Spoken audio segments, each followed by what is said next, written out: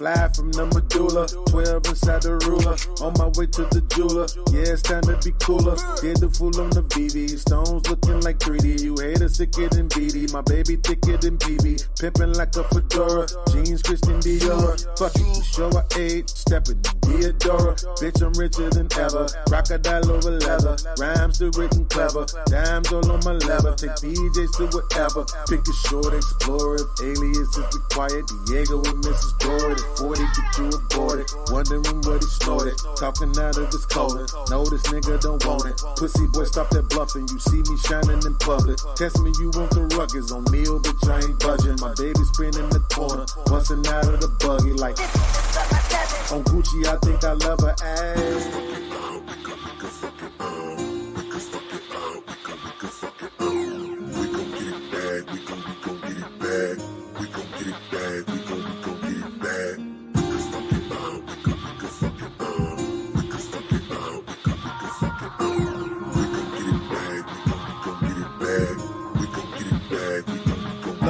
I'm a 3-time felon, bunch of misdemeanors. Made my way to the money, now I'm Mr. Cleanup.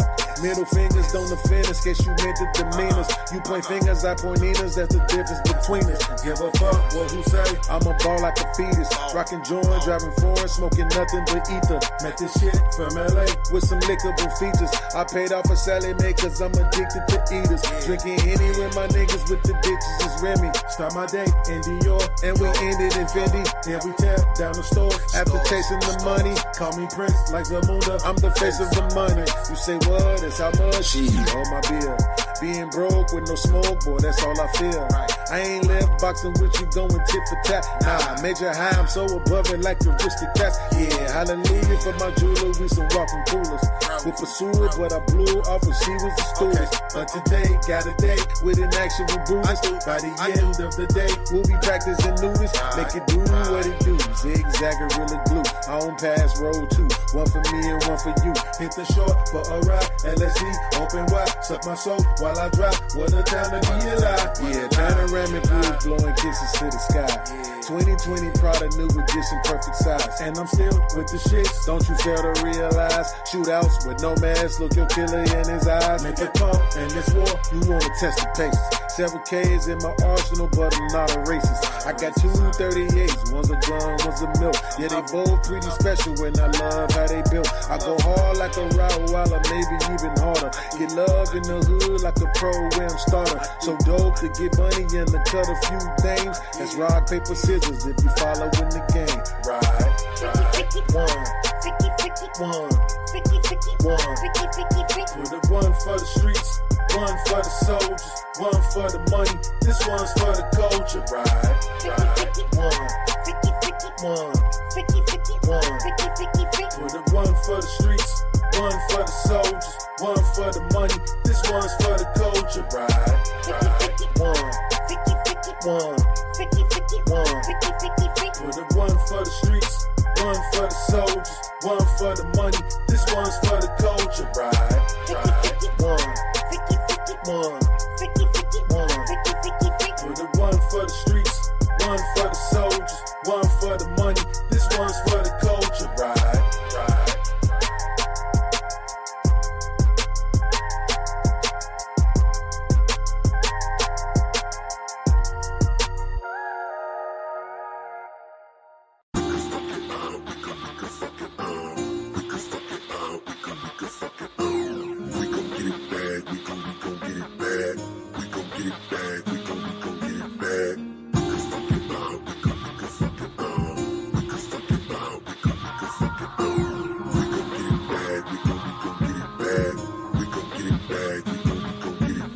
Fly from the medulla, 12 inside the ruler. On my way to the jeweler, yeah, it's time to be cooler. Did the fool on the VV, stones looking like 3D. You haters sicker than BD, my baby thicker than PB. Pimpin' like a fedora, jeans.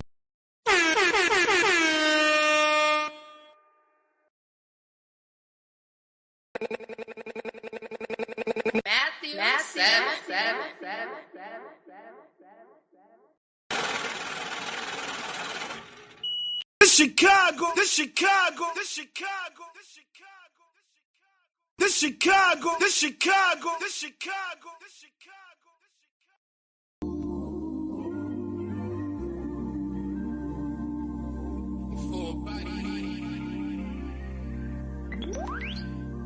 Yeah. Work. See me, I be work. See me do me dirt. So me for that work. When you walk a la. In the cafe, drive me a dessert. Nothing to be lurking. Yeah. You make a walk, now you don't like it. You know I dealt with you the nicest. Nobody touched me in the rice. Nobody text me in a crisis. I believe that all of your dreams are duration. You took my heart, all my keys, and my patience. You took my heart, I'm a sleep, a decoration. You sticking me love, I brought for you for foundation. All that I wanted from you was to give me something that I never had, something that you never seen, something that you never been. But I wake up and nothing's wrong. Just get ready for work. To me, I be work. You see me do me dirt. So me by that work. When you walk out, before the table turn. Beg you something, please. Baby, don't you leave. Don't leave me stuck here in the streets. If I got another chance to, I would never neglect you. I mean, who am I to hold your best against you? I just hope that it gets to you. I hope that you see this through. I hope that you see this true. What can I say? Please recognize I'm trying, baby. I feel work. You see me, I feel work. You see me do my dirt. So me by that work. When you walk out, when the cash from my dirt. Yeah, okay, you need to get done, and work come over. We just need to slow the motion. Don't get out of the way to no one long distance. I need you. When I see potential, I just gotta see it through. If you had a twin, I would still choose you. I don't want to rush into it if it's too soon, but I know you need to get done. God damn. That's my point. Sorry if I'm way less friendly. I got niggas trying to end me. Oh, yeah. I spilled all my emotions tonight. I'm sorry. Rolling. How many more shots until you're rolling? We just need a face to face. You can pick the time and the place. You will spend some time away. Now you need to forward and give me all the work. You see me, I feel work. You see me do my dirt. So me by that work.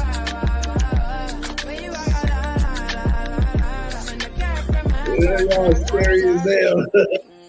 What I do know is that Courtney gave him something. Niggas definitely don't want to see Kanye open up my own heat. It is, man. Yeah, my computer back. Car stuff, no, that's not my girl. I'm talking about she was on King Richard's show the other day driving his ass insane, though. That nigga was over there losing his motherfucking mind. I'm like, I don't know. He does not know about this, bro. We got a good episode out of it, I think. Jay Ali said,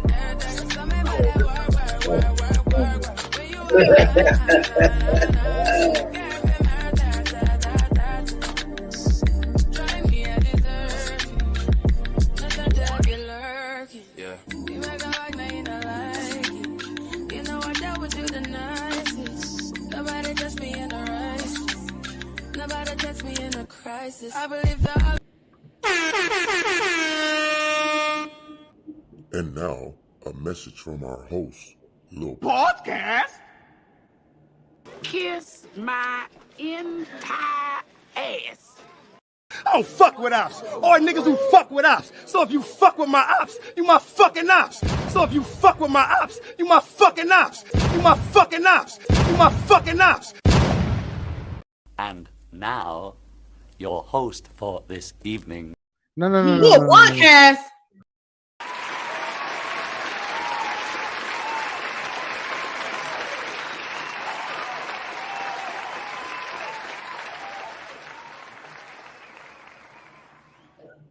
When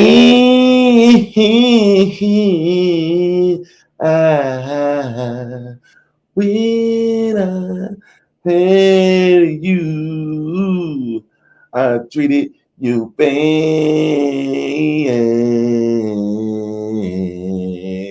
wrong, my dear, but since you went away, don't you know I don't give a fuck, don't give a fuck, don't give a fuck.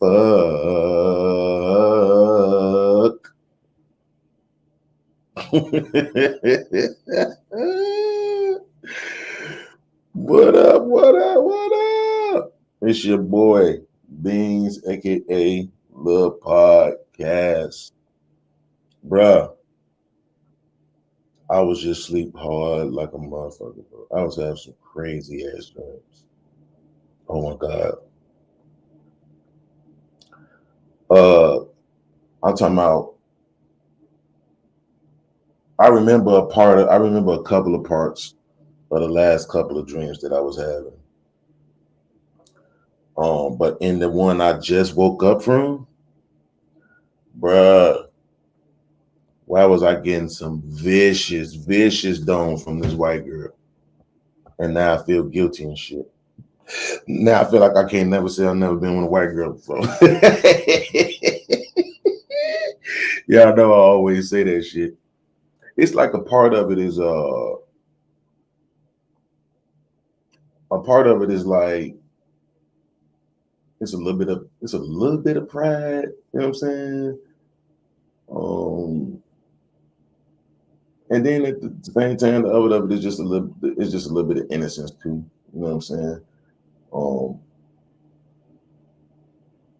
Because can't nobody say like, oh, you know what I'm saying? You what they call that shit when you be divesting, right? When you like choosing other motherfuckers or you self-hating and this and that. I spent my whole life chasing black women. You know what I'm saying? So they can't say that shit about me, right? I got a baby by a dark-skinned girl. I got a baby by a light-skinned girl. My girl now for the past 10 years, dark-skinned like a motherfucker. So they can't really say that about me. So a part of it it be pride, you know? But then the other part of it's like a little bit of innocence too. You know what I'm saying?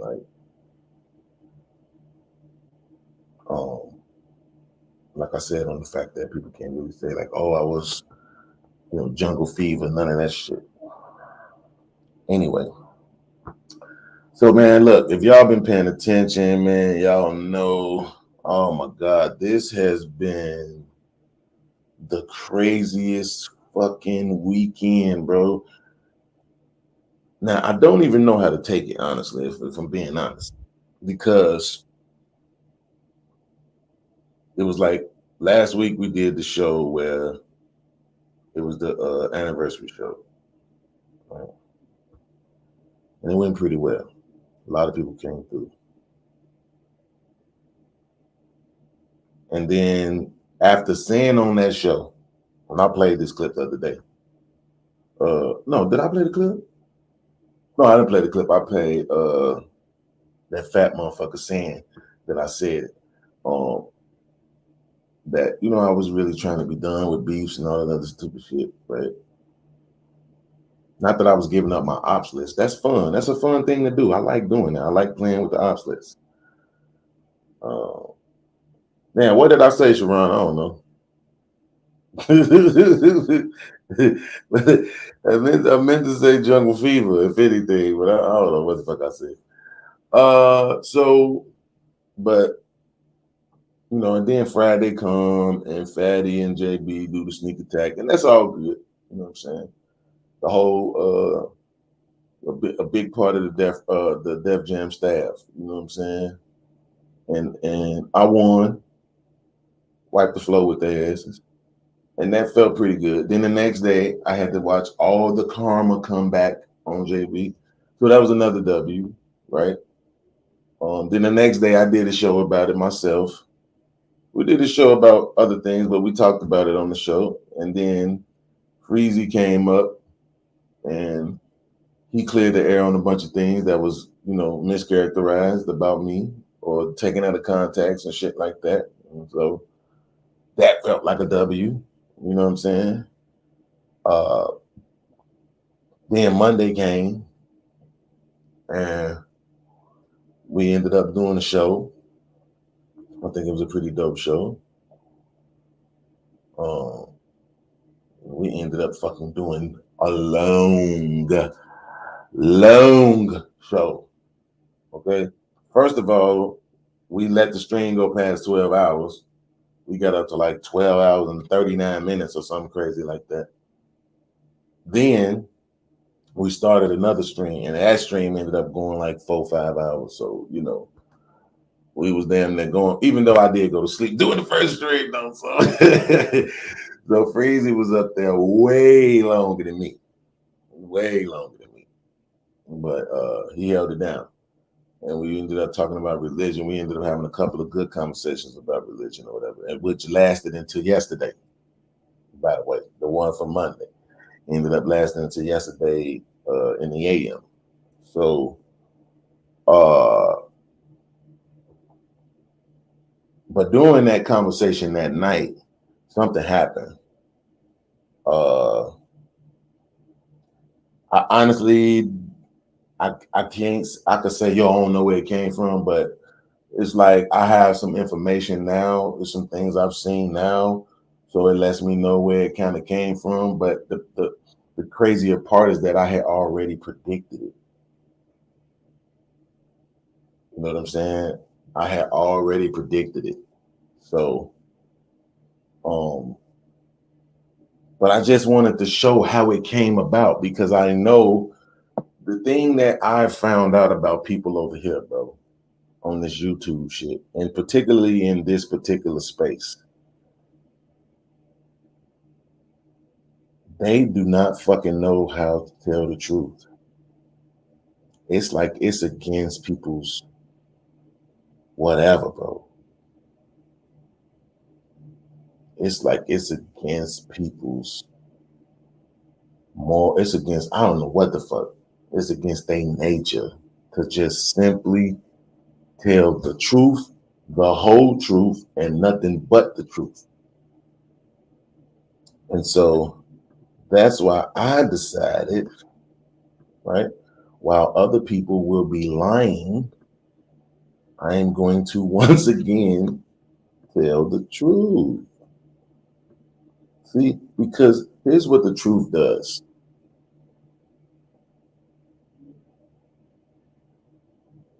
The truth holds everybody accountable even when they don't want to hold each other. They hold themselves accountable. Right? I honestly don't even think it should be this hard. I think people should really be willing to just do it themselves because it's not like the shit we talking about on YouTube is so fucking simple. It really is. The worst things that people do is probably, well, I know about that other shit, and I don't even want to say it, but I'm gonna say, you know, the worst of the non-invasive things, right, is trolling and gaslighting, right? And I mean, those are two things that are easily controlled. You just don't do them.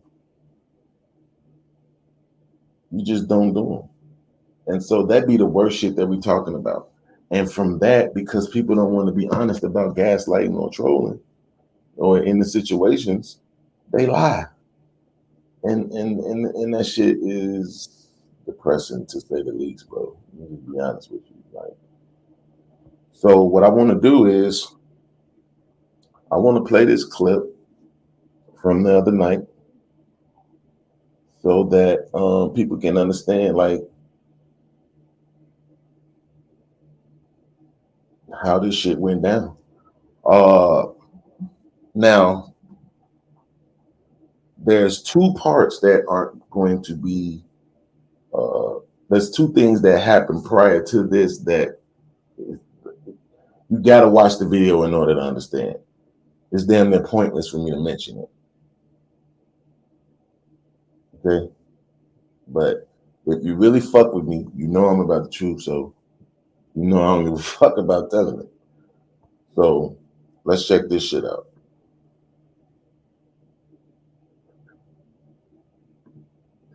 Should I fair use my own show? since they said we're demonetizing you because you haven't transformed the videos you use. Fuck out of here. The pornos on. That one there. I'm gonna watch that one now. That Tawana there. Yeah, I just want to watch a movie. I ain't know she had on the channel, bro. I gotta do it. Got to do it. Got to do it. All right, so Matter of fact, came hey, in early. podcast. If you want me to, I can reach out to Annalicia too. I don't even know what that is. Man, she now I don't know if you're ready for her, dog. She I'm not. gonna, huh? She sound like she ain't even black. No, she I think she's No, we're not talking about Honor. no, not Honor. No, not I for know you talking about Honor. No, She not was over Honor. there driving King Richards crazy a few days ago. But So this is what I wanted to say. Oh, that's Honor. That's Honor that be on the show with just pearly things and no, that's not Honor. No, I'm talking about she was on King Richards' show the other day driving his ass insane though. That nigga was over there losing his motherfucking mind. I'm like, I don't know. He must not know about this, bro. But we got a good episode out of it, I guess. Jay Ali said, all right, so now that we discussed the people who left or only did one show, can we acknowledge the people who have been here every week and been jumping in when you be dropping out or going to eat chicken? Yes, we can. So I definitely want to take the time to acknowledge Natasha Vincent for supporting the channel as much as she do as well. I want to take the time to acknowledge KB for doing that one show with us. And who else? I think that's about it. It might be about it. All right, okay. So Jay Ali is talking about herself. So this is what I want to say. I want to say shout out to Jay Ali for being there. You know what I'm saying? And I also want to congratulate her on being the newest member of Def Jam. You know what I'm saying? You know what I'm saying? You know, I'm proud of you, girl. You know, you worked your way up.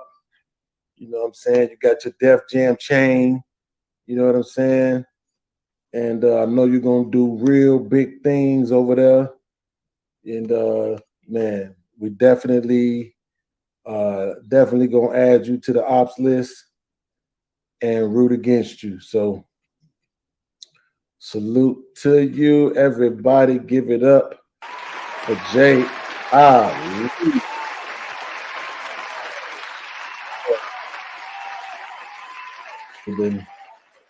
And just know when on your first day at work, when you get in the office, make sure you tell them that podcast said my entire ass.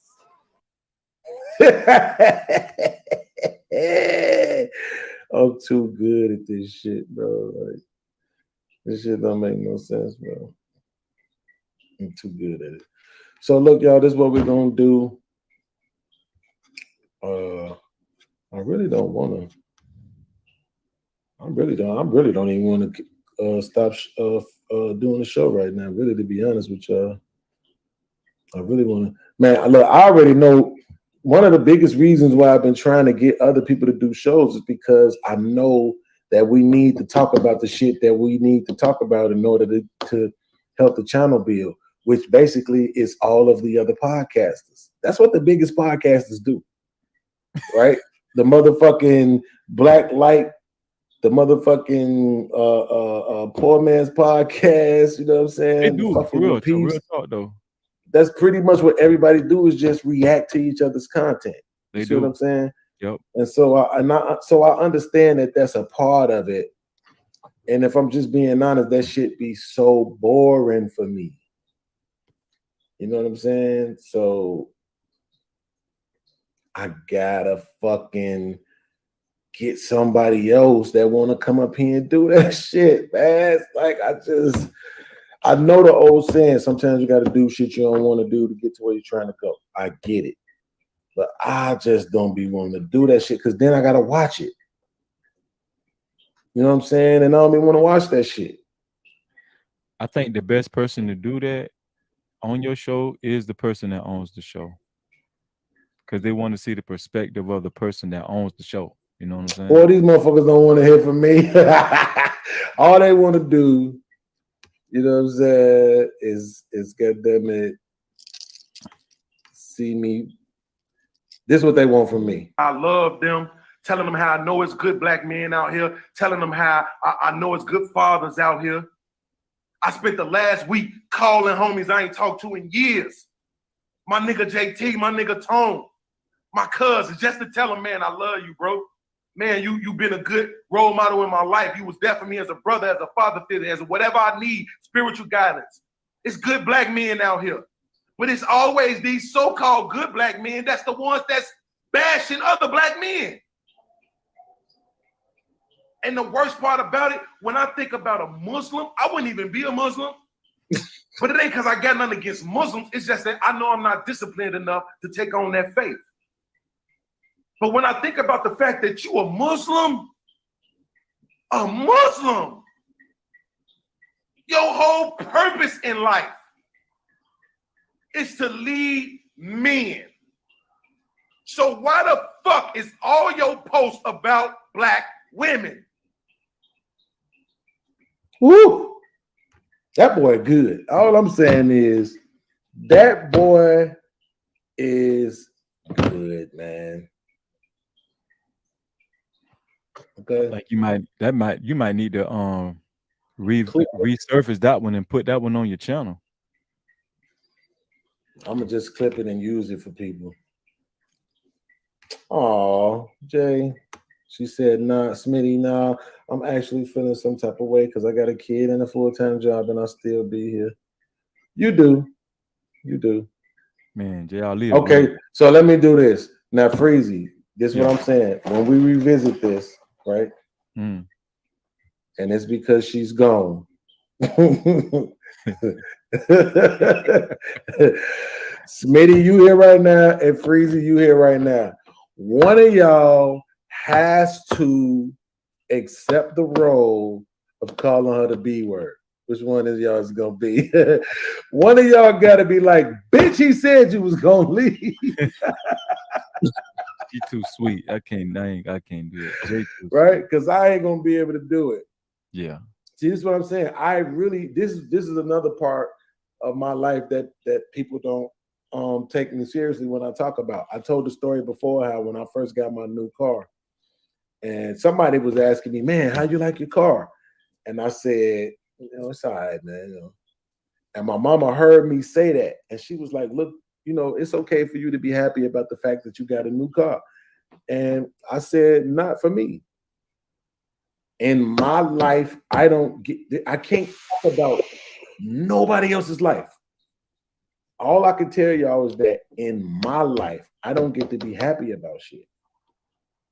I don't get to be happy about shit. I don't get to be like, yes, I got a woman. That bitch will be gone in a week. You know what I'm saying?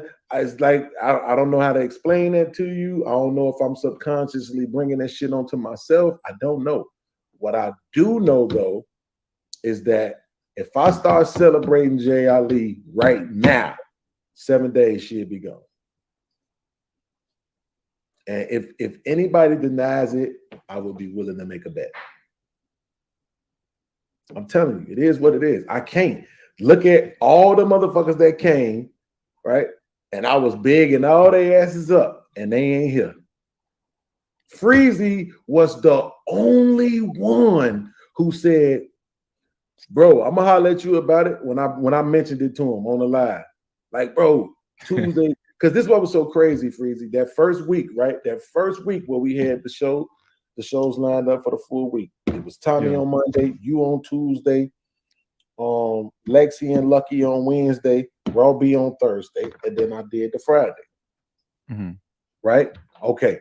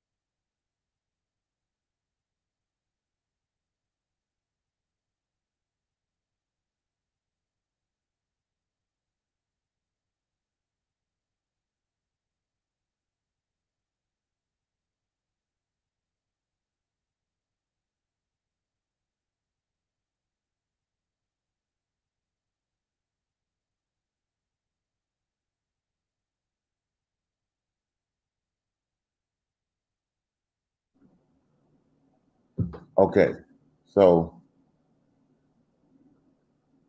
two things I need to interject. One, in the beginning, you seen what Jay Ali said. You talked about all the people that's been gone, talk about the people that's been here now, and I made a sarcastic remark like I wasn't gonna mention her. I mentioned Natasha and KB, and then I did say, JB been, Jay Ali been here. And then just now when she was like, no, Smitty, I'm really feeling some type of way. And I said, yo, Smitty Freezy, which one of y'all gonna take the role of calling her a bitch when she leave the channel, right? And my point of that is that and this is something that really needs to be said, man, seriously.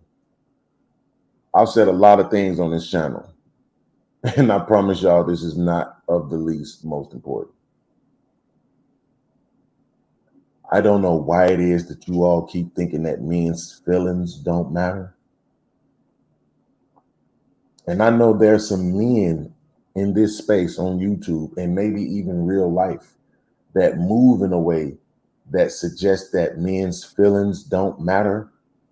But I promise you, as much as y'all want to talk about domestic violence, trust me, all of that is about men's feelings. As much as y'all want to talk about men that don't care about their kids, again, men's feelings. We, for some reason in this culture, have this idea that men's feelings don't matter. That women should be able to treat men any kind of way, say anything to them, disregard them, disregard their feelings, disregard how what you say and what you do is going to affect them, and it's supposed to be okay. And I think the biggest reason why women do that is because of ego, because they honestly think that just because they're in your space or that you have some sort of association with you, they're doing you a favor.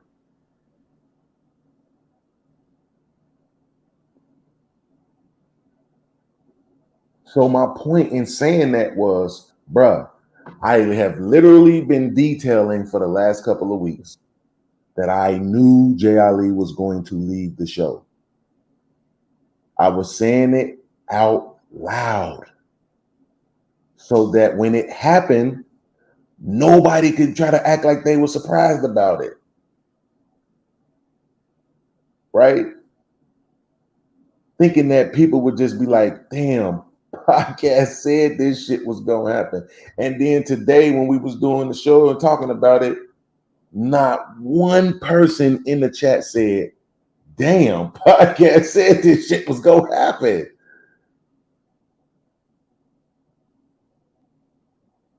It's like people, it just eats people's souls to have to ever say Beans was right. I'm not, and I'm telling y'all something again. This ain't just about y'all. This ain't just about, YouTube in the chat. I mean, this is my real life. That's why I said when people tell you about their lives, listen.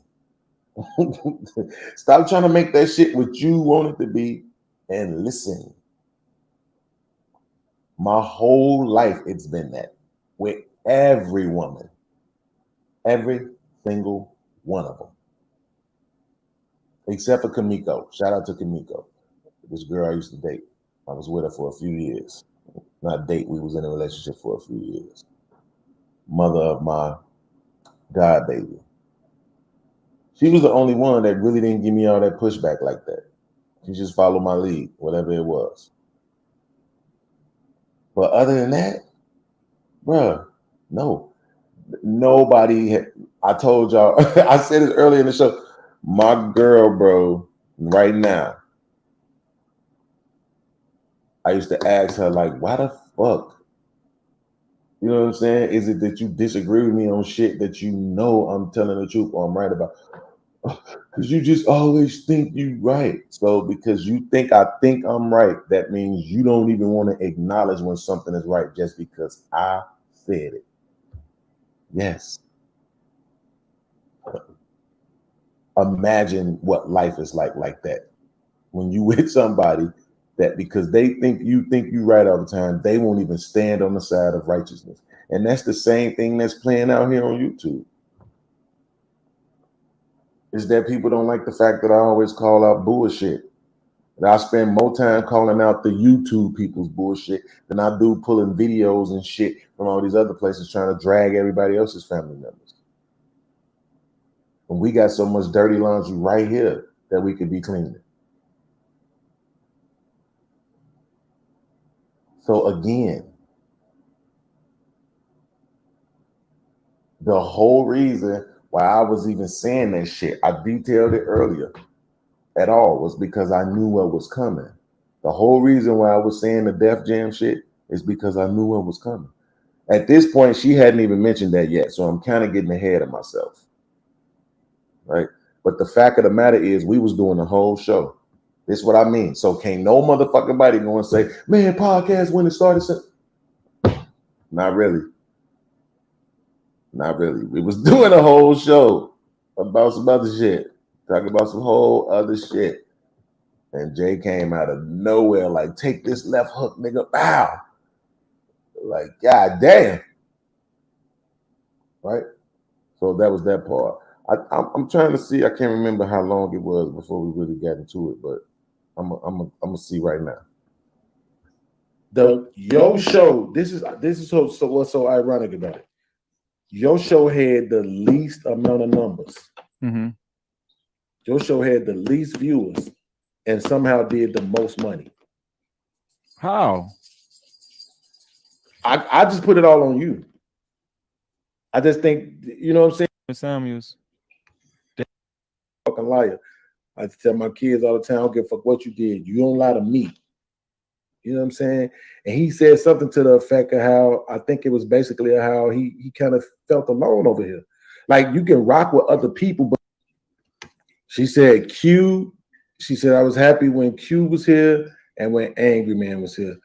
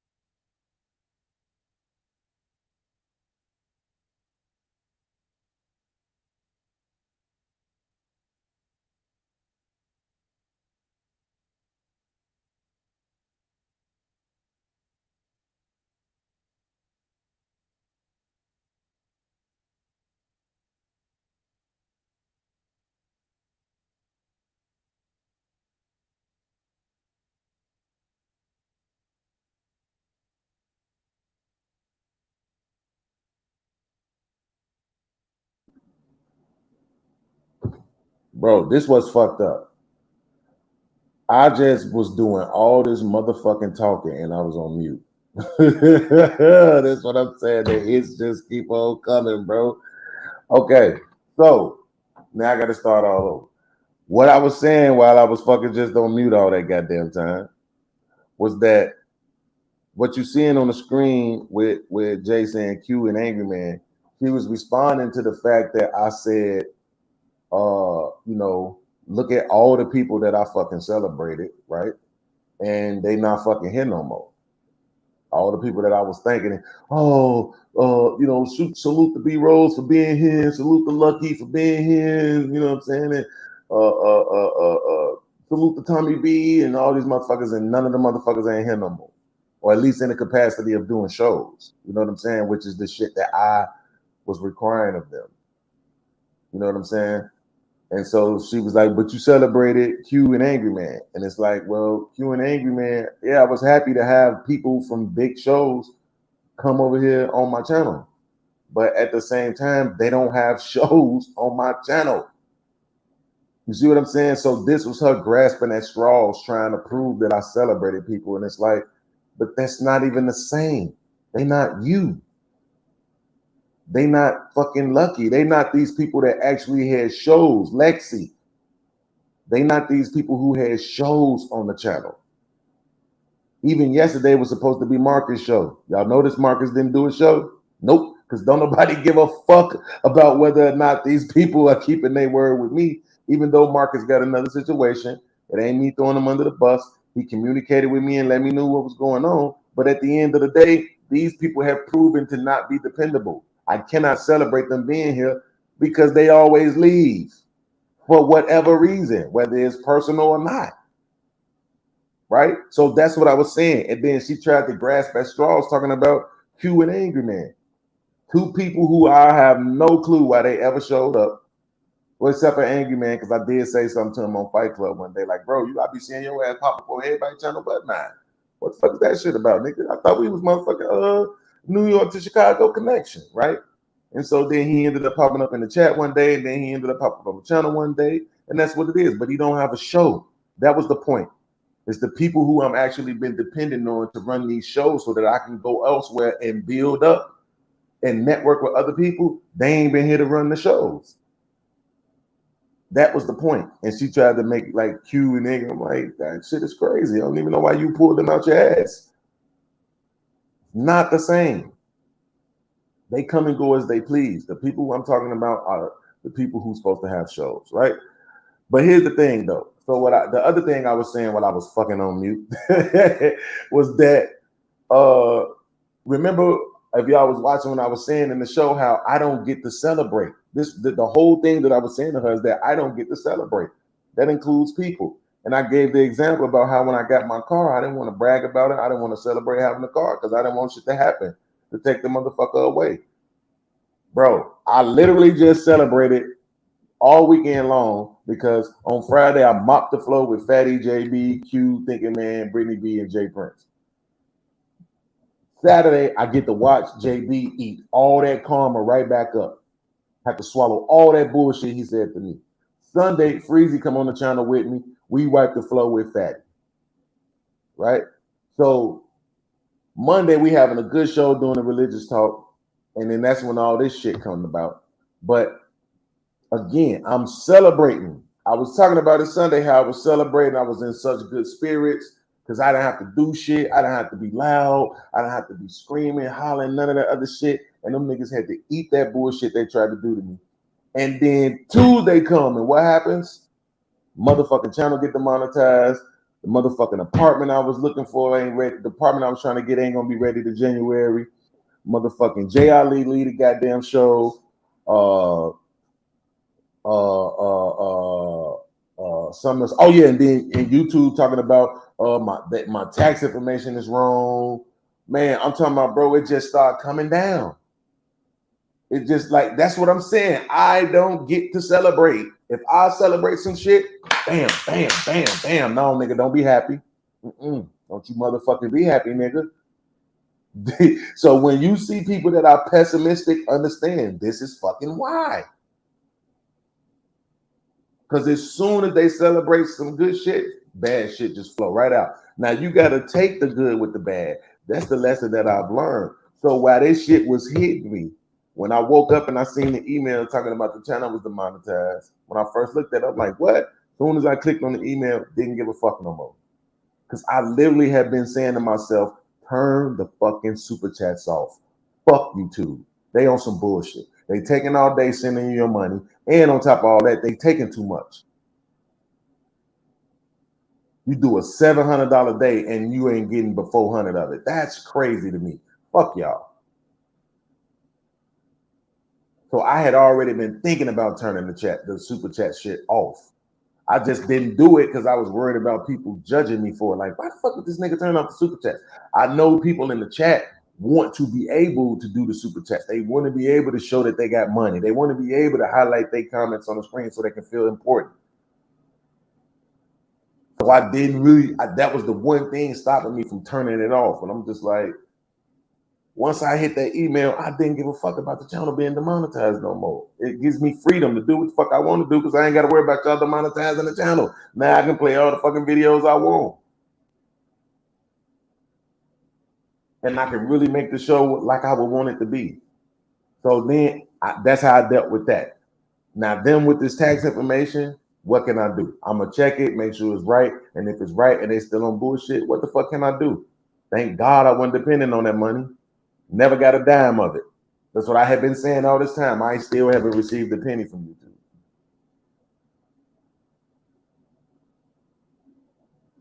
Then it was the Jay Ali shit. Well, guess what? I've been saying this shit was going to happen all this time.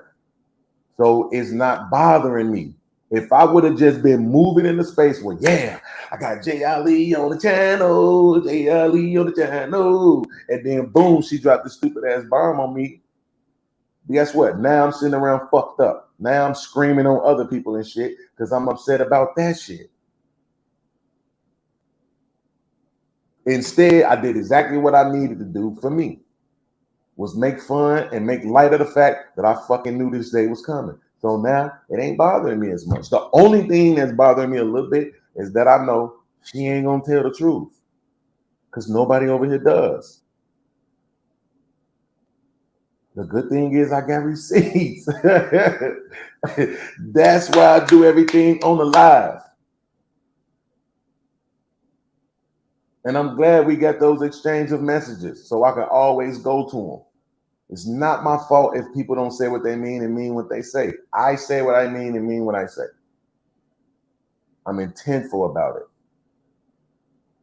Right? So, yeah, that's like, you know, the basis of what's happening right now.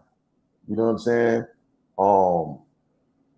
I just hate that people don't really listen to me, bro. I really do. I wish people really would fucking just listen to me, but they don't. None of y'all really. Like, not to the point where you really truly understand what I'm saying. Not to the point where, like, well, no, I can't say that because Freezy did. And that's my point. When me and Freezy was doing that show, and I was able to say, Freezy, such and such, and Freezy was able to say, nah, you never said that. Freezy did not say such and such. Yeah, you said that. And Freezy is of a certain character where people know he's not gonna fucking lie. He literally had to sit on the show with JB because JB said that he never held me accountable. And he said, I actually have. And then Big Bad Bull was in the chat saying, nah, JB, I actually have seen a nigga hold him accountable. Right? And what was JB's excuse? Well, I can't talk about what I didn't see. But you said he never did it. Your claim was that he never did it. And now he just proved that he did. And you still didn't want to take the same accountability that you told me I didn't take, even though I got a plethora of videos showing me doing exactly that. And I took it that same night while I was conversating with you. So you lose. Right? So because of that, guess what? We know we can take Freezy at his word. He proved himself. Now he sits on the panel with me, and as we going through it, he's realizing, damn, these motherfuckers really ain't listening to the podcast. They just here to talk shit. Boom. The next day, Illuminated Revelations is on the panel. Guess what? Same thing. Man, podcast, I think you, and podcast, I believe you, and podcast, I think because you. By the end of the show, podcast, I see what you mean now. I'm gonna play that clip too in a minute. Podcast, I see what you mean now. I see what you mean. These motherfuckers trying to make it like it's you, but it's not. You really trying to have conversations. They really trying to be condescending. They really don't respect you. And again, as long as I'm on this live, I'm going to keep reiterating this. This is specifically to the ladies. I don't know what the fuck makes y'all think that you can move in a way where you disregard men's feelings or how you affect them, but keep doing it and we'll see how that works out for you.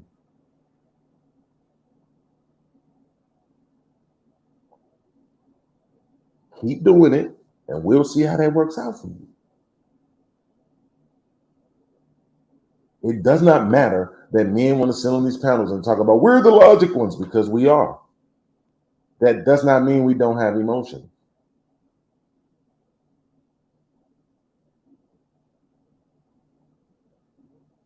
Less emotional men don't even fight women. They just move around. Oh, you just raised your voice 1 octave? I'm gone and I'm ghosting you. You're never going to hear from me again. When a guy stands there and argues with you, he's emotional. Doesn't make it a bad thing. The fact of the matter, he's feeling the same way that you probably feeling, which is that he's being dismissed. His feelings, his thoughts, his wants, his needs, whatever, is being fucking dismissed.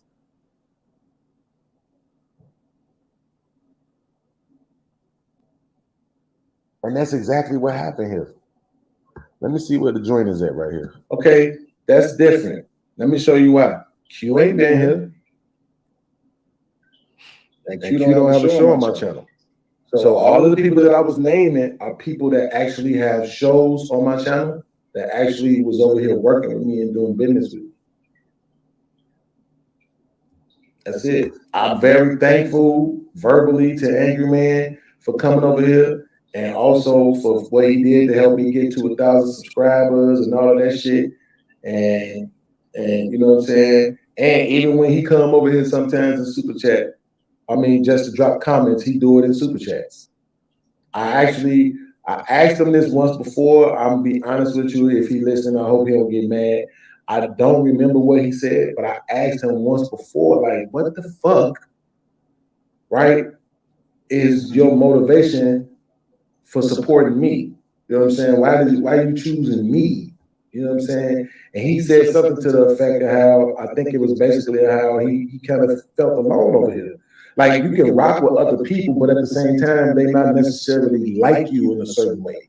They don't come from your background. They ain't cut from the same cloth as you. You can have respect for them. You can even, you know what I'm saying, have, you know, praise for them. I mean, shit, look, when my first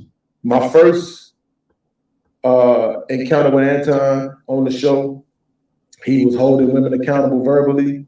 I love that shit. Me too. But then when I got Anton, when I got Fight Club Anton, it was all ego. All of it, the whole thing was all ego. It was all, I just paid $1,500 for a shirt. I just bought a cell phone that ain't even gonna come out until 2029, and it cost me $4.7 million to get it. You know what I'm saying? It was all ego. Shit, I got a great beard and I got a, you know, this and that. It was all ego. And I'm like, bruh, what the fuck is the nigga that was holding women accountable with? Like, I'm not saying I want you to hold women accountable on Fight Club, but I'm saying, like, I'm thinking we got to be over here having these dope ass conversations, right? But then what happened was, real quick, Freezy. But then what happened was he started holding men accountable and talking about what men need to do and how men need to grow and what men need to develop and what men need to try to get to and how men need to become better versions of themselves and this and that. Then I'm like, bro, what the fuck happened to all the motherfucking accountability shit? And then I realized something one day. It was something he said, a situation happened in my life, and I had to apply it to my life, and it worked. And then that's when I was like, now I understand why this nigga is necessary. Bro, and ever since then, I ain't really had no complaints with Anton, because I realized I might want a motherfucker to coach like Steve Kerr. You know what I'm saying? Yep. But it's some motherfuckers that need a coach like fucking Bobby Knight. You know what I'm saying? It's some niggas that need that. So I can't be mad that that's the type of coach he is. I gotta either deal with it or not deal with it. And so I was able to figure out how to take what I needed from Anton and just don't even worry about the rest. You see what I'm saying? So when it comes down to the situation with them, again, just to go back to answering responding to Jay's comment, is that Q and Angry Man don't have shows with them. They come and go as they please. There's no expectation there. Whenever Angry Man shows up, I'm still shocked. That might sound weird because everybody else would want to try to tell you, bro, you don't even know the impact you have. I'm like, nah, I don't, nigga, because it's way too many people starting shit. It's way too many people, you know what I'm saying, creating these false narratives of me when the truth shit ain't that much better. You could make me look bad just by telling the truth. You ain't gotta lie. You know what I'm saying? But so I don't. But Q and Angry Man, they don't have channels over here. They don't have shows over here. Q probably will never be back again. Because she Def Jam. I wouldn't expect it. Aaron used to be over here a lot more. He not no more. He don't verbally out loud say shit against me, right?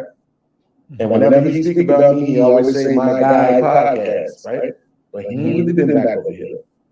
The distancing has begun, which is better for me.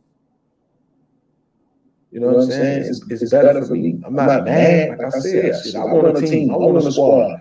I wish, you know, if I could have had my team minus Fatty, man, this channel would have been rocking right now. It's still nice. I got a lot of people that actually like me. It's people that if I go to where they live at right now, I could tap their line. You know what I'm saying? And we hanging out. So that's good. I done had a relationship before, you know. But if I'm just being honest, I feel like shit is inevitable. With anybody over here that's doing a show. If I'm being honest, I feel like the shit is inevitable with anybody that's over here doing a show. If I'm being honest, I feel like this shit is inevitable with anybody over here doing a show. If I'm being honest, I feel like the shit is inevitable with anybody over here doing a show. You see how that makes it not personal? You see that? That's what makes it not personal. I have the same expectation for everybody. Pay attention. If you actually been paying attention to my channel, right? Did y'all see how the fuck that shit with Lexi affected me? See, I'm way too honest, and that's part of the problem. I need to just try to be a superhero and act like it ain't nothing wrong with me for motherfuckers to respect me and appreciate it. Because that's what it takes. Because, you know, y'all don't respect honesty. Y'all don't respect transparency. Y'all respect motherfuckers that you think are better than you.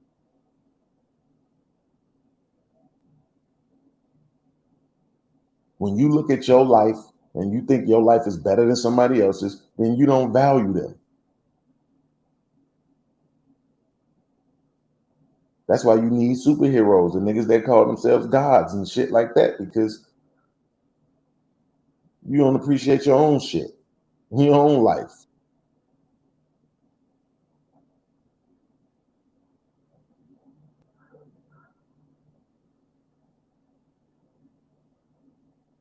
I'm literally saying this shit about anybody. It's not personal.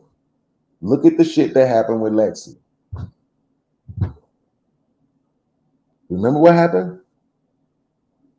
She was supposed to have been doing the show. Fatty was fucking trolling her. Then she decided to use that as an excuse to why she was leaving the channel.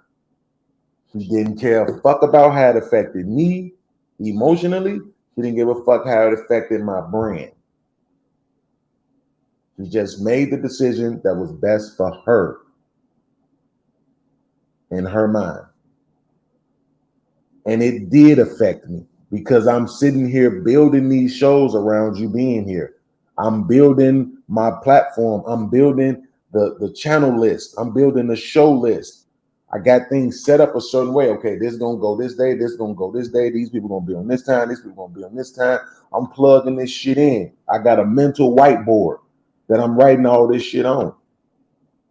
And then boom, you throw a whole monkey wrench in my shit. Like fuck me, right? And then now I'm supposed to just move on without any consequences, without any reproach, anything, because fuck how I feel and fuck my brand because I'm just a man. And what happened? I went the fuck off for a couple of days. It actually ruined relationships I had. That situation itself caused me to be fucked up. And then be fucked up. It fucked up relationships that I had with CJ and black men. The very fucking thing that I admitted would happen. And I literally just said the same thing earlier in this video, now that I think about it, is that if I didn't prepare myself for Jay's exit, when it happened, it would have tore me up and it would have had me screaming on other people. That's what I just said. Rewind the tape back. We ain't been on that long. I literally just said that shit. Wasn't even thinking about the Lexi situation. But now that I think about the Lexi situation, that's exactly what I did. He pulled that bullshit. Then she showed up on CJ's channel. I screamed on him. Black man gave her a show. I screamed on him. This is what I'm saying. I'm honest about who the fuck I am. It ain't my fault. Everybody, all the rest of y'all want to lie and pretend like you don't feel shit. You just emotionless. Don't nothing bother you. Don't nothing get to you. You ain't never yelled, screamed, cussed nobody out. Nothing. You ain't never did nothing that you regret in your life. I get it. Everybody is 100% pure, innocent, virgin, motherfucking six-figure millionaire, motherfucking dime pieces. Gotcha. Cool. I'm with you. But over here in reality, in Honestville, the truth of the matter is, when you trying to build some shit, yes, motherfuckers' choices affect that shit. We ain't even got to that part yet.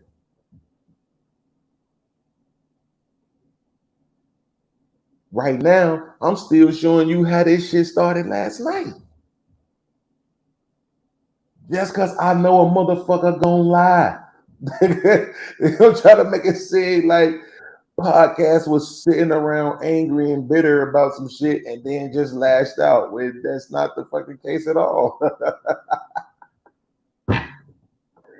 D Sammy, my guy, what's good with your boy? I see. Because that's what they do. Remember, Fatty went on Fight Club and said that I was sitting around saying, oh, you're wrong because you only spent $200 on my channel, but you spent $300 on Fight Club. And then I played the video and it came out nothing like that. And it was all based around the fact that Angry Man, about the fact that I agree with Logic and the fact that Angry Man was the one who pointed out how much money he spent on Fight Club. Like, this is what I'm saying. These motherfuckers are never gonna tell the truth, man. And somebody said this and I believe it to be true. Nobody wants to hear the truth. And that's okay. That's okay. That's the way of the world. The world been that way. I ain't gonna change it and I ain't gonna try to. All I'm gonna do is just tell the truth, and whoever listen, whoever don't. I mean, I don't know what else to tell you. It is what it is. It's not gonna last. For whatever reason, maybe it was because he was able to pay them. Maybe, I'm not sure. Because it was a minute before I actually heard JR say the word contracts. K was there, I think. But yeah, K was there before I ever heard him say the word contracts. So I don't know when he actually started paying people to be on the show. But what I do know is that Courtney gave him a minimum of a year. I know she had went away for a minute and then came back after her fallout and shit, but she gave him like a year.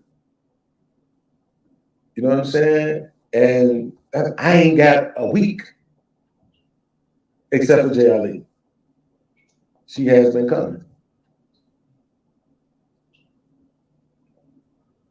But all it's gonna take is for one show of her on her own channel getting more views than she gets over here. That's gonna happen. Probably on her Halloween show. Then it will feel like, well, what sense does it make for me to be over there? You see what I'm saying? So now, if you weren't here earlier, then that means that you missed the text message that I shared that Jay sent me saying that she was gonna do. She said these next 3 shows would be my last because I wasn't gonna be able to do both channels anyway.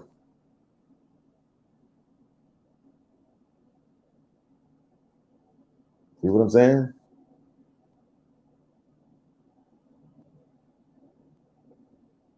So that's what I mean. Now, in my mind, no, I don't want you to do the last 3 shows. I want you to rip the Band-Aid off because she was supposed to have been doing the show today. And then you chose not to do the show today so that you could do a show on your channel already. Again, this is what I mean. You're picking your channel over mine, which sounds like I'm hating if I say don't do that. But at the end of the day, they literally have something called a non-compete. I brought this up earlier. There's a reason why companies give people non-competes, right? So, nope. Not being selfish, not being petty, not being none of that. I'm just thinking business-minded, right? Not to mention the fact, what the fuck about my show? The show you're supposed to do on the channel. Why are you postponing it? You could talk about whatever it is that you was going to talk about over here. The rig was, bro, I just need one motherfucker to say they see this shit. Like, I don't even want to do a whole long ass video about this shit. I just need one motherfucker to say that they see this shit. They see what I'm talking about.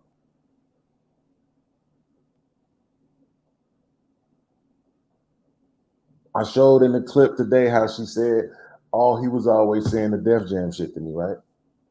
And then at the same time, she said, Def Jam is my home. Anton did something for me. I'm never not gonna go over there. Which was hilarious because I never, ever asked her to not go nowhere.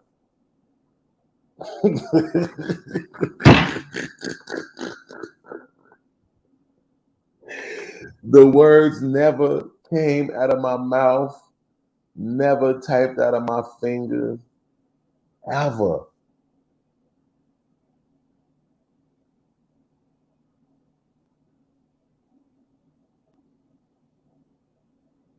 All of this shit boils down to the fact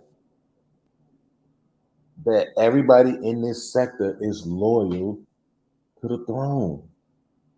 And I'm not fucking mad about it. I'm just saying stand on it. I would.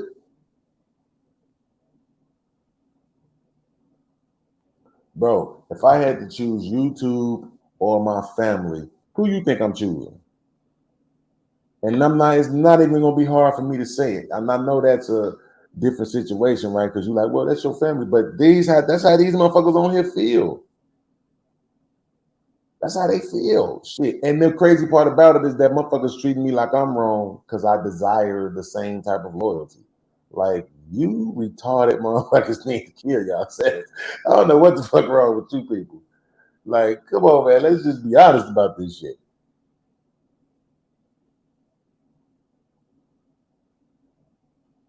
Don't judge the messenger. All I wanted was a motherfucking team of my own. A team of my own. Y'all know nothing about that. That's old school right there. Y'all know nothing about that, son. You know what I'm talking about? That's the type of music my mama and them grew up on. The sooner you win, the sooner you get to have a love of your own. Hey, right? So, like I said, completely fucking transparent and honest. That's why the name of this show was, see that? ISYLP's Full Transparency. That used to be my Friday show back in the day, Full Transparency. I hadn't done one in a long time. So I decided to make this that. Because I still remember the day when Anton was about to say something to me about doing a show, Fight Club. And somebody else, I don't even remember who it was. I don't know if they was hating or not. They was like, podcast got his own channel. No. Like, podcast, you got your own channel? I'm like, yeah. He's like, what you doing over there on your channel? I was like, shit, really the same shit. You know, talking about a lot of the same shit. I'm funny. And, you know, if it started working out for you. Like, look at this. They talked all that shit.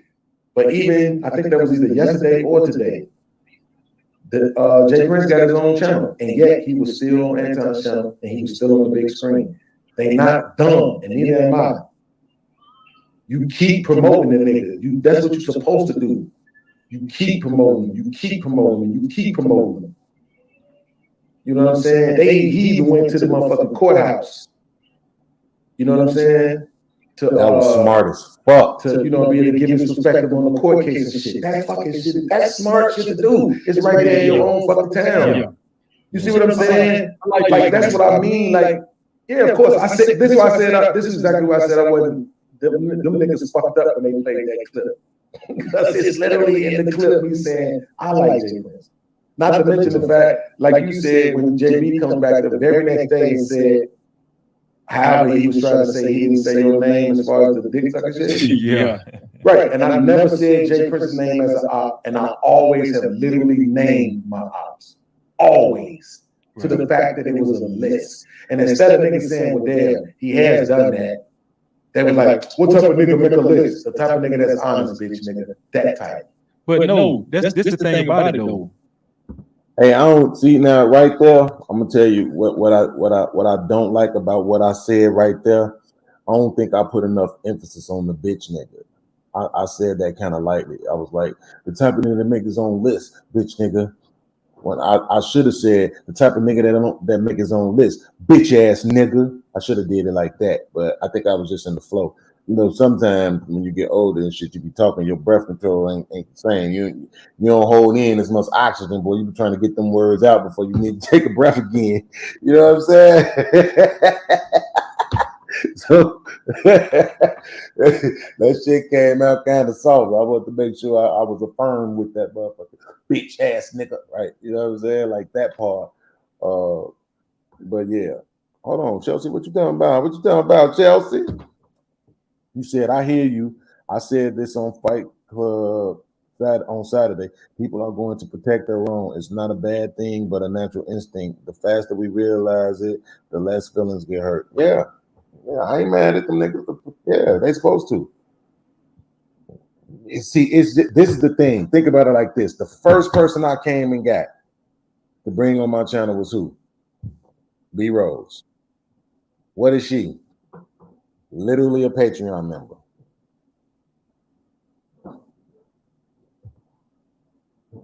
Literally Fight Club Patreon. Right? J. Ali, Fight Club Patreon.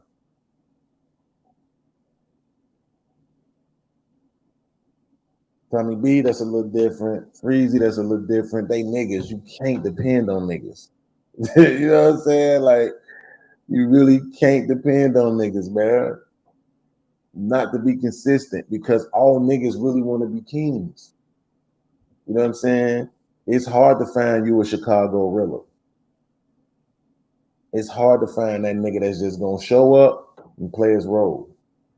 Because everybody want to be Mike. All the niggas want to be Mike. You know, so that's something that's natural as well, that it's pointless to fight against. You know what I'm saying? Like, it just is. So, but yeah, shout out to you for that, Chelsea. B Sammy and Chelsea, I'm starting to think y'all the same person. with these regular ass avatars and shit. B Sammy, I'm from the school of common sense, bro. I see it.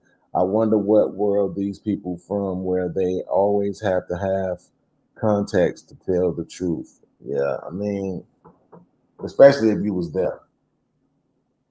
If you was there, then it absolutely makes no fucking sense for you to just not tell the truth. Right? These people that you are supposedly rocking with, and even if you having a disagreement, it's okay to still just tell the truth. That's why I was trying to get Jay Prince to realize, like, bruh, nigga, you a drive away from me. Why the fuck do I have to lie to you about anything? That makes absolutely no sense, nigga.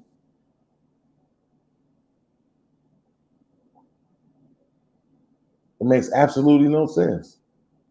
If I had real smoke with you, nigga, I could pull up. You an hour and a half away. I got a cousin that live an hour away from me. It take me an hour to get to his crib. So shit, you know what I'm saying? Like, you an hour and a half away, nigga. I ain't like, get the fuck out of here. You letting these niggas gas you because they're on your team. Go ahead, be my man. You want to act like you ain't from the hood no more? Okay, go ahead, be my man. I ain't got shit to do. Be my guest. I ain't got shit to do with that. Period. But if it's ever something other than this YouTube shit, it's a drive. No motherfucker can't gas me against nobody. I'm telling y'all, soon as I got to this shit, and soon as motherfucker seen, like to the point where I don't even remember who it was, and y'all know I be remembering every fucking thing, right? But I don't even remember who it was that was even telling me shit about Daryl Long. The only motherfucker I know that told me something about him that I could, I mean, the only motherfucker I remember is Lucky, because she was just saying she didn't want to be on the panel with the nigga. And I'm like, damn, man. Lord knows I would rather have her up than him. You know what I'm saying? Just off the strength that she's a woman, and you know, you want to get the female's perspective. You know what I'm saying? I don't want it to be where it's just us niggas up here, you know, just talking about the women, and the women don't have no voice on the panel. And shit, not even to just defend women, but just to be accountable, just to say, you know, because what I always wanted for the women was come on the panel, right? And say, hey, listen, y'all saying this and that about women. Okay, that's true, right? And here's why. You see what I'm saying? Be the introspection that we don't get from the majority of women in our lives that's just running around, goddamn it, living off their motherfucking ego and refusing to be accountable for anything. Be the introspection that we need. Be the one when we say, yo, the women act this way, then you be the one to say, you know what? Yeah, we do. And one of the reasons why we act that way is because of this. You know, another reason why we may act that way is because of this. Be that voice. That's what I wanted. Not just come up here, what about the men? What about the men? What about the men? What about the men? That don't get you no motherfucking well. Imagine they having a grape convention and the motherfucker shows up and says, what about the men that are great? People would look at that motherfucker like he was crazy.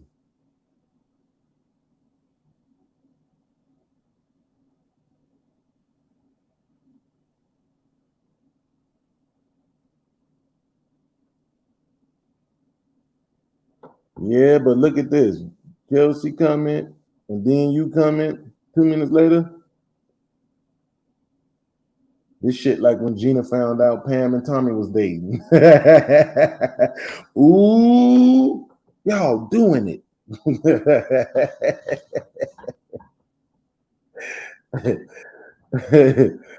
Salute to y'all though. Man, listen, I really wish. Because right now, honestly, in this very moment, man, the most important message to me is the one that nobody wants to hear. And that's that men's feelings matter. And I know y'all gonna go right back to y'all Patreons and y'all, you know, your Def Jams and all these other channels of these uber successful men that are gonna tell you Feelings don't matter, and then you're gonna go right back to your regular ass life with your regular ass man and want to treat him like his feelings don't matter.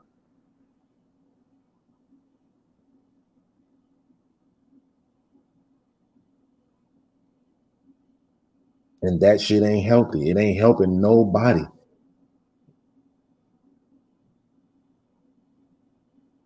I'm gonna tell you something I went through with my lady.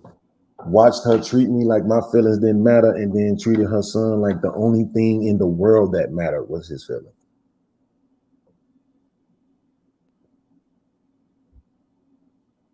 He was literally treating me like I was her son and treating him like he was her husband.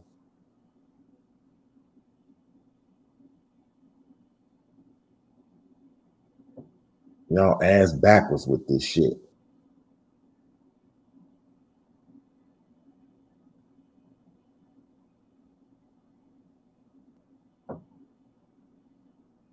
I was pointing this one part out earlier with this situation with Jay. I was pointing this one part out earlier when I was trying to talk to Natasha. Because Natasha was in the chat and you know, she had a lot of questions for me, and I'm just like, why aren't you questioning Jay?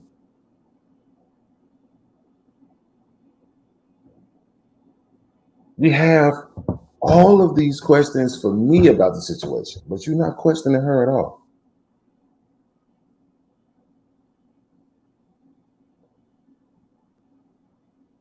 And the reason why, even though she still didn't see it, there's nothing I could say to these people. She still didn't see it. It's because y'all all on the same team.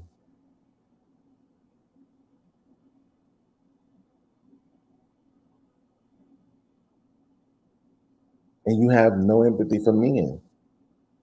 When a man is sitting up here telling you how a woman has made him feel, and then you don't address it at all. Nothing. You don't question it, you don't address it, you don't speak on it, nothing. This is what y'all make men do. Y'all make men sweep everything under the rug, and then one day they strangle a bitch to death, and everybody's standing around saying, "Oh my God, what's wrong with him?"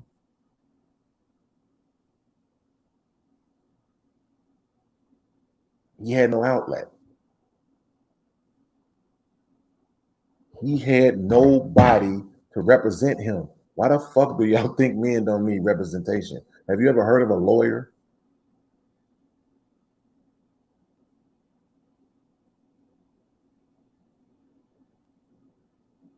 We don't expect for men to represent themselves in court. We don't expect for men to go to hospitals and perform surgery on themselves. Most men go to barbershops to get their hair done. I don't know why the fuck it is that y'all think in these relationships or in these emotional arenas that men don't deserve representation. We do. We deserve somebody to stand up for us, to speak on our behalf, so that it don't look like we just bullying somebody, or so it don't look like we just being aggressive.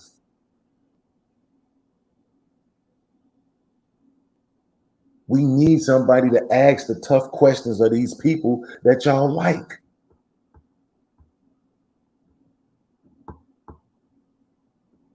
You know what? Let me go ahead and ask you this question. If Beans told you that he felt this way about that, why wouldn't you stop doing it?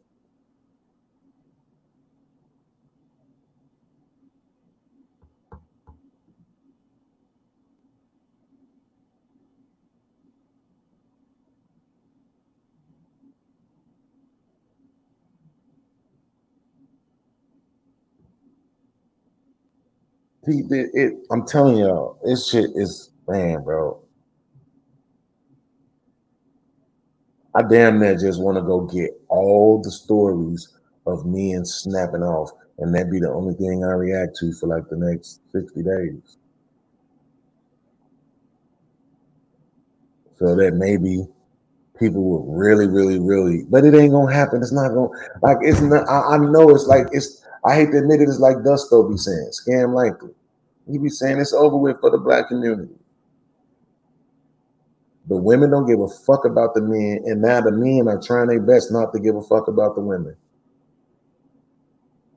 The women had feminism for 60 years, and now the men got MGTOW and SYSBM.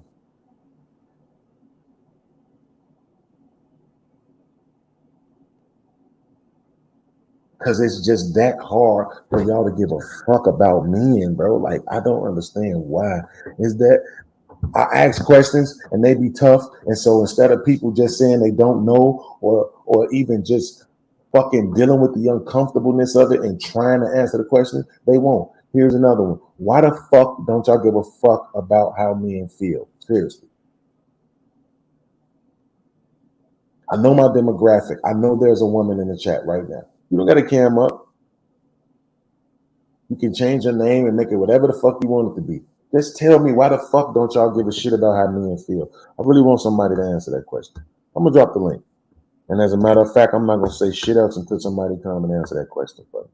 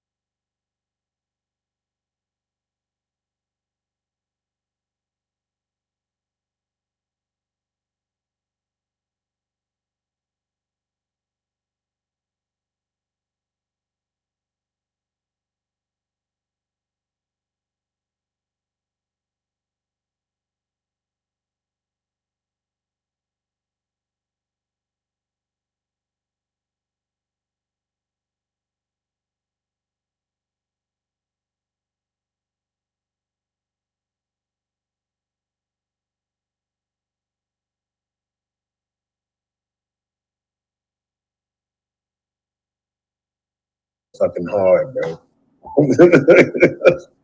This is why niggas like me don't last long, bro.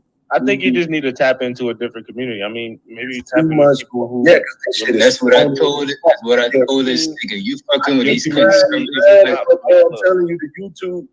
The problem is that YouTube in itself.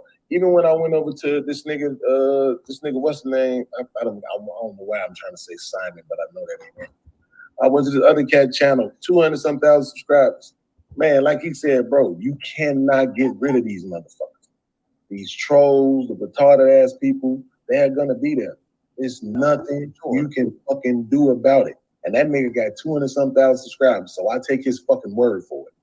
You know what I'm saying? The more subscribers you have, 60% likely you're gonna have 60% bait. Well, I mean, Like, if anything, I would just stay tapped in with motherfuckers Angry that Man don't and want to be figure out how honest. he do it. Wait a minute, let me do something real quick. Hey, where's Doc? Yo, Let me what ask up, you a bro? question.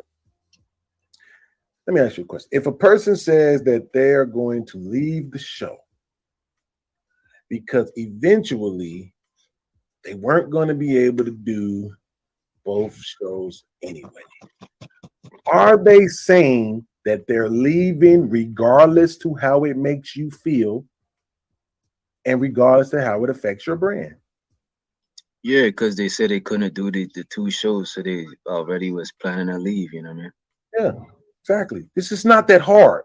It's just that when people have an affinity for people, it makes it difficult for them to say something that they say that they think puts the person in a bad light. And the whole point is that it doesn't put her in a bad light because I literally profess this shit. It's on multiple streams. This is why I say shit out loud. This is why I say it on the lives. And this is why people hate that I say shit out loud on the lives. Because I can always go back and pull it up. And then they have to sit there and try to twist it into something that is not, because people just hate that podcast is fucking right a lot. It's my life. I know how shit operates inside of my life. Period.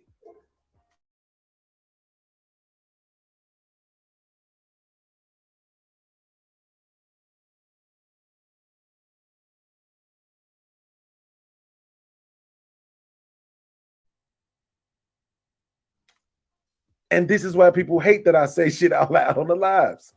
Because I can always go back and pull it up. And then they have to sit there and try to twist it into something that is not, because people just hate that podcast is fucking right a lot. It's my life. I know how shit operates inside of my life. Period. The very second that she said to me, I'm going live on my own channel, I knew it was over. The irony is, I told her as much. We actually had a phone conversation, and she said, like, I just wanted to know, you know what I'm saying? I didn't know if you felt some kind of way. I'm like, yeah, I do. I fucking do. You weren't doing no lives. You wasn't on nobody's channels. And I came and grabbed you and said, let me build a show around you. You did one show and already you finna go live on your own channel.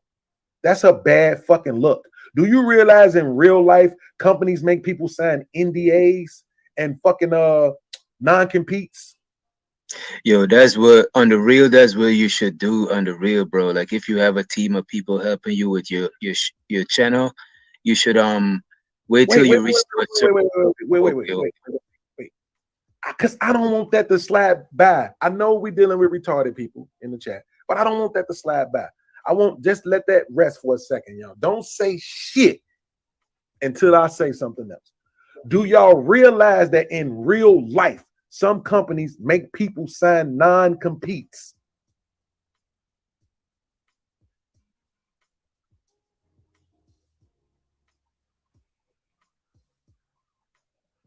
What's a non-compete? This nigga can't help it. He just got to be light-skinned. I said, don't say shit until I say something. you fucking bastard. But I'm glad you asked that question, though, my yellow brother from another mother. I'm gonna look it up because you know I like looking up definitions and shit. Non-compete. Shout out to the two people for the cash apps. Thank you for continuing to support the channel, even if it doesn't mean that your words get to get highlighted on the screen. Appreciate that. Let me see. Okay. Wait, what the fuck happened right here? Why is it not on the screen? I'm looking at the thing right here. I just posted it. I just copied and pasted from Google and posted in a private chat. No, I was trying to figure out why it wasn't on the screen, but that's because I'm doing it on the wrong screen. I already got one pulled up. I was doing it on the wrong screen though. Okay. Non-compete. What is the purpose of a non-compete? Non-compete. Let me see if I can blow this up. For all the people who have a hard time reading, go get like an auntie or something, have them read for you.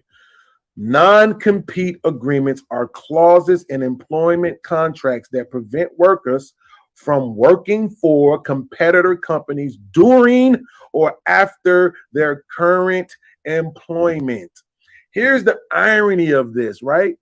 At the risk of running Natasha away too, right? Look at what Natasha is saying. The thing I don't get is you wanting to have having the network be a launching pad, but then feeling bad when they launch. When are they supposed to launch? Witch doctor?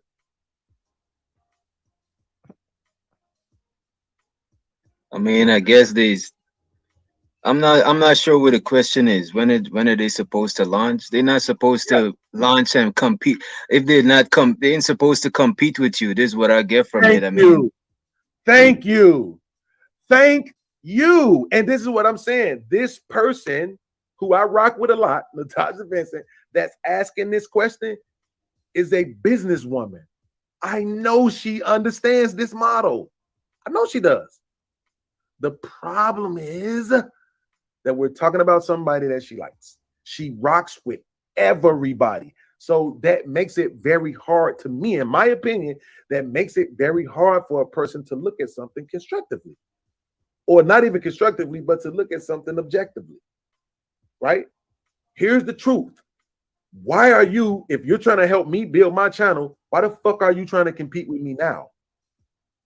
That makes absolutely no sense when we already had a conversation about it. And what I literally said to her was, I said, now, if you're going to create your channel now, and what you're going to do with your channel is put all shorts on it for a while, give me 6 months. Give me 6 months. I literally said this out of my mouth to her on the phone call. Give me 6 months. 6 months of forcing people when they want to see Jay Ali, they got to see Jay Ali on our Seen Yola podcast, right? Build it up over here. And then once you actually jump to your platform, you can take all the motherfucking subscribers that rock with you over there, right? The same way how everybody else did. Island Girl Q, she just started a channel. How long has she been on Lapeef?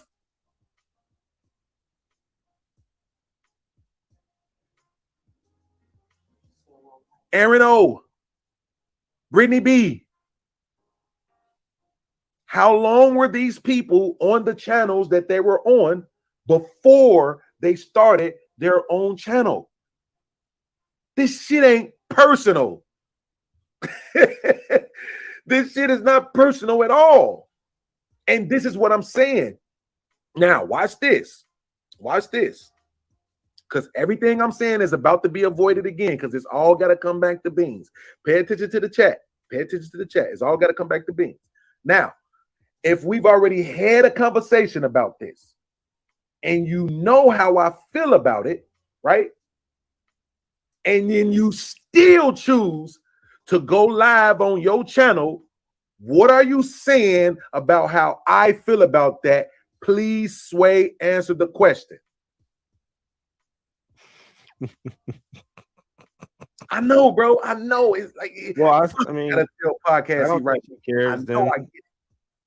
I mean, she probably doesn't care then. Thank you. Thank fucking you. So now, here's my question to Natasha.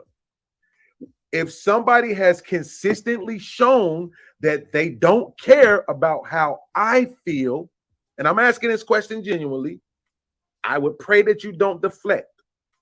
If somebody is consistently showing that they don't care about how I feel, why should I care about how they feel? That's a genuine question to anybody in the chat, anybody on the panel that wants to answer it. Please don't deflect. Please don't say but beans, because that right there is going to show that you're not respecting me or appreciating again how I feel or what's going on with me. So, can anybody explain that if a person has consistently shown that they don't give a fuck how I feel, why should I care about how they feel? Anybody?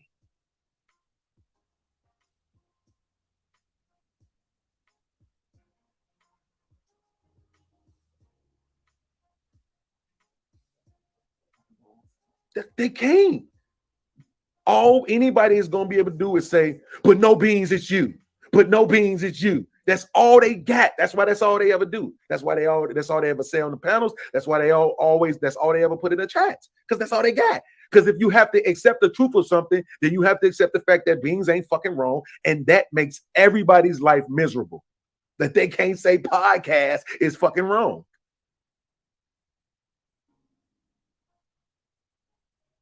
I just said anybody. Natasha, let me test my mic. Testing 1, 2, 3. Testing.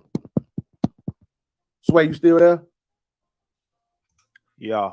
Which doctor? You still there? Yes, sir. Y'all can hear me? Yeah.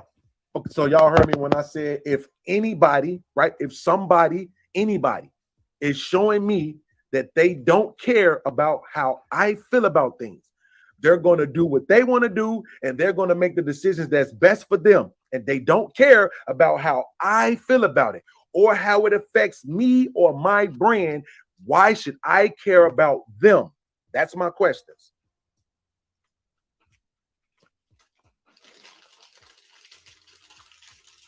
I mean, you shouldn't. Thank you.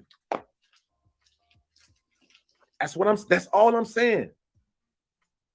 That's all I'm saying. Now, you know what's crazy though? If Now, I felt the way you felt, right? bro, You I'd see be Jay's 10 times comment, more right? savage. You see Jay's comment, right? She said, I know you didn't get on here and read 1/4 of a text. Guess what? I wasn't trying to put the whole text out there. I was just trying to put the point out there that the rest of the text don't change anything. You want me to read all of it? That's what you really want me to do?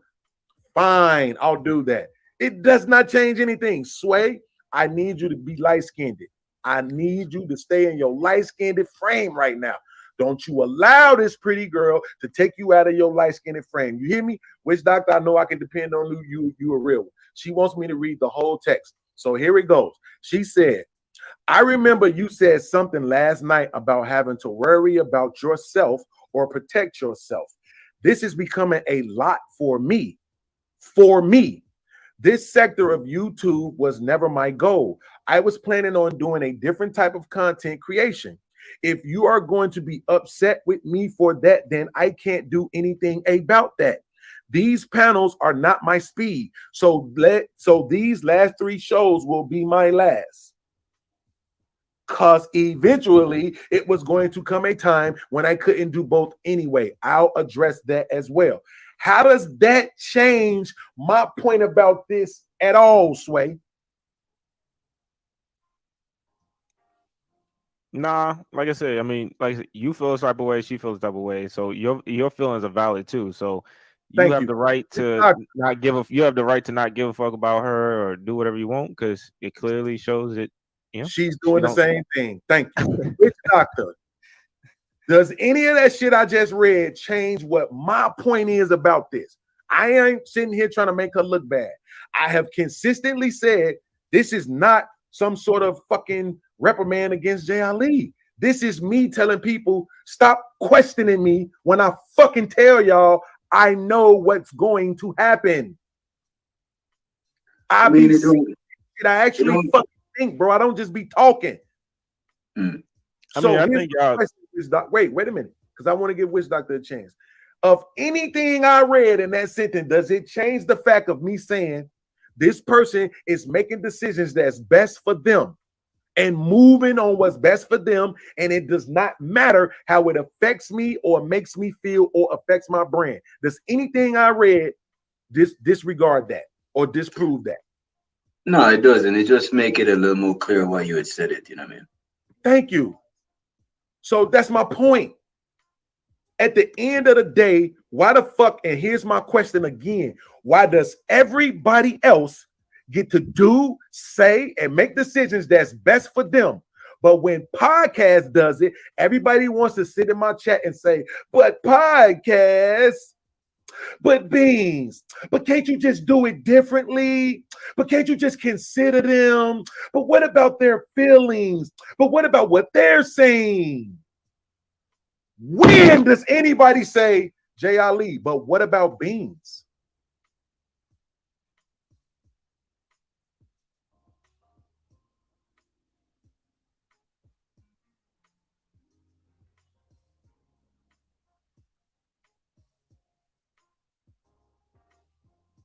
Now, look at this. I'm going to show y'all. This is what I'm telling y'all. I'm too good at this shit.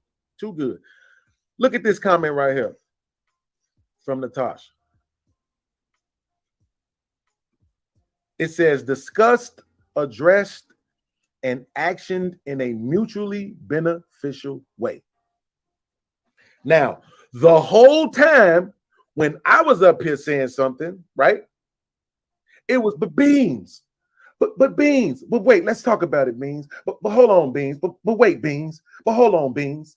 You see what I'm saying? It was Beans needed to correct something. Beans needed to do something. Beans needed to address something. Now that it's come out and Jay Ali's words have been said and people feel like she's had her say, then now all of a sudden, well, it's everything in a mutually beneficial way.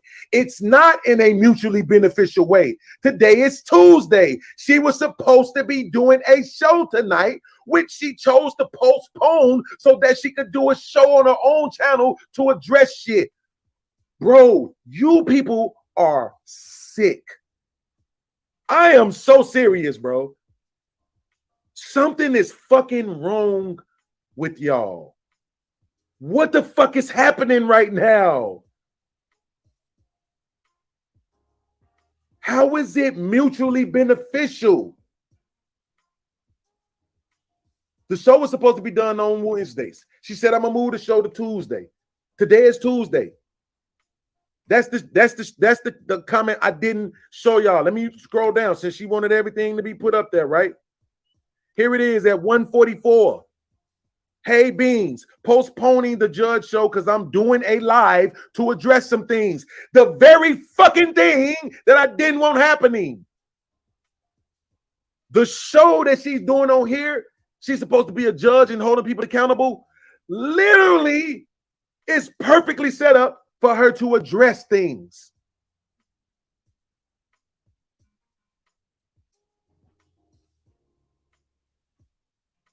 This is what I'm saying, bro. Yo, but I said it, so I'm not gonna let it stress me out. I'm not gonna let it stress me out because I already said it, bro. When I went back to Tawana's old videos and I seen April Carter's name in there, I said, bro, I'm the only new motherfucker around these parts. Everybody else been around for a long time. And that includes Jay, and that includes Sherelle, and all these other people that y'all don't have nothing bad to say about, or won't even offer correction to, or won't even stand up for me against. But I'm the one that everybody is willing to offer correction to, willing to challenge on my own fucking channel, because I'm the new guy.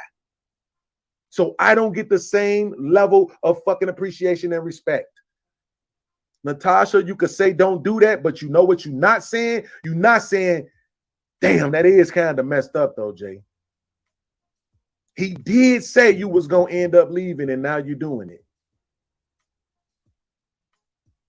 I can pull the video up from last week when she was sitting on the channel and she was by herself and she said, I just want y'all to know, I know Beans be saying that Def Jam shit, but this is my home and I ain't going nowhere. And when I watched that shit, my stomach started turning. I'm like, it's over with.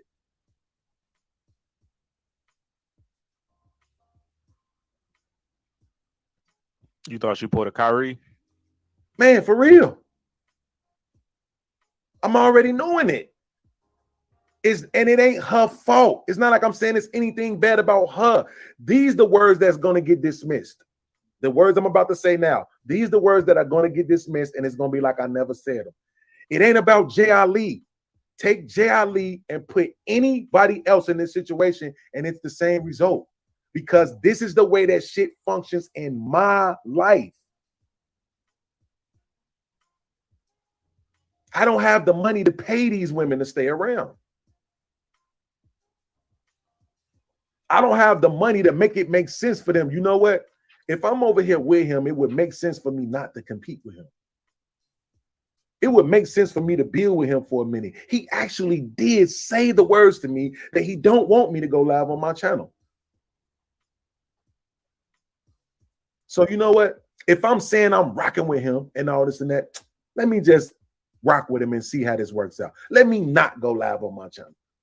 Since he said that's what he wants, let me do that. No, because like women do, they're going to do what the fuck they want to do. They're going to make the choices that best benefits them. And what I'm saying is the choice that best benefited me was to make fun of the situation and say Def Jam, and she was saying in the Def Jam and all that shit so that it wouldn't bother me as much. And me making that choice bothered her. She mentioned it last night in the chat that it bothered her, and I offered an apology to her. Now, what the fuck am I gonna get for the fact that I'm sitting in a situation that I prophesied and said was gonna happen? Am I gonna get any apologies? Am I gonna get any loyalty? Am I gonna get anything from any of y'all?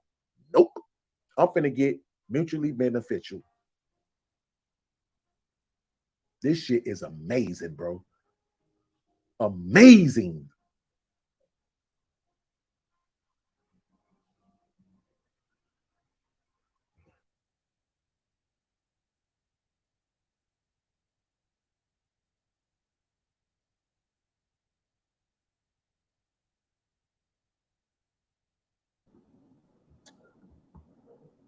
B Sammy, so I could, because I rock with you, bro. I'm gonna respond to your question. I said I wasn't saying nothing else until somebody was actually willing to come up and answer the question.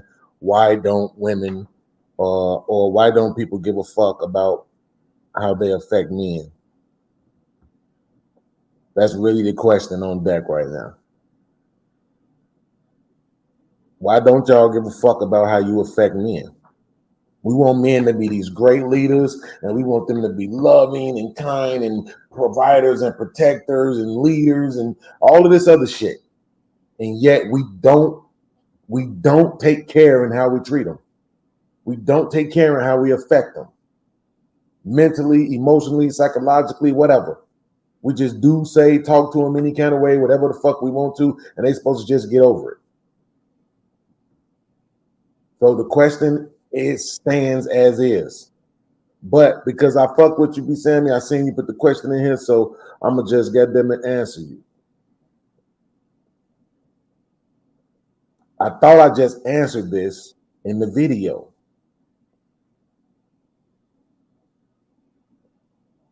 The fact of the matter is, bro, is that if you're going to do a show, you see all this shit that I'm dealing with these people already, okay? I said, and I told her, give me 6 months.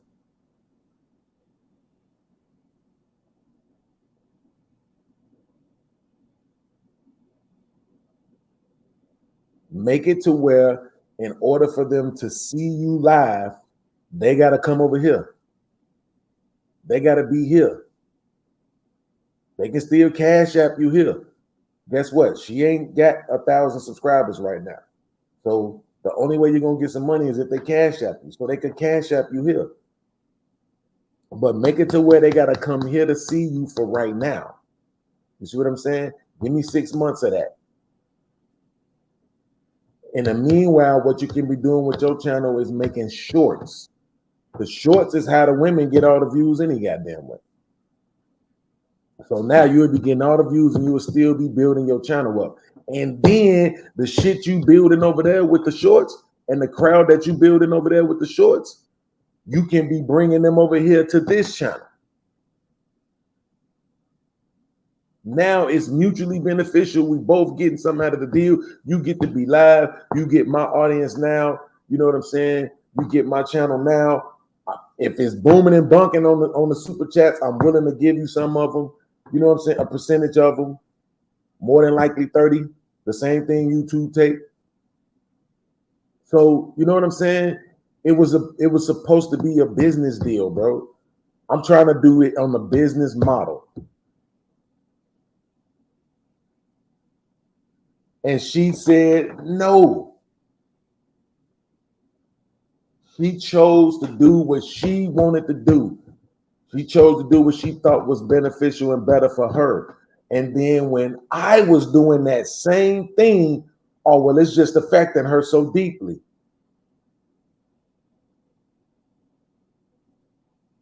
Oh, it was just really getting to me because he kept saying the Def Jam thing. You not even thinking at all. It's really getting to him that I keep going live on my channel, even though he asked me not to.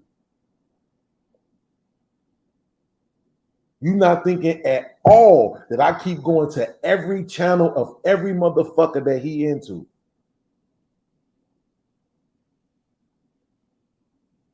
You ain't thinking nothing at all about how what you're doing can affect me. But you wanted me to be thinking about how what I was doing was affecting you. This is what I'm saying. This is that one-way bullshit all over again. What we keep telling men how the fuck they feel don't matter. And I'm really waiting for somebody to hit the link and come up here and explain to me why the fuck how you make men feel don't matter.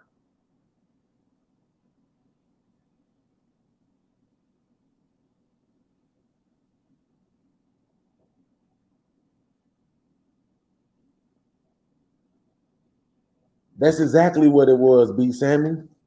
It was about my own sanity. It was about me understanding and knowing I knew what was going to happen. There's no, bro, it's a right and a wrong way to do everything. Right? It's a right and a wrong way to do everything.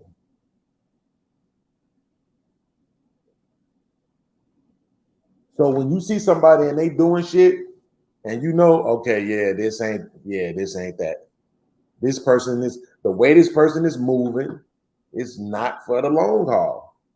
This person is not moving in a way that says, yeah, I'm here for the long haul.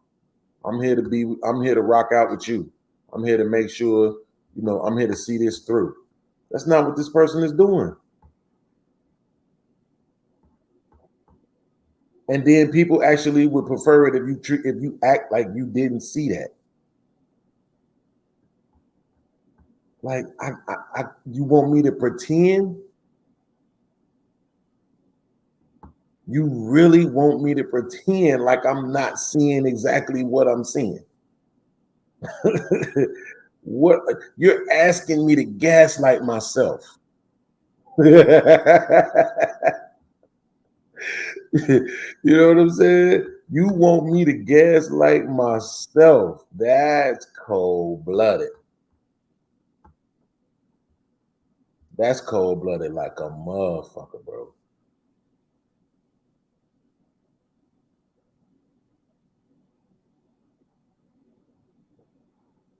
Chelsea said, I think it matters, so I can't answer that. I mean, I can appreciate that, but I don't. Somebody has to be introspective. See, that's the point. That's what we're supposed to do, right? So let's say I'm gonna use Natalia, since she in the chat right now talking shit. So let's say Natalia, we cool, and she contacts me. And she like, man, my boyfriend, my husband, whatever. He I don't want to use the regular shit. Let's just say he won't talk to me. I be trying to figure out what's going on with him. He won't communicate with me, right? And I'm the type of person, shit, I communicate like a mug. I over communicate. Everybody know that about me, right? So that ain't even, I don't even got to make that up. That's true, right? Okay. So in that moment, no, I'm not the type that does not communicate, right? But I am a man. And I've been around a lot of men. And so what I have to do is I just have to think about it. I have to be, I have to consider it. I have to be introspective in the fact that I'm going to figure out what it is about me, what it is that's going on in my mind, right? Or what it is that's going on in my heart or whatever that makes me communicate. And then I'm going to say, you know what? I might ask some questions, try to figure out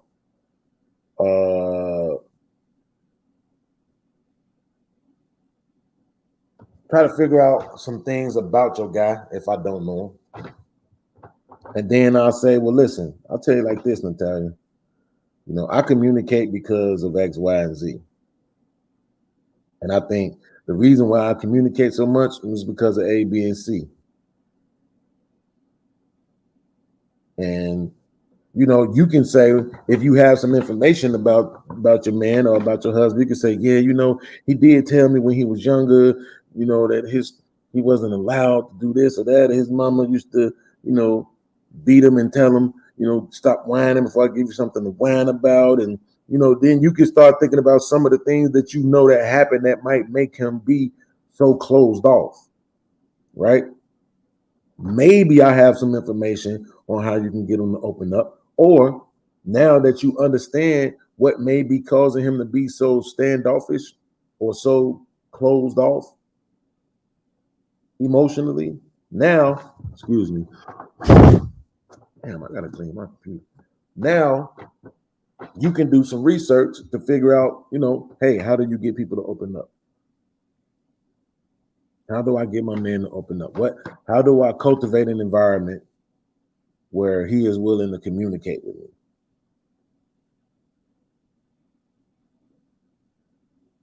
That's how we're supposed to do this. All of that to say, I do appreciate you saying you think it matters.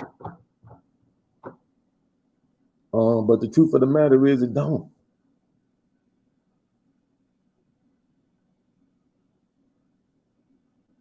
It don't, man. It does not matter to people how we treat men, how we affect them at all.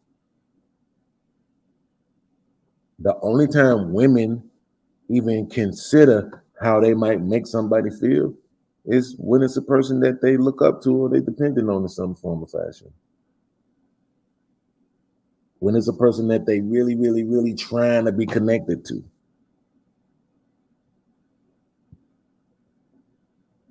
And even then, in these relationships, we see it over and over and over again.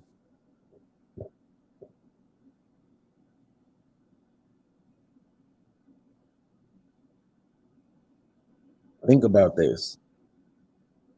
The numbers say that women file 80% of divorces. I don't know what percentage of marriages have kids in them, but we know how that usually works out. So in them moments, they're not thinking about the kids, and they're not thinking about that man. They're thinking about themselves.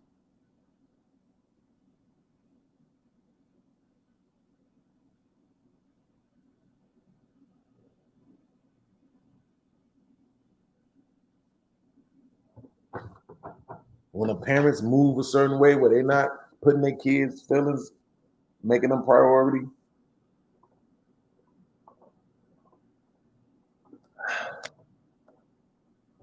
like not even just their feelings, but their development. You know what I'm saying? Like making their development priority. That's the difference. People want to talk about everything else about what's different now with relationships and marriages versus how it was back in the day. The big difference about back in the day and today is that they put the development of their children ahead of their own feelings. Period. It was about family.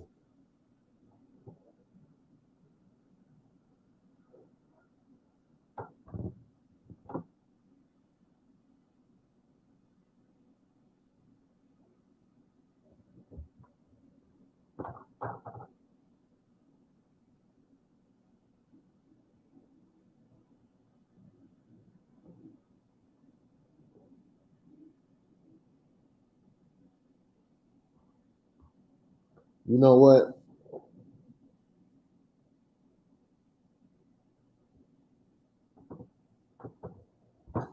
I got a question. This is off topic, right? This is off topic, but I have a question.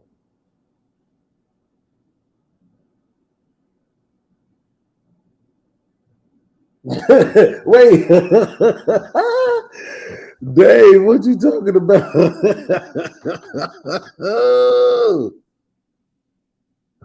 Dave.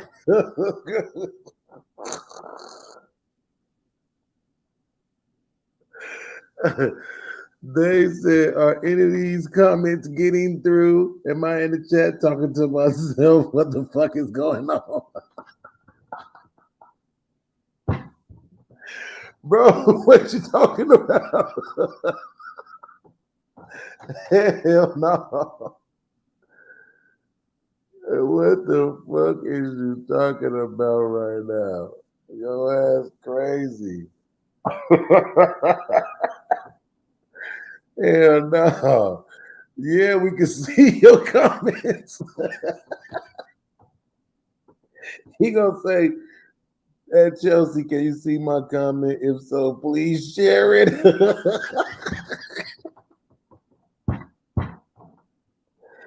Bro, you stupid. Man, now look at crime on the troll and shit. Good, stop trolling him, man.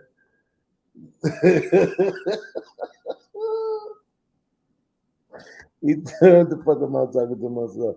This y'all problem.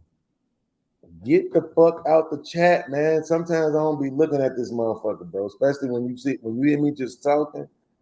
A lot of times, 90% of the time, my eyes be elsewhere. I might not even have the chat on the screen. I might have the brand up. I might be on another page, not even on the StreamYard. So, I just so happened to look down because I was about to type a comment. I was thinking about typing a comment in a question in the chat because I wanted to ask y'all a question. And then I seen your comment, like, what the fuck? The fuck is going on? Hell no. Oh shit. He said I wrote like 3 paragraphs and no seems to have none, or no one has seems to have, seen, no one's seen none of them or whatever. That's that Jeff Jam shit.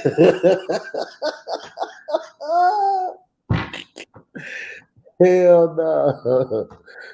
Bro, okay, dude. So they said it's literally not in a woman's nature to grind from the bottom with her fellow man. They're made to pick from the best, not to build. Now that that's understood, we can stay sane by not forgetting it. Right? I can dig that. I can dig that, Dave. But I'm gonna have to ask you why you have the picture of the second member of the group Shy as your avatar right now. I need to know that. I need to understand why. Okay. I need to know why you got that shit as your picture right now. That's funny as hell though. Am my comments getting through? He said, am I in the chat talking to myself? Oh, shit. Okay. Yeah, look, crowd probably felt neglected too. He said people don't care about how they affect men because the belief in our society has always been men don't operate off feelings. Men are logical. Is that 100% correct? No, but we're still expected to not. Well, but here's the thing though, right? You know how we know this is. You know how we know this isn't true. Because men are killers. Yeah, like men are killers, and men beat the fuck out of women sometimes to the point where they need hospital attention and shit. Men, men are fathers, and some of them are good fathers. Some of them you see them, and all they want to do is be with their motherfucking kids. You know what I'm saying? So we know that, you know what I'm saying, men, goddamn it, are emotional. There's nothing, right, that makes you a human, right? There's nothing that makes you a human that a woman has that men don't have. All of the shit that makes you a human, we all have it. Men have emotions. Men have estrogen, I believe. They just don't have more of it.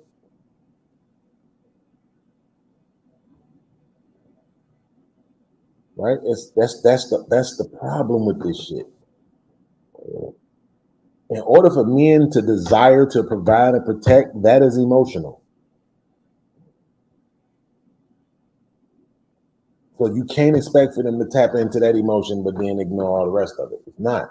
Men want to be valued, appreciated, loved, respected, all of that shit.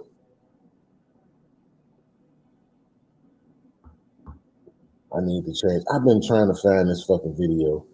I can't find this video for shit.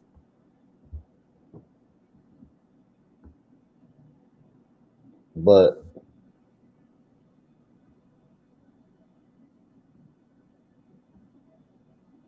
yeah, it ain't meant to be. What was I finna say though?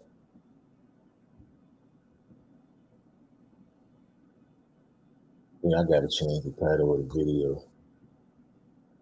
That's what I'm finna do. I'm finna change the title of the video.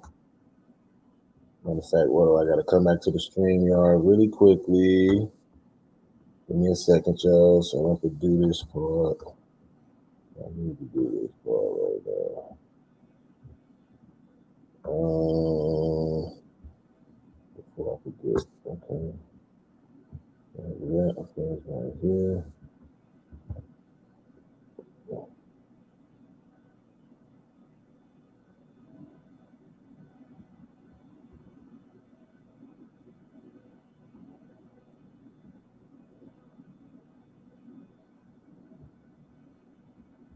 You know what? I might as well do that again.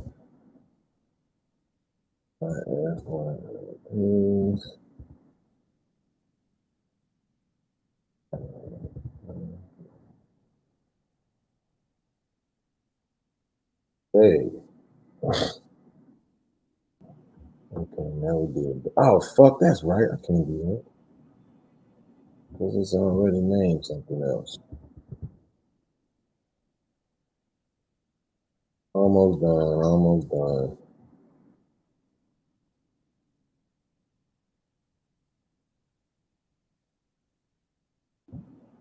All right. So yeah, I was trying to find that one video that I was mentioning earlier where, you know, it was said, oh man, listen, I'm here, I ain't going nowhere, and all this other shit, right?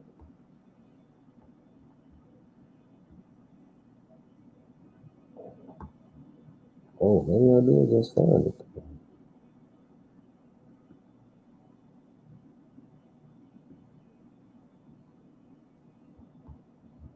Y'all, I'm back. Maybe I didn't. I don't know. I gotta check this out real quick, so y'all bear with me or not. I'll be back to the comments in a second. I heard y'all, but this is important. Bring me one white.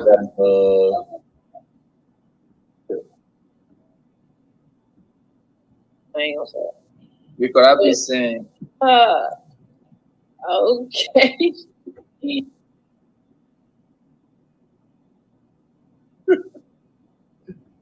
We're gonna end this stream It's at 442 right now anyway, so that's a pretty good, decent enough stream.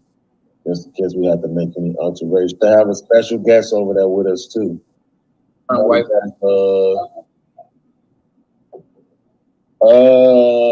The channel? Yeah. Even shit. Miami. I had you get a joke with a name 3, man. What the? Well, that's all I'm only like. Used to be a lot of. Shout out to Ari and Can they Nicole. make you they make you pay for the back? I'm What is interested. this? The check, because I can't block nobody. Like, I mean, closing in or something. Mm-hmm. You know. Okay, that was the beginning of the show, so that ain't it either. This is some bullshit along though. This is bullshit along though. Let me see.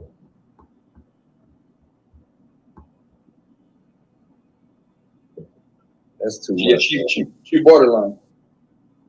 The boy, it's your boy Beans. I'm trying.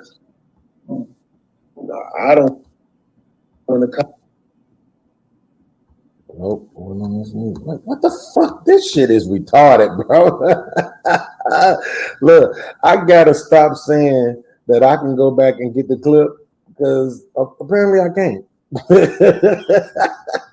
I'm sitting here trying like a motherfucker to find this clip, man, and I can't fucking find it, bro. Like, I don't understand. It don't seem like this shit should have been that far away.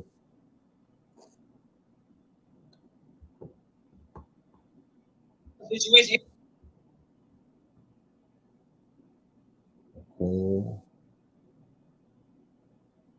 Nope, because we ain't even on camera on that one. Damn.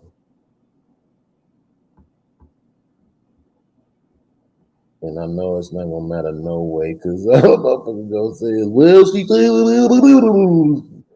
oh my god, I just can't stand this shit. This shit is terrible, bro. Like, y'all motherfuckers, Maybe 97, the 90. world is just fucked up, bro. Gotta Like, go in the that we are. Who the fuck is this? Saturday. Everybody got dressed up. I think Fuck that's her Miss accountable. Parker. This was the same thing. Yeah, I think that's Miss Parker. Just Shout out say, to Miss well, Parker. you know, actually, that mindset. I definitely think that was Miss Parker on that episode. We got a lot of fucking episodes. We got way more fucking episodes than I was considering. That's the fact. That is a fact. I mean, man, we got all these shows right here. And it'll be the one I'm not thinking it is. That'll be it. Look at that. Okay. Next page. No.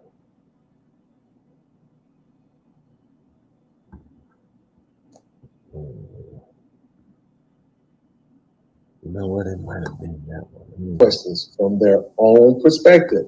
Don't say, don't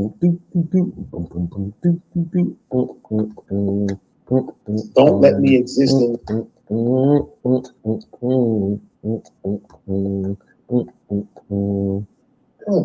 Yeah, bro, who's that? Oh, it depends. Man, fuck that. Tammy Rivera. I see you, Tammy. Tammy. I see you.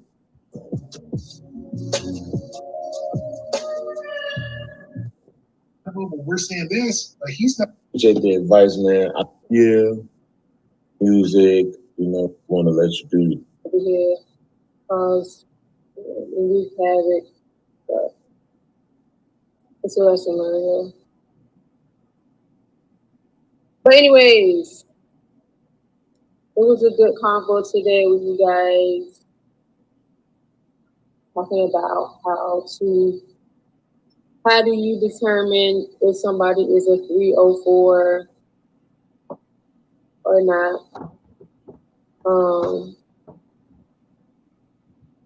I think Beans is doing a show tomorrow afternoon. Yeah, tomorrow afternoon.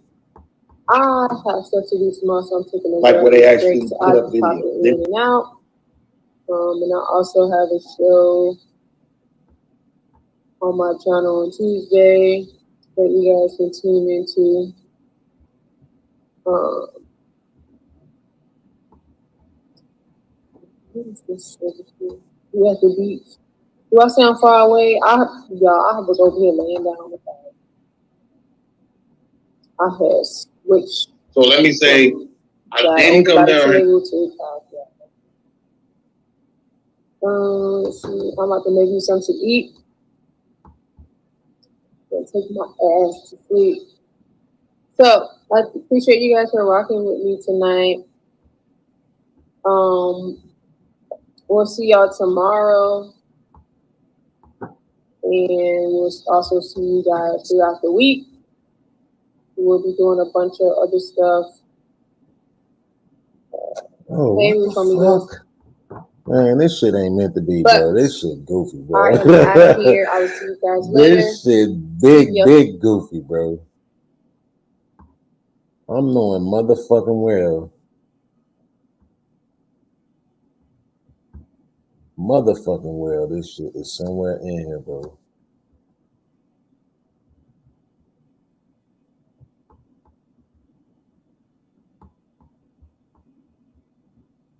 On purpose, yo.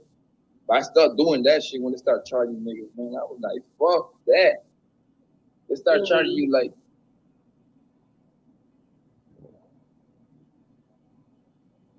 Y'all thought it was gonna be on this one. our ability to work. You know, camera and everything. You know what? I wasn't gonna invite Poppy ass, but fuck it. On Fresh and Fit tonight. Oh, this okay. So this was the one when we was about to do the other show. I got the clip pulled up, but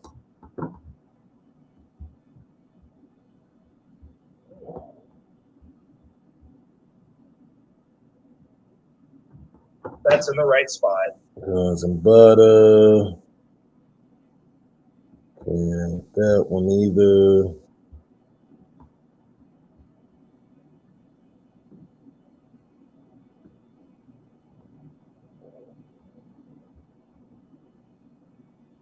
This one, she wasn't here. This is some faggot. But all right, man. It don't matter, bro. Obviously, a motherfucker don't want me to be great. That's what's happening right now. Motherfucker just don't want me to be great, bro.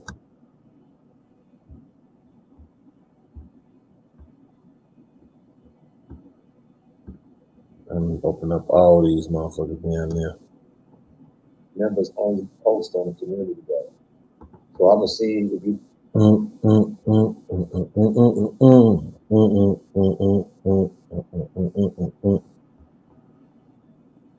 Okay.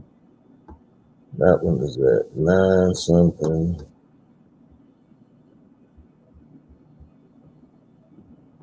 I think it's kind of a little impossible for these people kind of what you don't know in real life. It's kind of nice. This one. This is I seen your little reactions.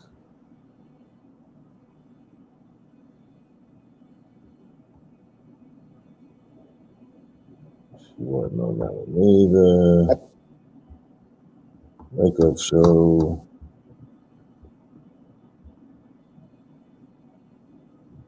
She wasn't on this one either.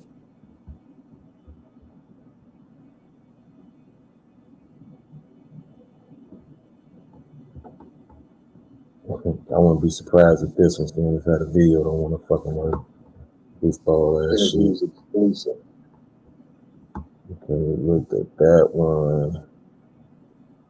Man, is something wrong with the fucking internet or what?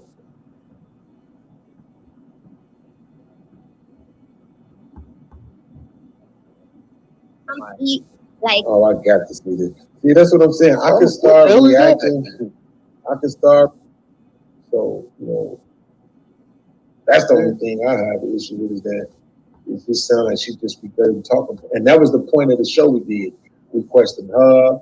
requested Courtney, requested Melanie King, requested Security Balls, requesting River TV, requesting all the girls that be sounding like they just on the men's side all the time to say whether or not we thought they actually believe what it is that they're saying or if they just doing the money grab. You know what I'm saying? So, damn, and she got the views. Oh, damn, Stephen Day said she went on. I think I did hear her say that before too. What? That she went on. Pearly Day? Yeah, I think I did. I think I did hear, man. Sunday, if not anything, and when he fuck, I'm gonna have that. Don't care one on that one either. So I don't know, man. I don't know where it's at. What he's talking about? Apparently, YouTube is fucking on some bullshit. Probably took the video down where she said the shit. I don't know. Draymond Green, like you. But we definitely had on camera on one of these videos saying, you know, Beans always talking about Def Jam, but I ain't going nowhere. This is my home and all that shit. And like I said, when she said that shit, I was like, swallowed a whole life, a whole year. Nigga, like, goddamn. Well, this is the end. A woman says that shit, they don't mean it. Queen Award, I probably was. I probably was humming Torture, bro. Hell no. That's crazy.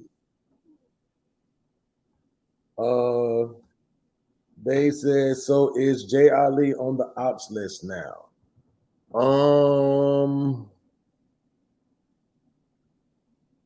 Yes. Yes, she is.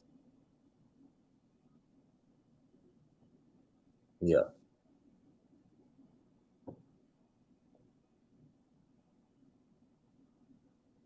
That's unfortunate, but yeah.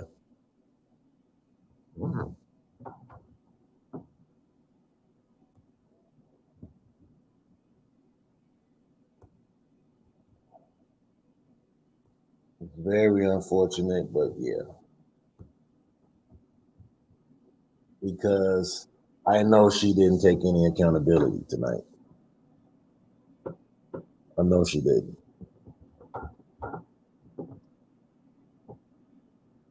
And that's very unfortunate, man. I mean, like I said, what we're dealing with here is that people don't give a fuck about how they affect men. And then and I'm talking about women in particular, and then this is the thing. The women want men to value them, right? They cannot stand it when these men in these YouTube spaces speak as if women are just boxes and mouths, right? They can't stand that. They want to be valued so much beyond that, right? But then at the same time, you don't want a man to be emotional. You don't want to have to be concerned about a man's feelings and how you treat him. How does that work? I haven't gotten one woman to come on the panel yet and tell me why y'all don't give a fuck about how you affect men. So here's the next question. How is it that you think a man is supposed to value you beyond your box and your mouth when you don't care about how men feel? When you would jump right on the train with any of these goofy men in this space that would tell you feelings don't matter.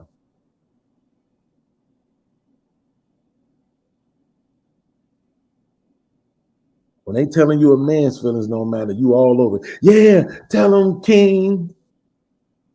And then as soon as they say the only thing you worth is your box and your mouth. Oh, no, I'm worth more than that. I got a high school diploma.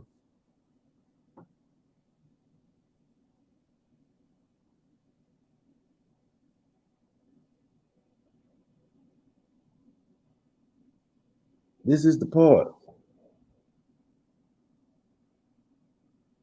This is the part where you get to speak. Where you get to say, you know what? Ladies, we wrong. It's messed up for us to move around thinking that we don't have to care how we affect men. This is the difference between on my channel and on other people's channel.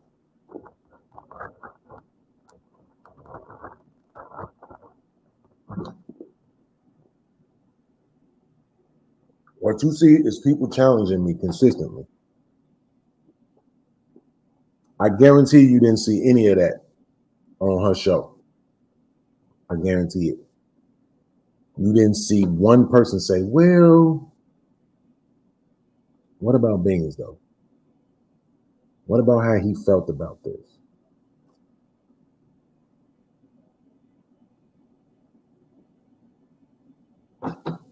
Nobody ain't gonna say that shit because we don't give a fuck about how men feel. Now, how do I then stand up for women? Now, I already know all the channels, Manosphere and everything, Red Pill and everything is against women. Now, how do any of these other men that want to stand up for women, how do we stand up for you when we know you don't give a fuck about how we feel?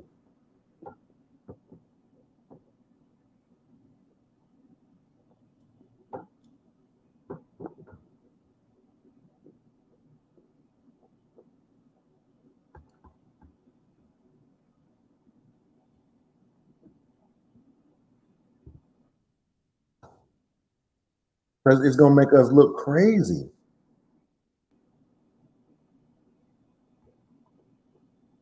You understand?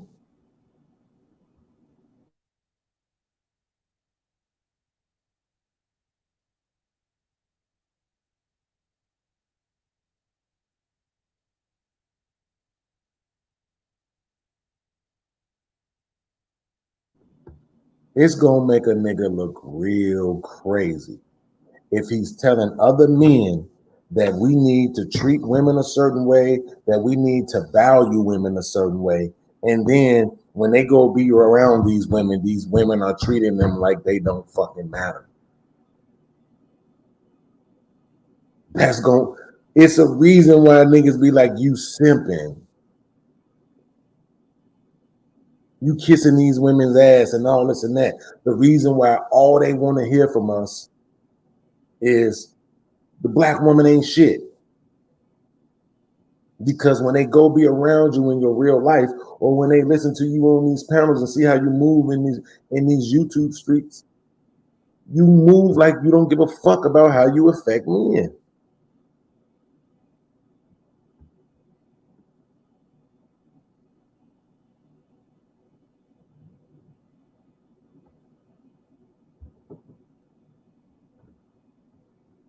Think about how much I have bigged up Natasha on my channel.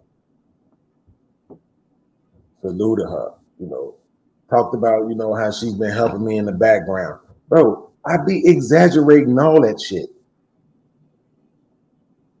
I'm always exaggerating how much people have done for me. Just because I want to make sure they feel valued. And look how easy it is for them to turn on me. She couldn't even muster up questioning Jay Ali. Even though she spent a lot of the show earlier today questioning me. She couldn't even muster it.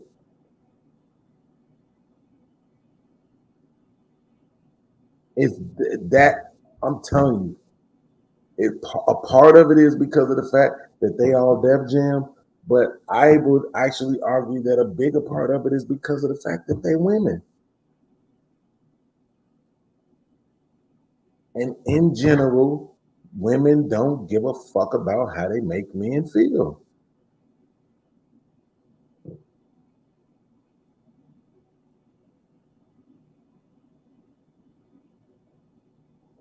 That's the very reason why when we was on Fight Club Friday and this Brittany B situation came up, she actually had the audacity to say that the shit with us started because I threatened to choke her. Like, she actually had the audacity to say that that's where it started, bro. That is how unaccountable women are for how they treat men. All of the shit that you did prior to this don't even matter. Nope, let me not even bring that up.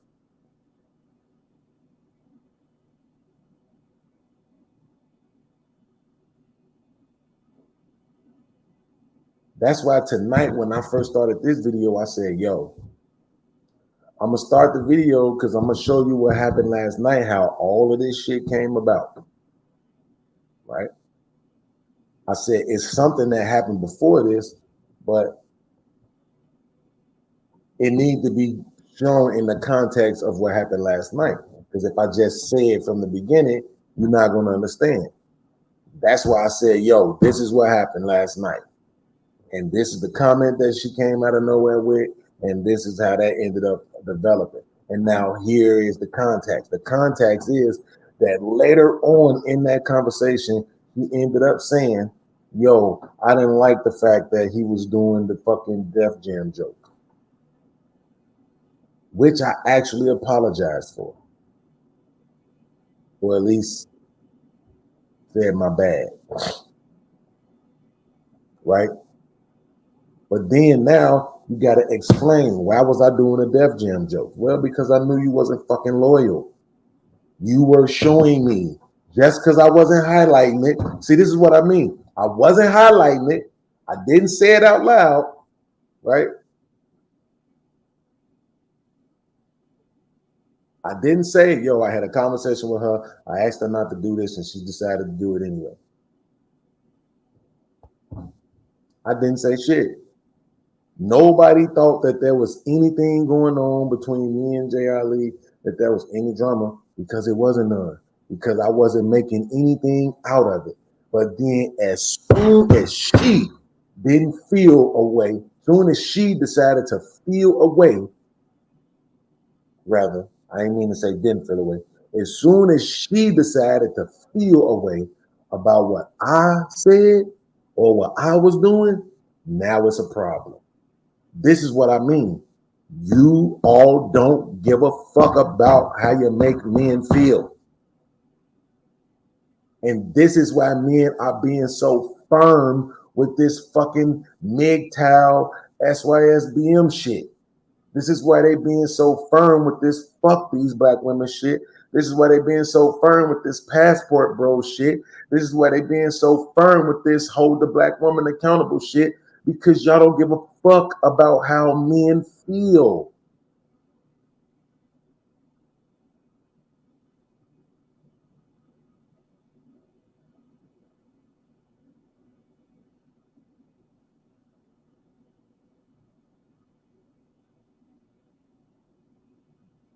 This is the problem. I know none of these other niggas ain't gonna talk to you about it. I know I'm just broke ass beans. I know I'm the one that's the most dispensable. I'm used to that. Cool. That just makes it easier for me to tell you the truth. You ain't married right now because you don't give a fuck about how men feel. You a single mama right now because you don't give a fuck about how men feel. You in an abusive relationship right now because you don't give a fuck about how men feel. You on YouTube right now instead of in some man's arms because you don't give a fuck about how men feel. You got to get support for your child through child support because you don't give a fuck about how men feel.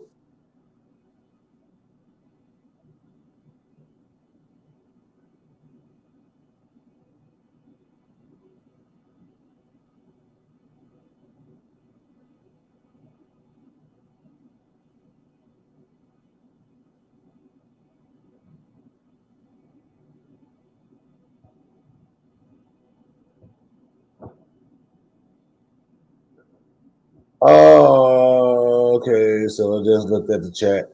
And y'all really don't give a fuck about how men feel. I'm not answering that dumbass question. Nobody hit the motherfucking link to come up and rap with me Nobody hit the motherfucking link to come up and answer the question about why women don't give a fuck about how they affect men. But y'all want to tell me who this broad. Y'all want me to tell y'all who this broad is.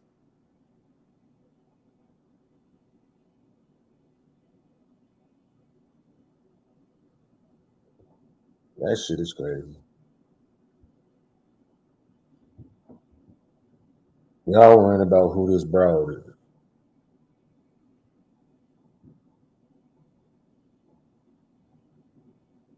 Mm, mm, mm.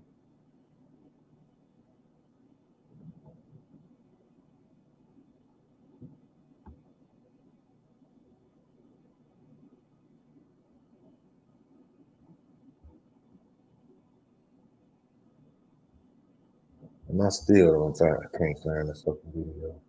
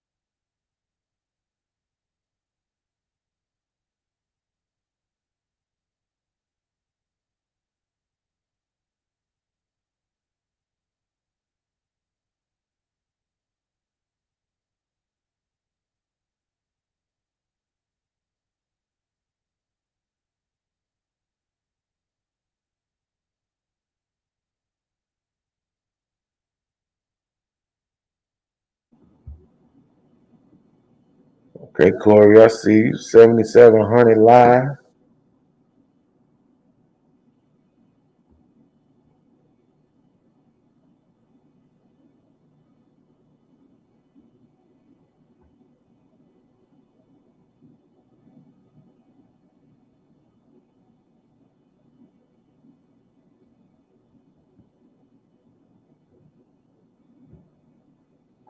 Yeah, it's something about when you move away from the crib, bro. You definitely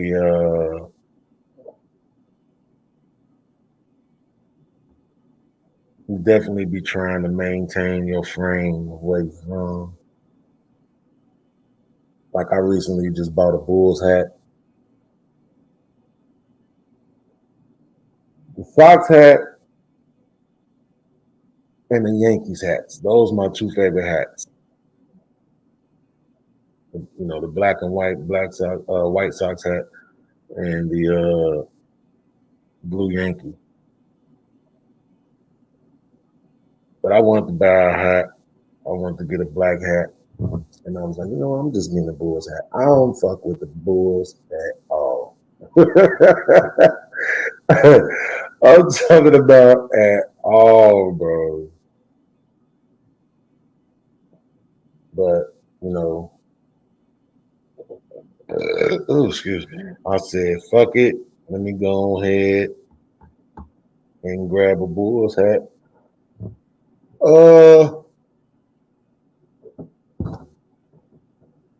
I think I owned one Bears hat, and it was on the color scheme side of the game. I got it to color scheme with some I had, an outfit I had. Other than that, yeah, I don't fuck with the Bears either.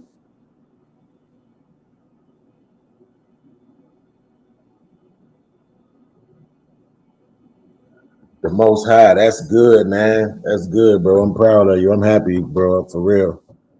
He said, bro, I let go of so much of that wondering how, why shit and just do what I need to do. Yeah, that's facts, bro. I mean, that's a good way to live. I'm telling you. That's the bad part about having anxiety. It's a good part to having anxiety too, because you overthink everything, you overanalyze everything, but that also means you pay a lot of attention to shit. But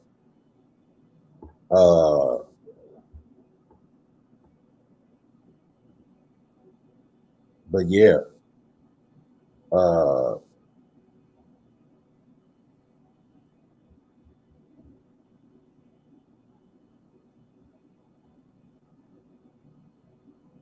that's definitely a good way to live, bro. Fuck that shit. You know what I'm saying?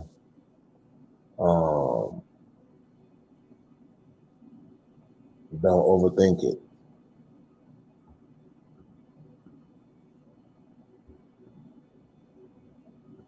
What happens a lot is that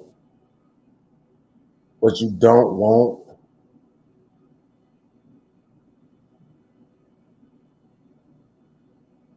is you don't want people misunderstanding or mischaracterizing. And so then you just be overcompensating, trying to prove shit. They said women have to damn be in World War conditions to be open to being honest about anything. And if given the choice to fuck instead of being held accountable, they'll pick getting fucked. I wish that I could disagree with you, but I can't.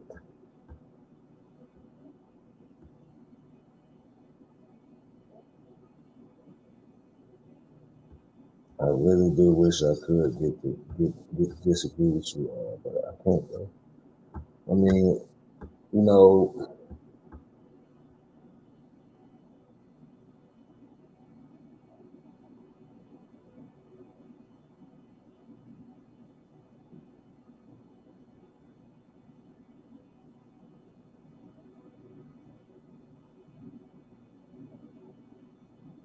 I think I'm gonna just pick up where I left off at. That's probably the best thing for me to do.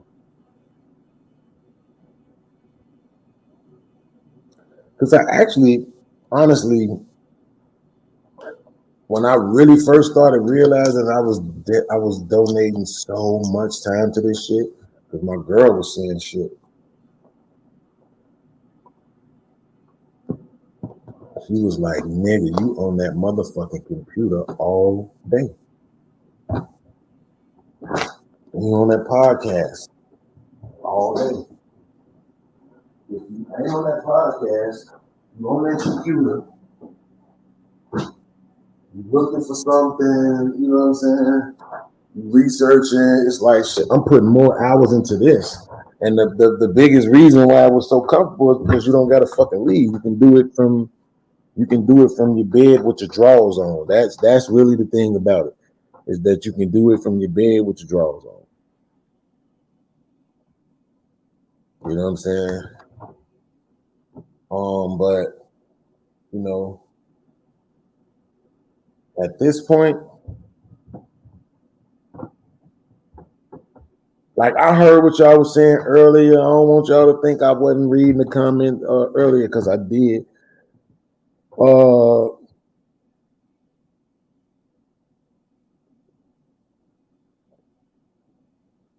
Okay, so one of the things that we tell mothers specifically is that single mothers, more importantly, you can't be everything that your son needs. You can't be the man in his life that he needs. So you ought to be prioritizing having a man in his life. You ought to be prioritizing having a good man, a man that can teach him something. Right?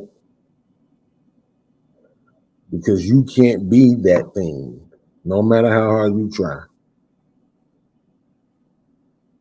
You can't be that thing that he needs. And so it's in that same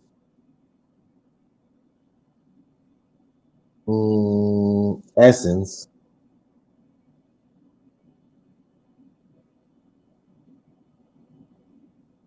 that I can't give y'all what y'all need. I can't give y'all that other part that y'all need for the channel. I can't do it no more.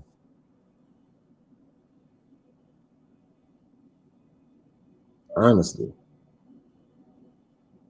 Like I'm gonna put it like this. If artists like singers and shit, like let's go on the high level, right? Let's go with a Beyonce, right? Because that's somebody that's always performing damn near, right? And then, a rapper that's really big. And I'm talking about they've been doing this shit for 10 years. And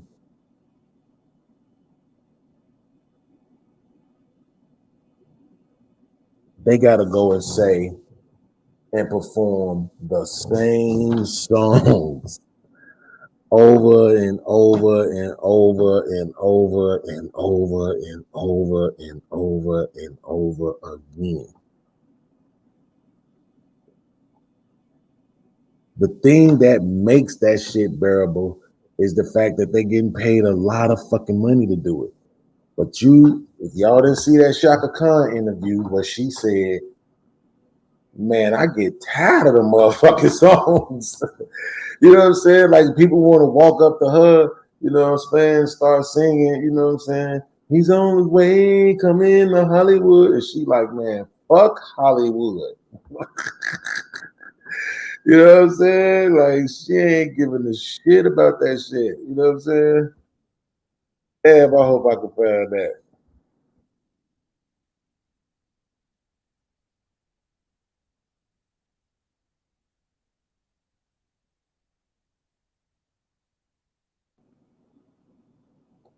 I knew that one was gonna come up when she said she hated the way that Kanye sampled Through the Wire.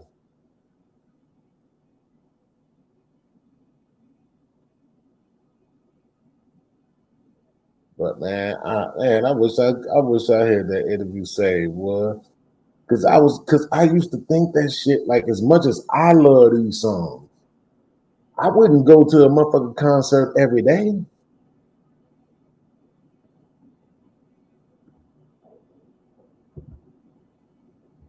You know what I'm saying? Like, but they get paid a lot of money.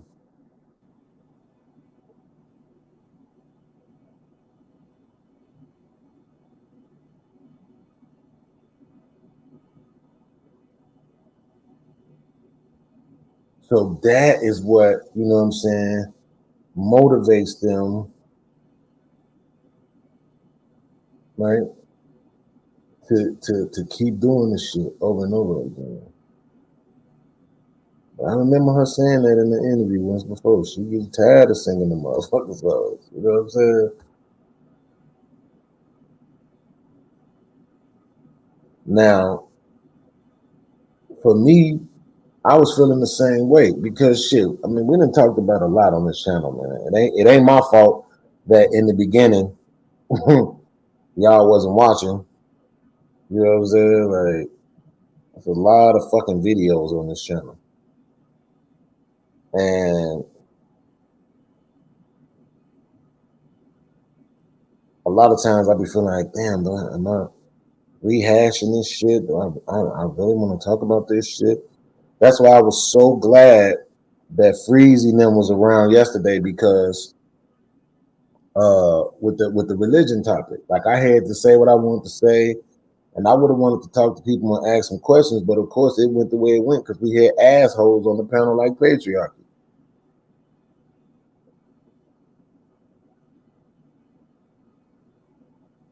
It's like, bro, it's okay for you to motherfucking, you know what I'm saying, not insult people, not try to be pretentiously offended by every motherfucking thing, talking about your fucking Lord and Savior. Nigga, you stressing out here about women. You ain't saved from shit. You trying to hear this shit? I don't believe this guy no more. I don't. It's not even that I don't think that you actually, may actually subscribe to the ideologies. I just don't believe you hold them that deeply. Except for the racism. I know you think you're a white man, so that part I know. But this shit ain't even that deeply. That's why you try to say you insulted my. How did I insult him? And then you can't even say how I insulted him because you just wanted to say I insulted him to use that as an excuse for your fucking behavior.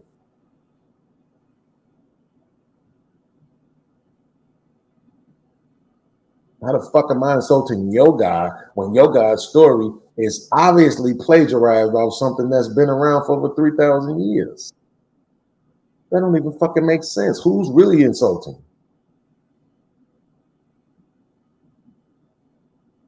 And your whole argument is that there's records that he exists. What does that mean? Is there video of him walking on water?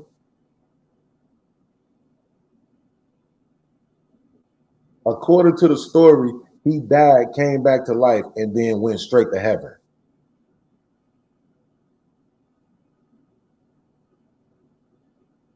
Stop it. Like, we didn't even get into that type of shit. That's why I said I wasn't even trying to deal with the validity of the shit. I'm just saying the thing that he said was that he could argue that religion civilized the world. And that's why I'm like, well, shit, you got to give it up to the first one then. You got to give it up to the religion. What religion would you say did that? Christianity. He did say Islam too, but he said Christianity. Okay, well then guess what? The whole story of that was bit from this. So it's like the father of the father of the father of the father. The father of the father of the father of the father of the son. You don't have the son without the father of the father of the father of the father.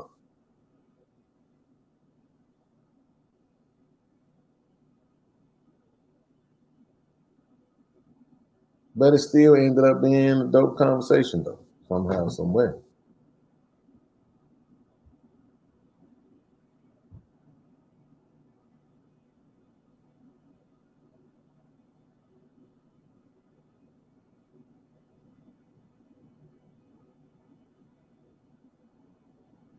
Crown, I don't even know what that is. So no, I don't listen to that. Don't read, don't listen to it, don't know what that is.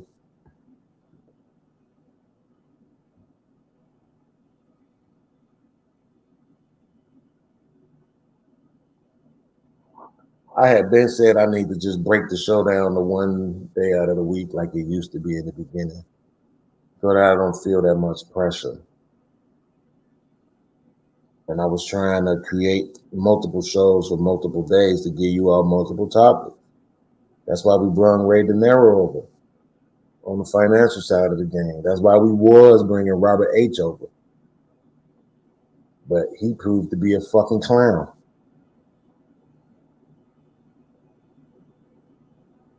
Do y'all know that this motherfucker texted me earlier talking about Cora told him that I said she was ugly?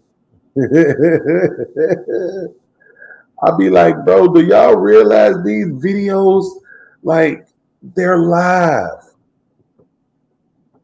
And then especially if we go over 6 hours, they can't even be edited.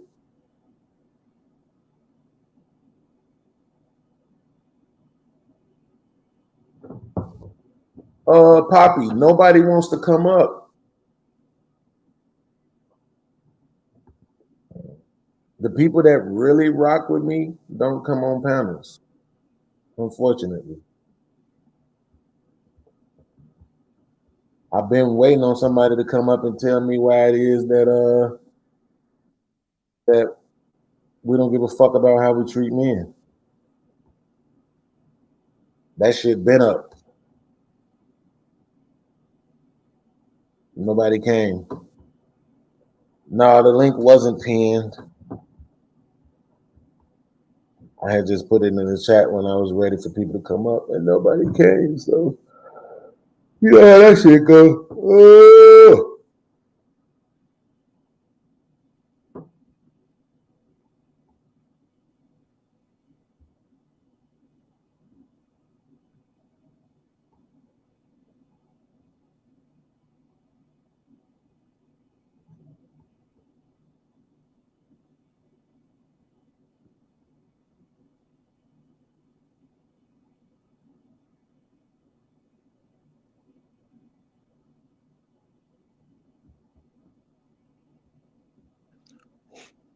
All right, I'm back.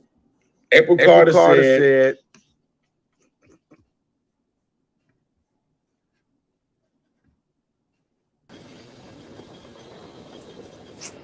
why the fuck is it so loud in your background?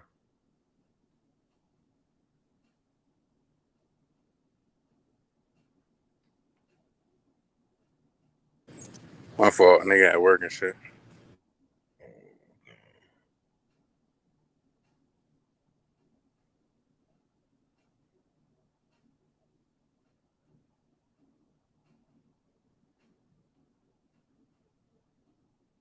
Did what really happened earlier? What the fuck is Poppy talking about?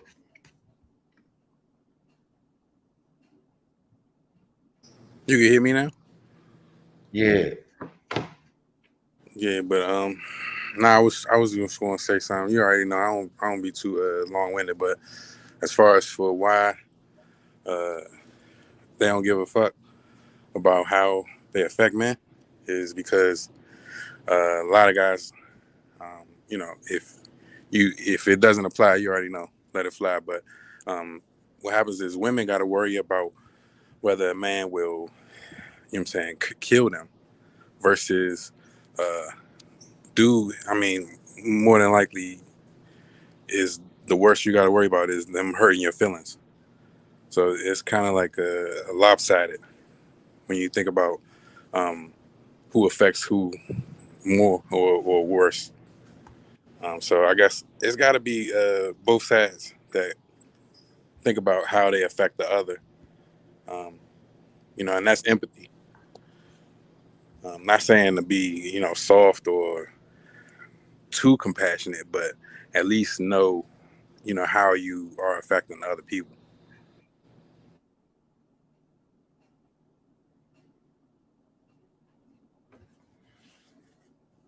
Well, that shit ain't been working out for people.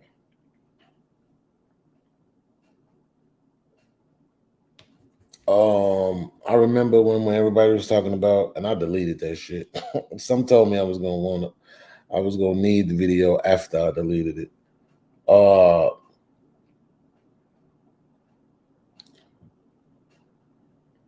video that had been starting to circulate about the TV guy that was a sheriff and a bailiff on the court TV show, where the dude was like, you know, he don't even look happy, and then turn around and the dude ended up being charged with his wife's murder.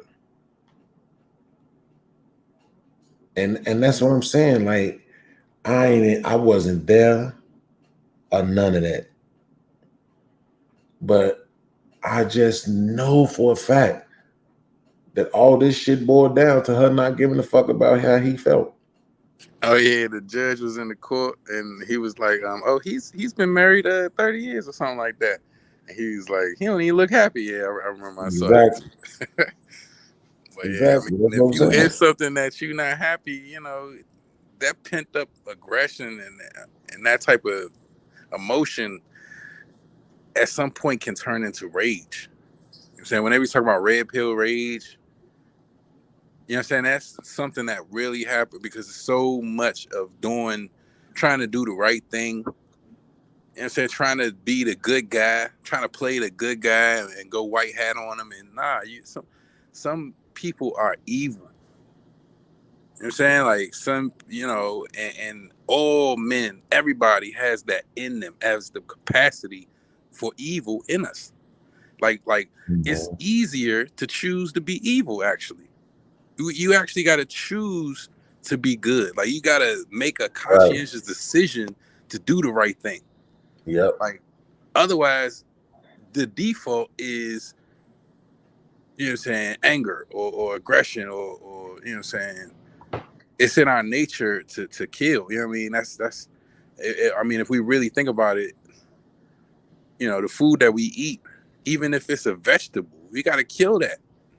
You know what I'm saying? Like, in order to produce anything, it's something that has to happen to the earth or to, you know what I'm saying, to our surroundings in order for us to have a production. So, I mean, it's kind of like yin and yang. You know what I'm saying? You got the white side, you got the black side. So it's like, not to say that the white is good or the black is bad. It's like it's a necessary balance that's needed. Yeah, damn, I can't see the address. Yeah, I mean, at the end of the day, bro, I agree with what you said about the fact that it's easier to do bad and it's harder to do good. And people,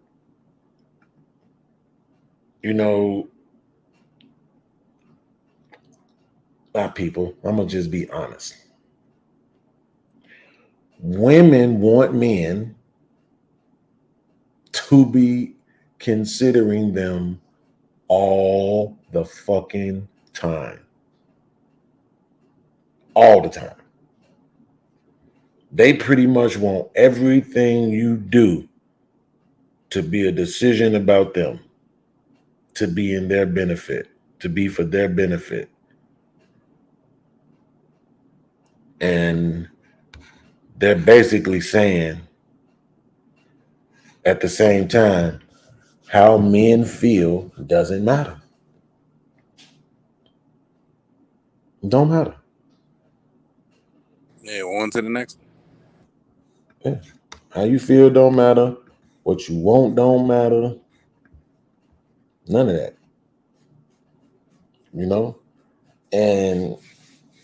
And my example of that tonight was the fact that when I was talking to JLE prior, I was telling her exactly what I thought, exactly what I felt, exactly what I wanted, and she still chose to do what she wanted to do, regardless of how I felt about it. And I didn't say shit. Nothing about that. All I did was keep making making light of the Def Jam shit so that I could, for my own sanity, for when today came, because I knew today was coming. You can see it in their movements.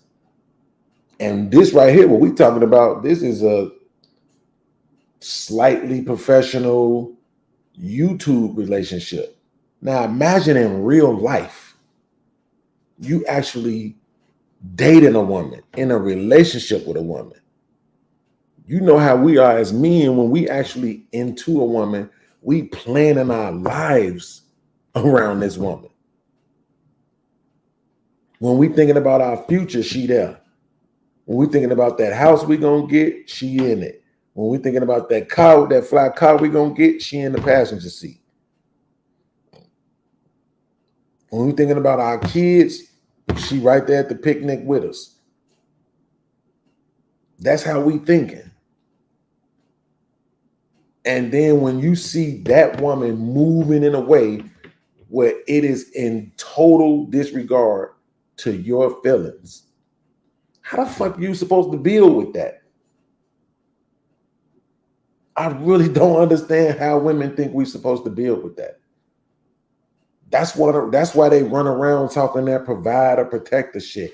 I remember when Tyranny was doing her runs, running around just saying it's supposed to be your job. She literally said your feelings don't matter.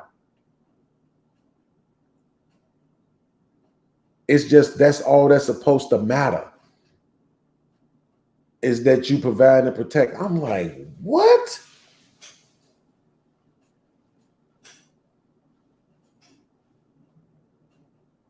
Yeah, I mean, if she can get somebody who can provide and protect without all the emotionalism, that's her best bet. You know what I'm saying? I don't care how you feel about providing or how you feel about protecting, like how you feel about sticking your neck out. You know what I'm saying? Or jumping in front of a bullet. You can just jump in front of it. And on the other side, you gotta kind of understand. It's the same way with us. We don't care how you feel about, you know what I'm saying, wearing the natural. Like you see, you got Shorty with the natural, looking good and dancing. Yeah, I don't care how you feel about it. Your plight as a woman, that's you. That's how it is. You gotta work with the cards you was dealt. You know what I'm saying? Hold them or fold them. Whichever way, you gotta Hold them up. You gotta know when to hold them. You feel me? Know when to fold them. That's facts. You remember that commercial? Yeah, nigga, that's just crazy. That's throwback for real right there. Cause shit, if it's an ugly chick and she like, man, I'm tired of these niggas only wanting to use me for one thing. You know what I'm saying? No, listen, you know what they about. You know what it is. So you gotta get what you want out of it. Can't, you know what I'm saying? You can't really sensationalize these motherfuckers. You know what I'm saying? You really kind of gotta be on some, you know what? These niggas is cold out here. Once I find one that's not cold, I can stop saying that. Like, you know what I'm saying? If niggas all, you know, these bitches ain't shit out here. Once I find one that ain't that is about something, I can stop saying that. But it be motherfuckers on YouTube talk about how married they are, still talk about how bitches ain't shit. Come on, dog. Like at some point you gotta be like, all right, you know, those not even my cards, and I'm tripping. How you tripping about something that ain't even your lot in life? I'm saying that shit crazy.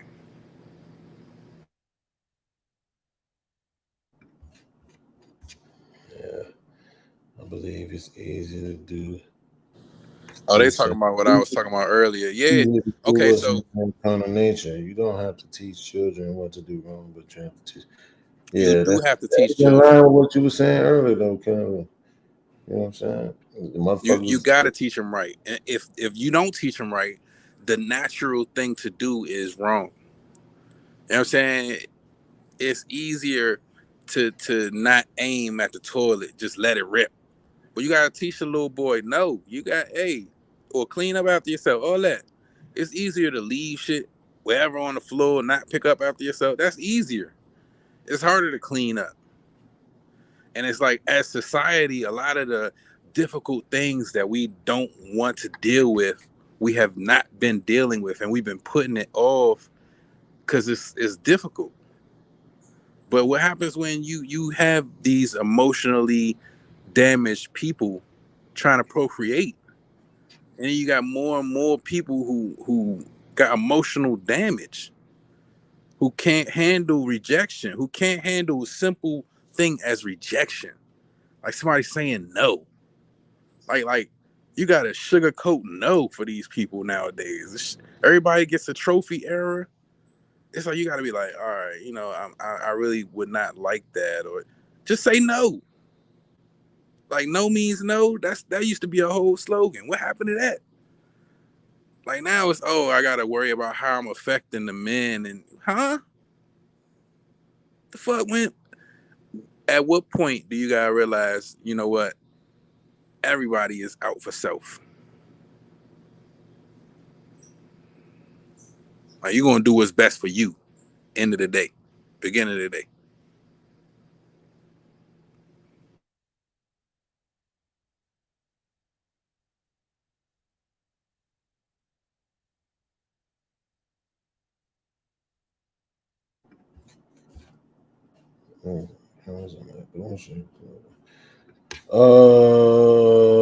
The most have facts. Most niggas on panels be on that bullshit, completely avoiding solutions to the situation for more views. That's probably true in some cases. I think, if I'm being honest, I think what most people really want, even myself included, when you see that happening though, is they just want somebody to agree with them. And I'm talking about, like, when I say agree, I just mean understand. Right? If I come on a panel and I say, man, there's some good fathers out here, and then everybody else, all they talk about is the fact that it's bad fathers out here, now I look like the crazy one. Well, I mean that doesn't So what you want is just one motherfucker at least to be like, nah, shit, I know what he's saying though. I see some good fathers out here too. You gotta know your audience though. I mean, if you come on a panel and everybody ain't had their father around, and you like, you coming on the panel, yeah, my dad this and that, my dad that, like motherfuckers like, okay, that's nice. You know what I'm saying? Like, it's not many. It's like almost an anomaly. You know what I'm saying? Like it was so many people who didn't have their father. It was harder to find somebody who did. Like you know what I'm saying? You kind of got a whole relationship. You talking to niggas who involuntarily celibate. You know what I'm saying about your relationship issues? Like, man, you know how bitches be, and they like, nah, I don't. I don't know how bitches be. Wish I must be nice.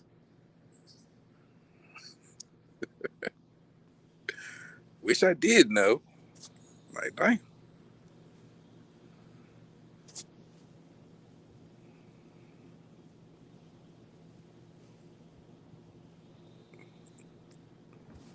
Bro, I'm telling you, man, this shit. Oh God, man. New ops, y'all. New ops. All day. New fucking ops, man. I'm damn near finna have to add another motherfucker to the ops list. Nah. It ain't no need for circular arguments. Cause I mean, most arguments when you really think about it kind of are circular. Cause if you think about it, chicken and the egg argument, you keep going around and around and it's almost like circles. But nah, I get what you're saying as far as for belaboring points and drawing it out versus being solution oriented. And I say I get that, but at the same time, most people want a solution and can't really say, you know, what they feel like it would be. Like, well, I mean, some shit, bro, is one of the things that people hate to accept. Some shit, it ain't no solution. Like, okay, everybody not going to agree with this, but this is my perspective. Solution means, like, say you and I are into it. Solution means you and I are not into it anymore. Excuse me. And we resume our previous relationship. If you and I get into it, what the fuck? Why the fuck do I keep biting my fucking tongue? Damn. If you and I are into it,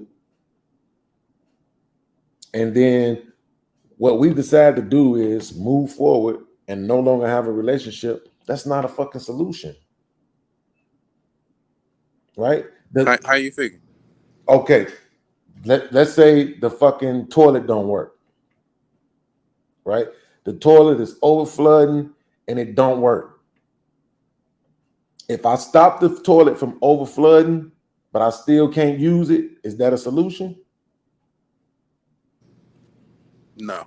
Only the one problem. Yeah, but I still can't use it. Right. If I take the toilet out of the fucking house, is that a solution? No. Only the one problem. I mean, you don't have no toilet no more. Exactly. So that's why that's not a solution to me. The solution is, okay, I have a problem with the toilet.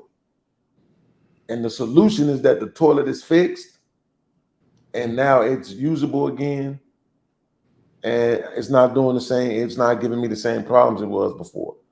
That's a solution. If I have to fucking get rid of the toilet, that's not a fucking solution. Now you may say, no, bro, you might have to get rid of the solution. You might say, I might get rid of the toilet and go get another one. Okay. But that don't fix when we talking about humans, right? That's not a solution between me and you. You see what I'm saying? That ain't no fucking solution. I get what you're saying. But what I was going to ask is, okay, if you know, okay, so say for instance, you don't know what the problem is, and somebody come and they say, all right, yeah, so the solution is you're gonna have to get a new toilet. Without them fixing it, they did find a solution, yeah. You know what I'm saying? But it's not fixed.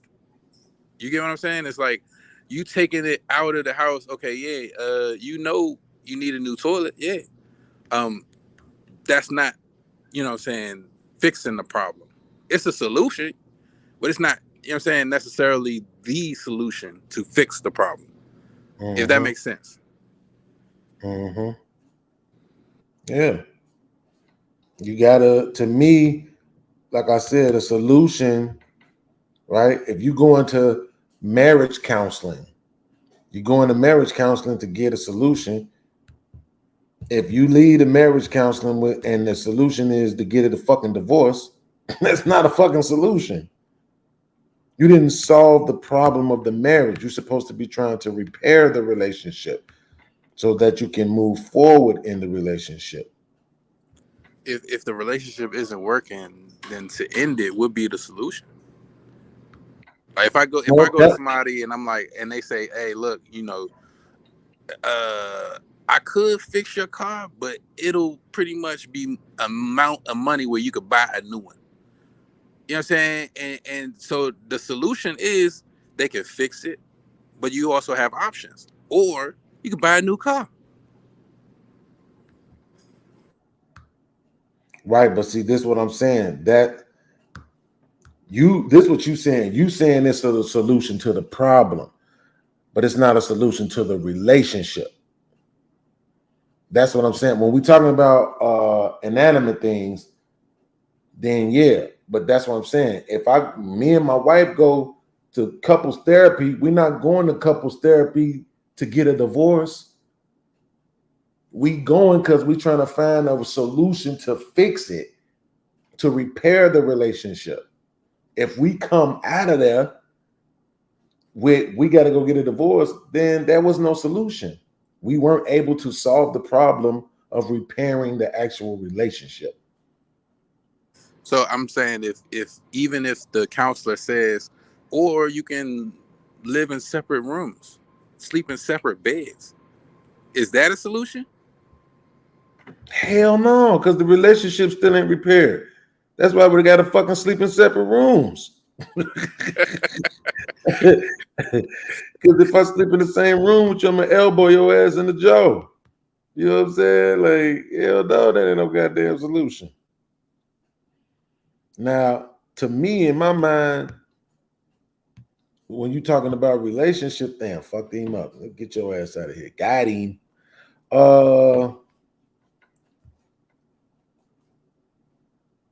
To me, he said it's like getting an iPhone, a new phone, just because your screen cracked. Yeah, because you can repair the screens, right? But you know, like again, the way I look at it is, and I'm only using my life examples. I'm sorry that they current. I'm sorry that they people y'all know. I'm not actually sorry, but I'm just saying. But like, I was just I heard what something that Smitty had to say, and I'm just sitting there like, bro, why the fuck are y'all so scared to tell these women when they wrong? This the same shit I was yelling and screaming about when I used to be on Facebook, bro. And I came over here to YouTube, and at first I was just doing my videos. But then once I found out about Kevin Samuels and then Lapeef and all these other spots, right? I was like, oh shit, motherfuckers over here really talking. And it's like now, all the motherfuckers that I'm meeting in this space, they the same motherfuckers I was complaining about on Facebook.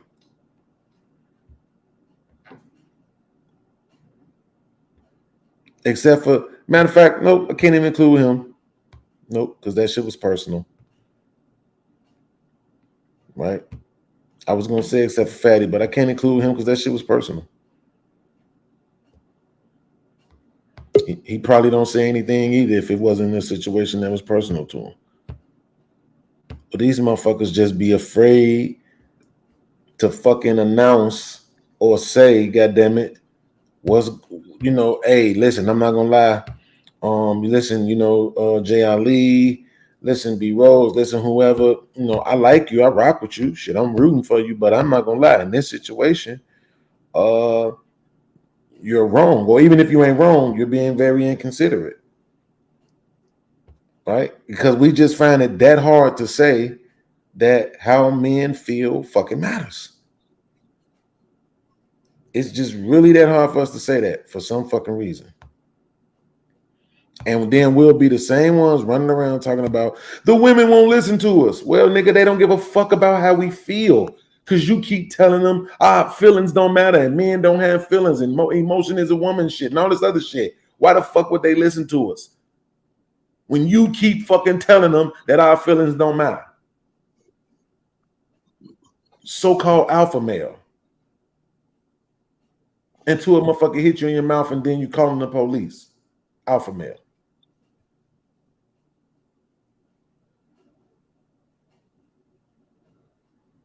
Feelings fucking matter.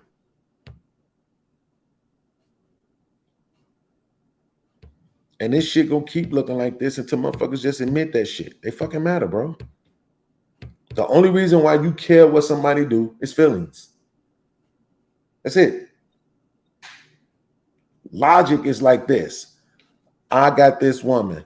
I said I want this. She said no. I move on. Literally don't even deal with her no more at all. That's logic. Feelings is I sit up and continue to talk to you and continue to try to convince you and continue to get on panels and do shows and make memes and thumbnails and all this other shit to convince you that you need to change your behavior. That's feelings.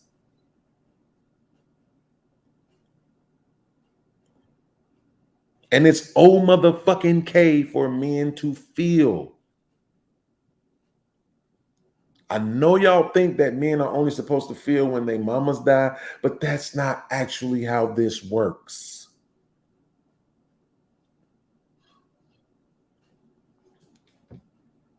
My man Smitty went right over there to that channel, kissing ass. Just from the little bit I seen.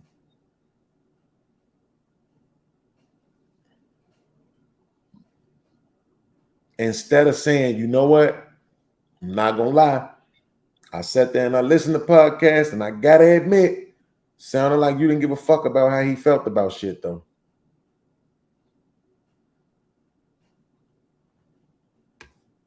I want to play this to see if I got this part right.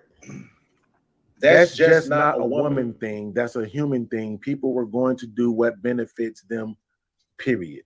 So here's the question then, April Carter. Why am I the only one in this sector that's getting punished for that?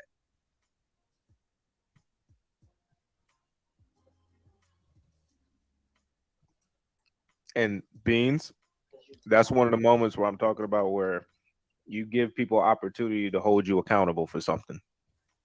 No, they're not holding me accountable. Well, I'm just saying this is they're going to say, well, you do this, you do that. That's not holding me accountable. Well, I'm saying they're going to say you do this, you do that, you know, or they might not say that. I'm just saying they could say that. Huh? Has Anton ever screamed on anybody on his channel or called them out of their name? Who? You said Anton? Yeah. I'm sure he has. Yeah, I think, yeah. And yet people still over there in droves every weekend supporting visually and monetarily. So I don't want to hear that shit. I'm not gonna hold you. Most people a lot of people be scared of really because I watched the fight. I actually watched Fight Club from watching this shit. I never even known about that shit. But I seen like a lot of people like they panda because they kind of scared to be in Anton's bad graces and shit. So like to me, when you buy people, bro, you don't get real genuine people around you. You're just gonna have people around you for the benefits, you know what I mean? So you don't want to have that shit.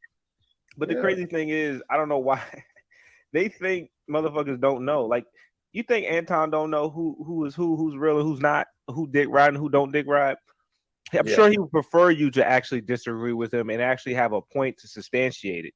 You know what I mean? Instead of just being another victim that he can make fun of for having a stupid ass point. Like, I have no problems disagreeing with Anton where I find a disagreement, but motherfuckers will be dick riding him left and right. And no real nigga respect people who dick ride them, bro. Cause that's just like, you know what I'm saying? That's some whole nigga shit to just be dick riding that nigga for some benefits. That's basically prostitution. You know what I'm saying? Bro, I mean, listen, this shit's so fucking crazy, bro. Like it even though I prophesied it, it still came out of nowhere. I wasn't expecting it last night. You know what I'm saying? It just came out of nowhere last night. You know what I'm saying? And like I said, it the way it came up was we was talking about some other shit, and then Jay Ali texted in the chat and said, you know, you spend a lot of time talking about the people who did you wrong. Spend some time talking about the people that's still around, right? And what I said was, I was like, okay, who? Natasha. I named somebody else, right? I was being, you know, sarcastic, like I wasn't gonna say her name, right? And then I was like, okay, no, I'm just playing Jay Ali too, right? But then, like I said, at the end of the day, I've already stated that I know you're gonna fucking leave. I know it. It just is what it is. Whether I fucking accelerate the shit, or whether I just sit back and wait on you to do it in a more hurtful way, I know it's gonna happen because of the fact that you have consistently disregarded how I felt. It's just like I knew what it was. You know what I'm saying? Like,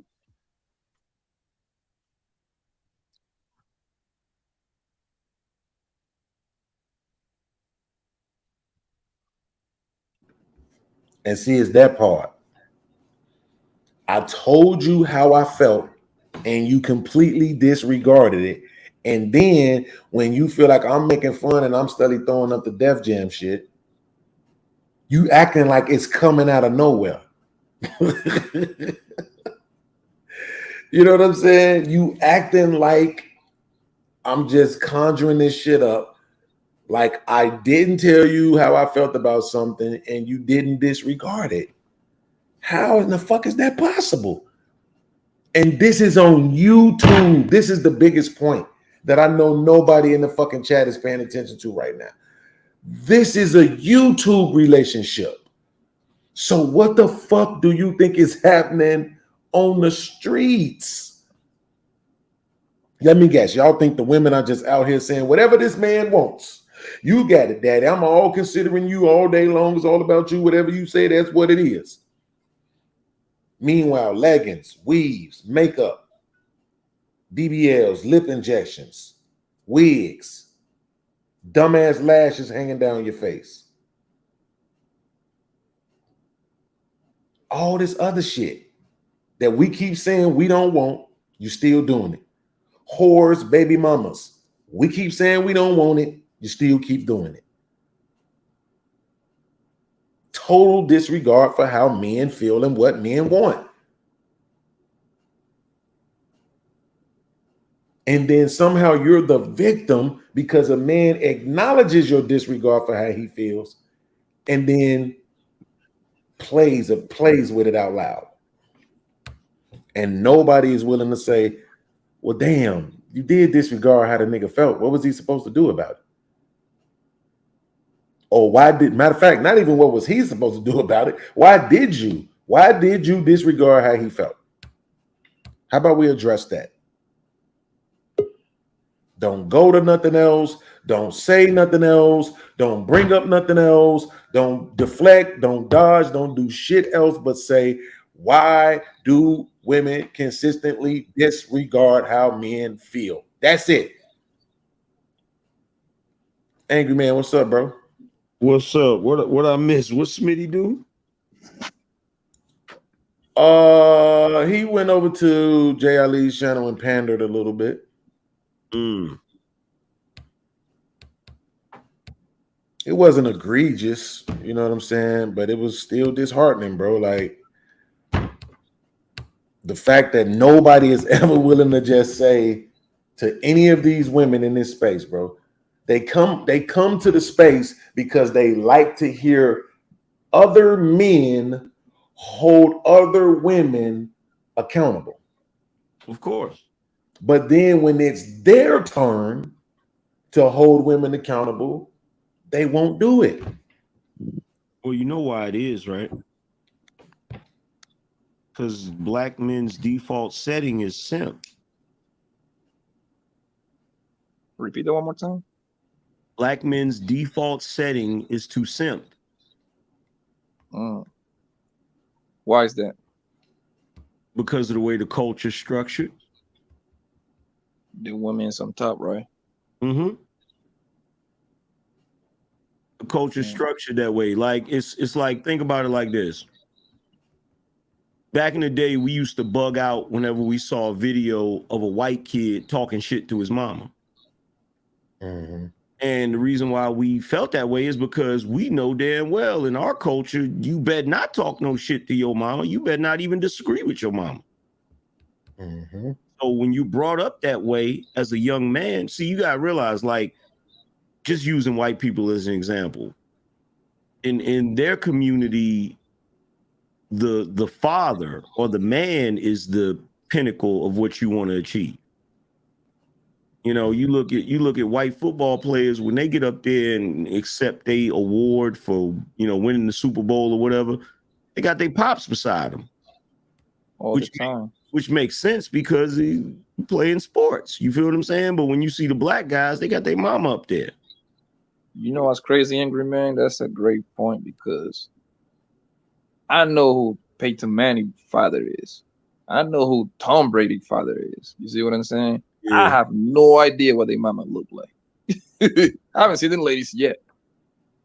Yeah. So for black men, the default, I don't care how much dudes come up here and talk shit. They can talk shit till they blue in the fucking face. But when they look, here's the thing. Whenever you're put under pressure, you're going to fall back on what you know best or what your default setting is. And that's the reason why whenever dudes get put under pressure, they always fall back to pandering and simping. I mean, it's so bad in this space. One of the reasons why a lot of the dudes in the space, what you would call the black manosphere, the reason why we don't get the same type of numbers or the same type of exposure as the white manosphere is because when white manosphere guys post shit or put up videos, white guys share that shit.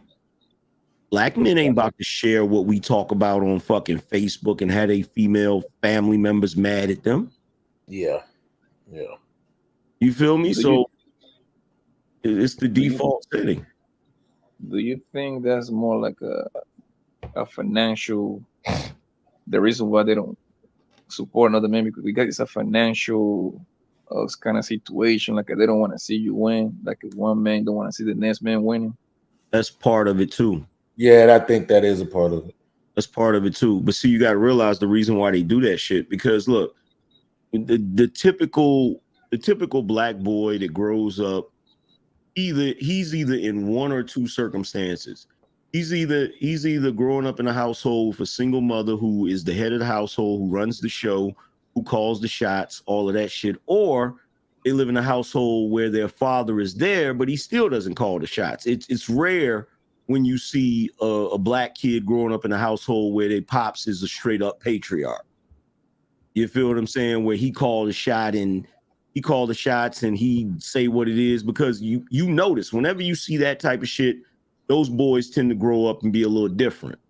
Mm-hmm. But the typical black experience is, you know, there's an underlying programming that basically teaches you that black men ain't shit.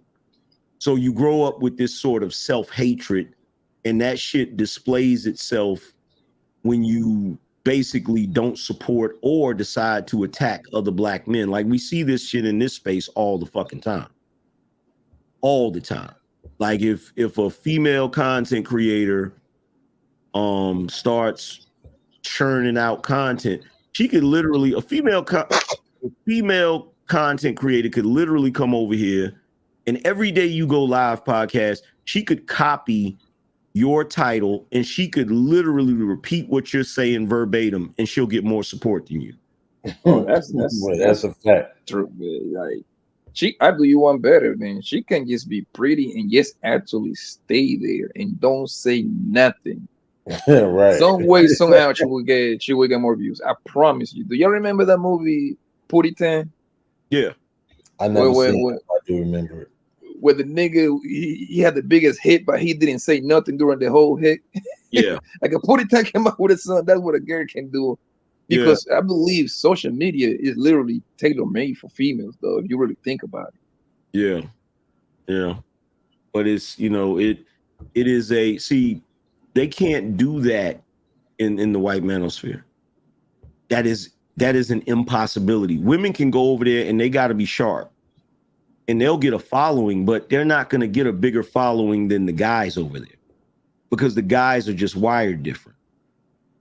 They're wired different from childhood up. You feel what I'm saying? Even if a white kid is the product of a single mother, she's going to put him in Boy Scouts. She's going to put him in sports. She's going to put him in all kinds of shit where he's going to be around masculine leadership. But with us, it's just different, man. And it annoys me because look, and you probably know this podcast. Like, I don't hate black women, you know what I'm saying? I love black women, but the only problem is they've got it so they've got it to where the culture truly believes you're not allowed to correct them. Yep. You know what I'm saying? So anything you say out of your mouth, I don't care if you sugarcoat the shit. And unfortunately, the way black women are naturally, sugarcoating the shit ain't gonna get you no fucking where. Mm-hmm. Why is that, man? They ain't gonna listen because this is one thing that I will give black women that's different than other women. Black women are tougher. They're tougher than other women. You know what I'm saying? They're harder than other women. So it's really unfortunate because black men are doing the exact opposite of what they would have to do in order to be in charge or ahead of these women. Like, you can't, this is the reason why you'll see a dude in the hood that straight up runs his woman. And it's unfortunate, but that nigga done did a bid, that nigga done caught him a couple. She not gonna fucking talk crazy to that man. She know that nigga don't care. He don't care about going to jail. He don't care about snapping out. He don't give a fuck. And that is the only time I've ever seen black women like just straight up truly fall in line. Yes. And be submissive is when they either they're scared of their dude physically, or he has the ability to take something from them.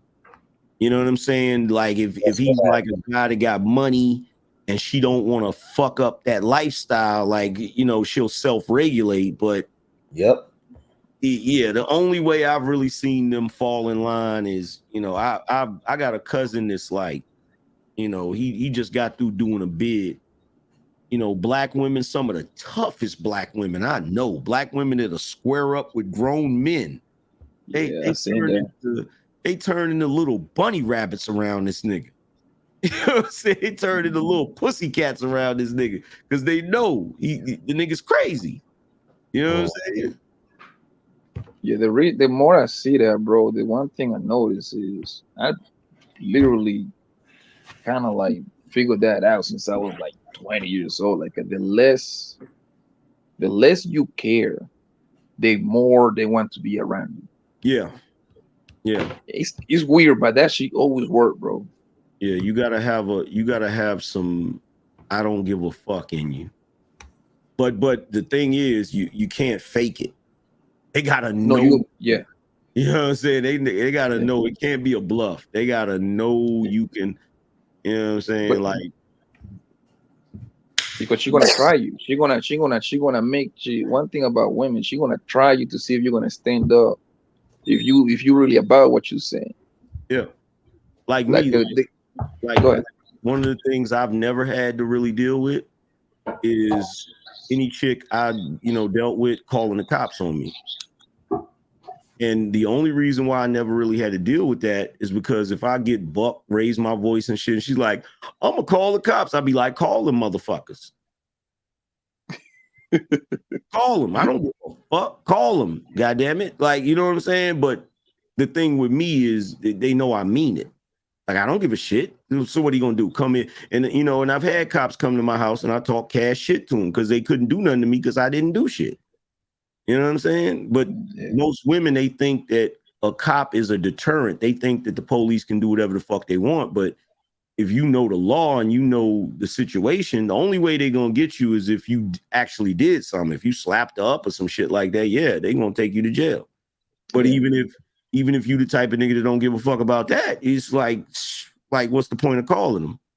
You feel me? Especially if you're in a situation like white guys. The reason why white guys, they don't give a fuck about that is because if she calls a cop and get you locked up, who gonna pay the fucking mortgage? Who gonna pay the goddamn light bill? You know what I'm saying? You feel me? So they be on.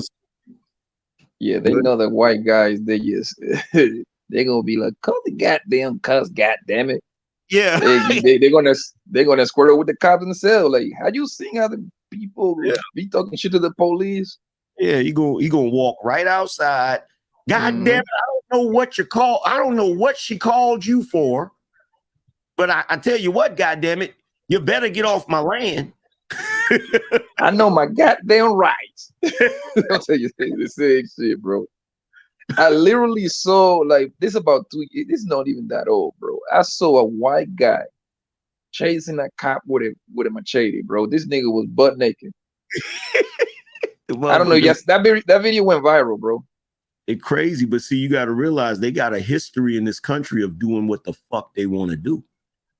You feel me? They got a history of doing whatever the fuck they want to do. So they energy is different. You know what I'm saying? But like these women, man, like I said, I've seen it up here all the time. Podcast, you see it. How many times have you seen me jump on Fight Club and jump in their ass because they let a woman say some goofy shit and everybody just co-signed it? I see that one sign, angry man. If we were jump in there. If it was in conversation right now, right? Like if I was just talking, I probably wouldn't even think about it. But when I hear you say it out loud, and then it's like, yeah, yeah, I've that because I typically because I was saying this shit earlier today that, or it was either earlier today or yesterday, some shit. I said, damn, angry man, I hope I ain't misquoting you, but I think when I had asked you, like, bro, like, what the fuck made you choose to support my channel? And I think what you said was that I made you feel a little less lonelier in this space to a certain degree. You know what I'm saying? And so it's like when I think about it, and I had been saying this shit for a minute, it really started with the Britney shit. And with Fatty and Thanos not really wanting to say what they knew was true. And I'm like, God damn. So we actually got some men up here, like a Anton, like a Lapeef earlier on, like an Angry Man, like a Poor Man, like a MTR, like a Kevin Samuels. I mean, say what you want to about them, but like Fresh and Fit. We got these men out here that's really putting it out on the line. I don't give a fuck if they making some money off of it. It don't matter. Yeah. They still got them getting up every day and risking it all to stand up for us and to tell women that they ought to respect us. They ought to care about how we feel, that they need to check their behavior and their attitudes and all this other shit. And then when we have an opportunity to be on the chats, in the chat or on the panels, we suckering up. Yeah. We doing the motherfucking simping. Like, I'm like, what the fuck is wrong with you niggas?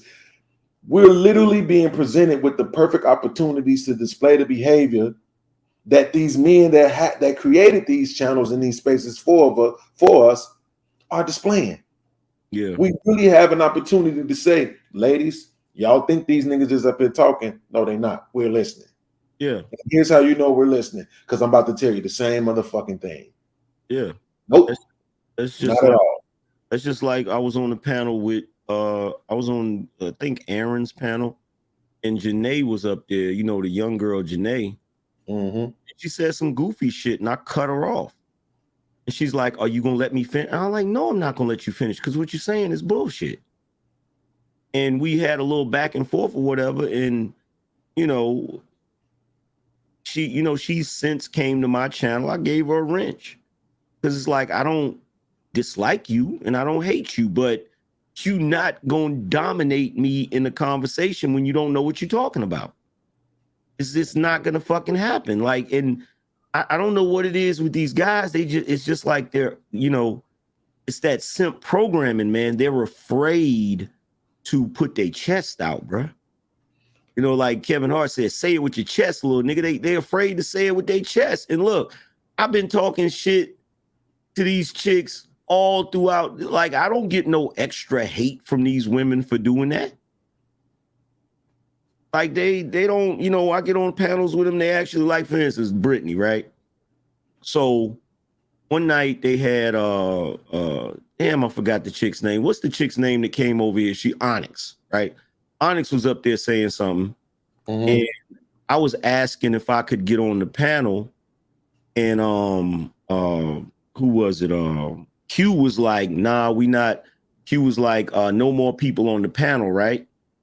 And so I put in the chat room, I was like, really? Y'all not letting nobody else get on the panel?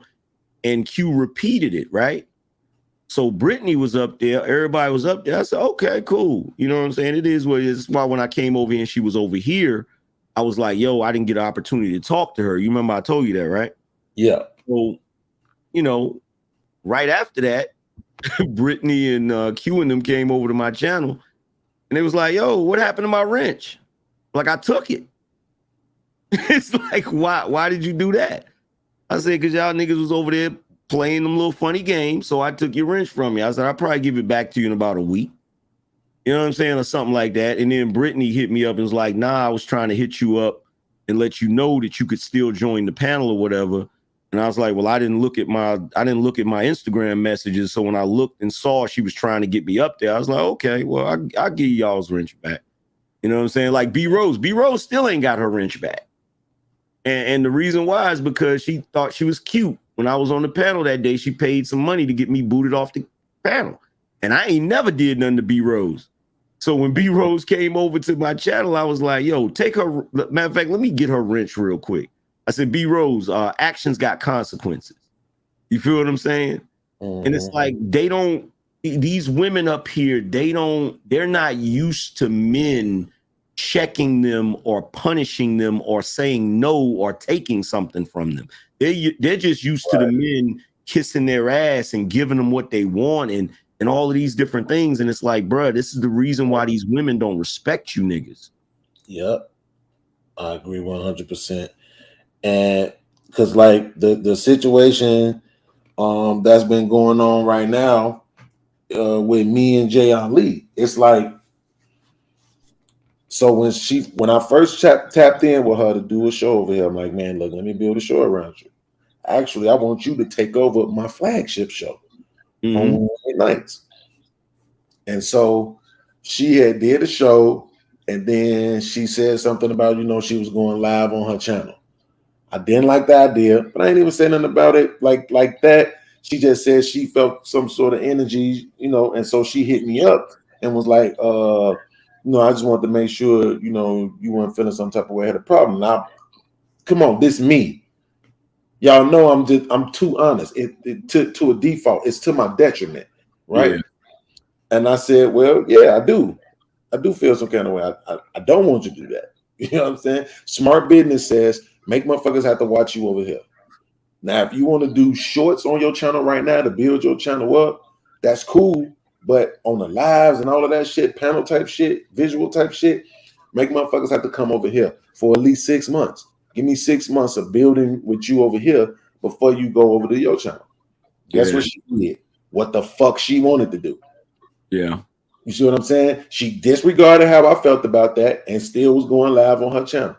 Even when I was telling people, hey, these are my ops right now. I ain't fucking with this person. I ain't fucking with this person. Guess what she was at? On all their channels. I ain't say shit about it. I never once said, Jay Ali, I don't want you in these spaces because you're doing a show on my show. Never once said it. Yeah. You see what I'm saying? But you actually know how I felt, and you still chose to do what the fuck you wanted to do. You see what I'm saying? You were completely in disregard to how I felt. And now the one thing that I did that you don't like, which is me saying, I know you signed in a Def Jam, right? Mm-hmm. That's bothering you so much. You see what I'm saying? It's bothering me so much that he kept saying I was signing a Def Jam and this and that. It's like he don't appreciate me. What? Yeah. I literally, you never was nowhere else. And I came and said, yo, let me give you a show on my channel. Let me build a show around you. Gave you my flagship show. Right? And you telling me that I don't appreciate you when you completely disregarded everything I told you I felt and even the shit you knew I felt? Well, see, here's the problem. Because I've had a bunch of women part of my little crew back in the day, right? And this is what I found. This is what I found, because I had like a whole group of people that some of them were content creators, and you know, I could have did the same thing Anton did, but the only problem is, and this is what I figured out, this is why I know what I would have tried to do wouldn't work. It only works the way Anton does it, is people don't want to build with you as much as they want to be taken care of. Mm-hmm. Unfortunately. So yeah, you got to be able to put money in people's hands and shit. And I'm not saying you should do that, because that was the dilemma. That was the dilemma that I came across, right? Because right now, as we speak, there's one female content creator that has a big channel, and nobody would even know who the fuck she is if it wasn't for me. And the thing about it is, when she kind of pulled away from me, it wasn't because I did anything to her, but I just left it alone. Like, okay, you know what? She doing her thing, do your thing. It is what it is, right? But the shit, and I can tell you right now, podcast, it's gonna be people that link up with you, and you know, they're gonna pull away from you for goofy reasons, and then they're gonna try to put it on you because they need an excuse for why they did what they did.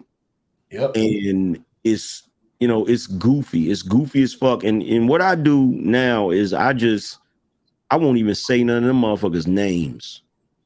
I won't even mention them. Like every once in a while, somebody might come to my chat room and they might be like, yo, Angry Man, why you ain't cool with so-and-so? And as soon as I see that name in the chat room, I'll be like, okay, let me take that name and go put it in the blacklist so that they can't say the name in the chat room. Because I'm not gonna continue to promote motherfuckers that nobody would even know who the fuck they are if it wasn't for me. And you know, niggas would get their name and then they dip.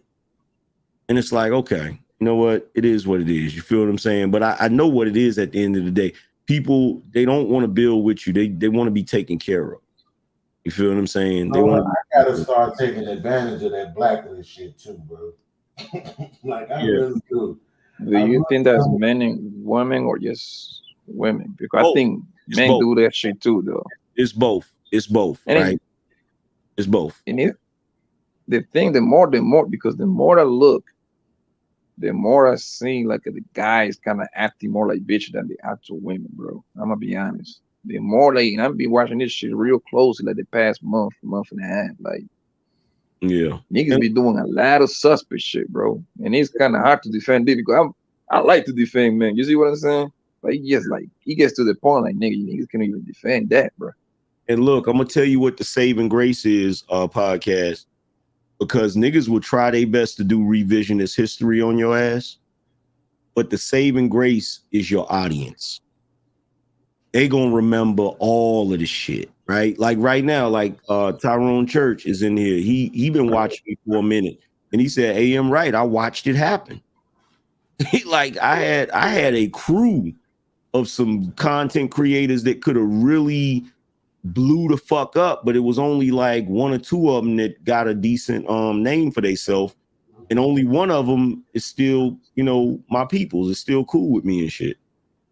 But yeah, this shit is goofy, man. Because like. My thing is I didn't want to. I could have tried to figure out a way to, you know, pay niggas a little bit of money, but I'm like, no, why I'm gonna do that when I can just put you in position? You know what I'm saying? To get your own paper. You feel me? Because I feel like when you start, you know, paying niggas and shit, that's when shit start getting goofy. But my thing is this: I got to get up in this motherfucker and promote my Cash App, promote my motherfucking PayPal. Motherfucker, why can't you? Exactly. I mean, look, this is what I was telling Fat Freezy the other day, right? That first week that I did a week of guest hosts, Monday, Tommy B, Tuesday, Freezy, Wednesday, Lexi and Lucky, Thursday, Raw B. Freezy had the least views, but made the most money. So why is that? And Freezy was like, man, he asked me the other day, we was talking about it on the show. He said, man, why you think that is? I said, nigga, I put it all on you. Yeah. People rock with you. It's something about your voice when you telling people, man, hit the Cash App. You know what I mean? You know what I'm saying? It just sounds cool as hell. It don't sound like he begging. Yeah. You know what I mean? So he like, man, hit the Cash App, man. You know what I'm saying? Bro, hit the super chat. Support the channel. You know what I'm saying? And but don't you think like if you actually start paying people, don't you think it would be pretty much put them in the people in the contract and it would be more professionally run? Because that's what I believe. Yeah, but here's the thing about that though, bro. The problem is this shit is new. All this shit is new right now. Like, for instance, one of the issues that I've been encountering with YouTube is there's no such thing as a YouTube lawyer, but there fucking needs to be. Like, there needs to be lawyers that specialize in YouTube. The same way there's lawyers that specialize in the music industry. But see, this shit is entertainment lawyers. Yeah, entertainment lawyers. See, the thing is, this shit is so new that we're kind of like, everybody that's doing this shit right now, it's still new. It's still very new. So, you know, a lot of us, we got to take the lumps, the slings and arrows and shit for this shit, man. But before you know it, that's what people gonna start doing. People gonna start putting people under contracts and shit like that, you know. Because the reason I say that is because to me, and look, I know I got a little channel, but I don't. My shit's nothing crazy, man. You see what I'm saying? It's like this. People doesn't have no incentive to work with you as much when you paying them, they pay a little bit more attention. You see what I'm saying? Yeah. Because now they got an incentive. Now, if you ain't paying them, people just gonna move whatever they want to go. That's just how that's the way I think. You see what I'm saying? Well, it's like that it's like that in this day and age because you got people that you got people back in the day. Like, I always associate this shit with the music industry because there's a lot of parallels, right? Because the same way the music industry got 360 deals, YouTube got something that's similar to a 360 deal. It's these multi-channel networks and shit, right? And you know, they claim they'll promote you and all of that shit. And really what they doing is they just taking a cut of your money, right? And then you got people promote themselves the same way that rappers promote themselves. You got people doing shows the same way that rappers go out and do shows. Like when we do our lives, that's like us doing concerts and shit.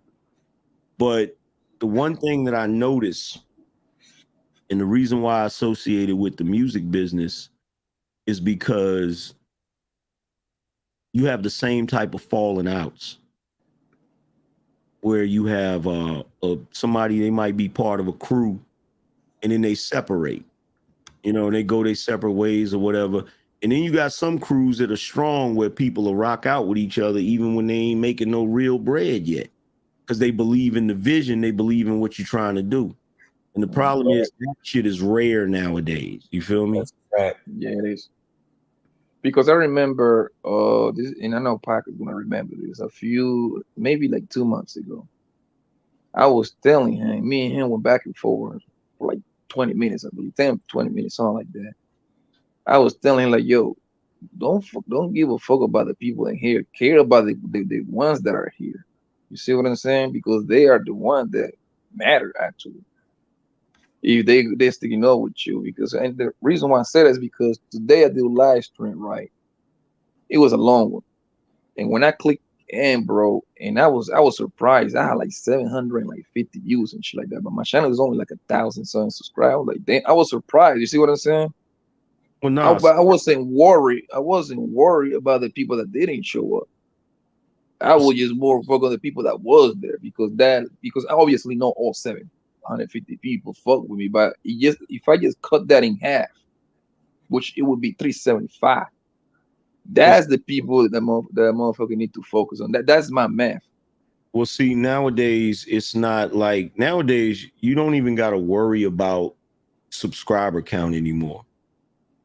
That shit is it's not really relevant anymore. Like it's cool to have a bunch of subscribers, but YouTube kind of changed the way the algorithm worked. So now it's not about subscribers as much as it's about just dropping some fire content. Like right now, it's about content and shorts. You feel me? So if you got a hot topic is a hot topic. It don't matter how many subscribers you got. So like if you got a hot topic and you firing on all cylinders, like the algorithm is gonna favor it. Whether you got 1,000 views or whether you got 10,000, whether you got 1,000 subs or 10,000 subs, it really don't matter. Because when you get your subs, you're only gonna get a small percentage of your subscribers actually viewing you, watching on a basis. Yeah. What is a good percentage of your subscribers watching your shit? I'm assuming like between 20 and 30%. Live? You crazy? I couldn't Live. even. Not live. Shit ain't gonna happen. Yeah. Not live. Because you got guys, that's why, like, with me, like, it kind of bothers me sometimes that I'm not above 100K, because if I would have still had my original channel, I'd probably be way above 100K. But the reason why it doesn't bother me is because sometimes I'll go live and I'll have the same amount of live viewers as somebody that got 100,000 subs. Seen that. You know what I'm saying? So I don't trip about that. So I'm obviously, when I do that, I'm doing something right. You know what I'm saying? So I'm not tripping about the subs as much. I would love to have that fucking plaque. I ain't even gonna front. But it is what it is. Like I seen a video. There's a guy named I don't know if y'all know who Roberto Blake is.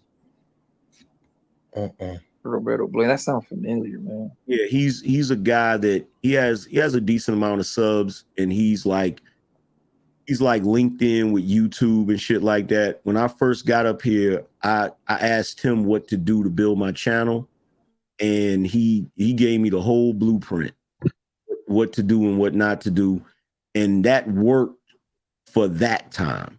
But every so often YouTube changes shit around. And see, the reason why they're changing it around now, because they're trying to compete with TikTok. So that's why the shorts are so important right now. You feel what I'm saying? Because they're trying to compete with TikTok and knock TikTok out the box. But so that means they're gonna monetize the shorts real soon then? The shorts already monetized, bro. Oh, for real? Yeah, hell yeah. Hell yeah. When you do a short, you can turn on the monetization just like you do a regular video. And then on top of that, you can they also have the little thing on there when you're watching a short, you can click on it and you can do, I forgot what it's called. I forgot the name of it, but it's some kind of way to donate. You can click on it and you can donate on a short. So yeah, they already monetized it. Damn, this is crazy, man. So they really YouTube need to give somebody the YouTube need to give you somebody you can cuss the fuck out. That's what they need to do. Yeah. I need to be able to cut this shit is stupid, bro. Like, I'm so glad. This is what I said. I'm so glad that I fucking actually evolved. You know what I'm saying? As much as I have. That's why I'm gonna be letting no motherfucker try to tear me down, bro. Because I know where I come from. You know what I'm saying? I know what I used to be on. And when I got that email today saying that the channel was demonetized, nigga, 2 years ago, 3 years ago, nigga, I would have been livid. It was like I said, like soon as I clicked on the email, I didn't even give a fuck. I literally remembered in my head, like, nigga, you was about to turn the super chat off anyway. Or once I seen how much money they was taking, I'm like, what? Then y'all taking all day getting it to me? Or Then they gonna say what? some bullshit talking about my tax information was declined. I'm like, oh, y'all on some sucker shit, nigga. Fuck you too. Like y'all on some sucker shit, nigga. I'm glad I wasn't dependent on this shit. Cause then I'd have been around this bitch living, nigga. But I'm like, What do you mean your channel demonetized? Like, you don't get super chats no more? no, they talking about I could reapply in 30 days. Gonna say some I didn't do some sort of I was supposed to do transformative some shit with the content or whatever. Bro, like I react to shit like any other fucking body else react to shit. So you know what I'm saying? Like I play it, I talk, I react, it is what it is. So I don't know what the fuck they was talking about. I don't even give a shit, bro. So that means somebody strike you? No, it wasn't a strike. No, just reapply again, bro. It ain't no big deal. Just yeah, YouTube, it YouTube got its little quirks and shit. Just reapply again. It ain't shit. Yeah, I was just because honestly, to me, it don't even like this is how I visually look at it. The monetization don't matter unless you're doing 100,000 views. Mm-hmm. Because you ain't making no money off YouTube unless you're doing 100,000 views, 10 videos a week. Yeah. Right? Now you can say, yeah, but the people might super chat you. Well, I don't get that many super chats as it is. I was getting more Cash Apps and PayPals than I was getting in super chats. You see what I'm saying? So I mean, and not to mention the fact that they taking so much of it. It was one day when Onyx had came over here. She dropped 100 and then she dropped another 3 because I told her $100 the most I had ever gotten. She dropped 3. Then somebody else dropped 1. You know what I'm saying? And then we had a couple more. It was like a $700 day. And when it was all said and done, I was getting like 4 some of that. I'm like, oh, fuck YouTube, bro. Bro, I had a day where one nigga dropped 550 and another nigga dropped 5, right? And that was a while back. That was when I first found out what the percentage is they take. You know. Yeah, that shit's crazy, bro. I mean, I get them saying we gonna get a percentage, right? Because it's the fact that it's their platform, but it's just like with the record label shit. It's like, motherfucker, do you realize we doing all the work? Yeah. The truth of the matter is we doing all the work. Because until we get really, really, really big, it ain't even like y'all actually promoting our channel. We really got to do all this self-promoting ourselves, got to go everywhere, be everywhere.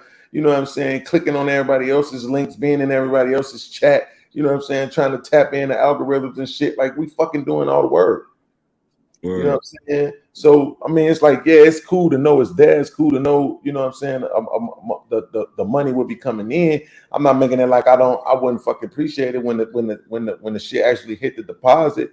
You know what I'm saying? But at the same time, I would rather, my man Showtime. I asked him, I was going to donate on his show. I was like, bro, I went to hit the fucking super chat. This shit ain't turned on. This nigga got damn near 6,000 subscribers. He's like, man, I turned that shit off. Yeah. So what? I said, so what is the alternative then? Like, it sounds to me like turn you that better shit off. It sounds to me like you better off like going to OnlyFans and Patreon. Obviously, you ain't gonna let safe pockets like this nigga got 1,400. But obviously, if you go OnlyFans or Patreon, obviously he ain't gonna take all 1,400. But if you had, let's just say 10% of that would be 140. Let's just cut that even half. 5% of that would be 70 people. At a subscription rate, $29, $39, whatever. It's way more beneficial than being on YouTube then at that point. It's just that there's more eyes over here. Yeah. If you get to the point, that's really what it boils down to. It's more eyes, you can reach more people, and it's more user friendly because it's already a billion motherfuckers on this bitch at any given time. But again, it would make more sense if they were saying As soon as you start content creating, we just sending this shit through the loop. Everything just gets sent through the loop. Period, point blank. Everything is going every fucking where. Everything gets a chance. Then that would be different. But that ain't capitalism. That's not how it works. That's not the model of society, and it ain't the model of YouTube. You know what I'm saying? But this is what I'm saying though. Like you keep your channel over here, obviously growing, right? Then let's just say you focus on YouTube from in the morning, right?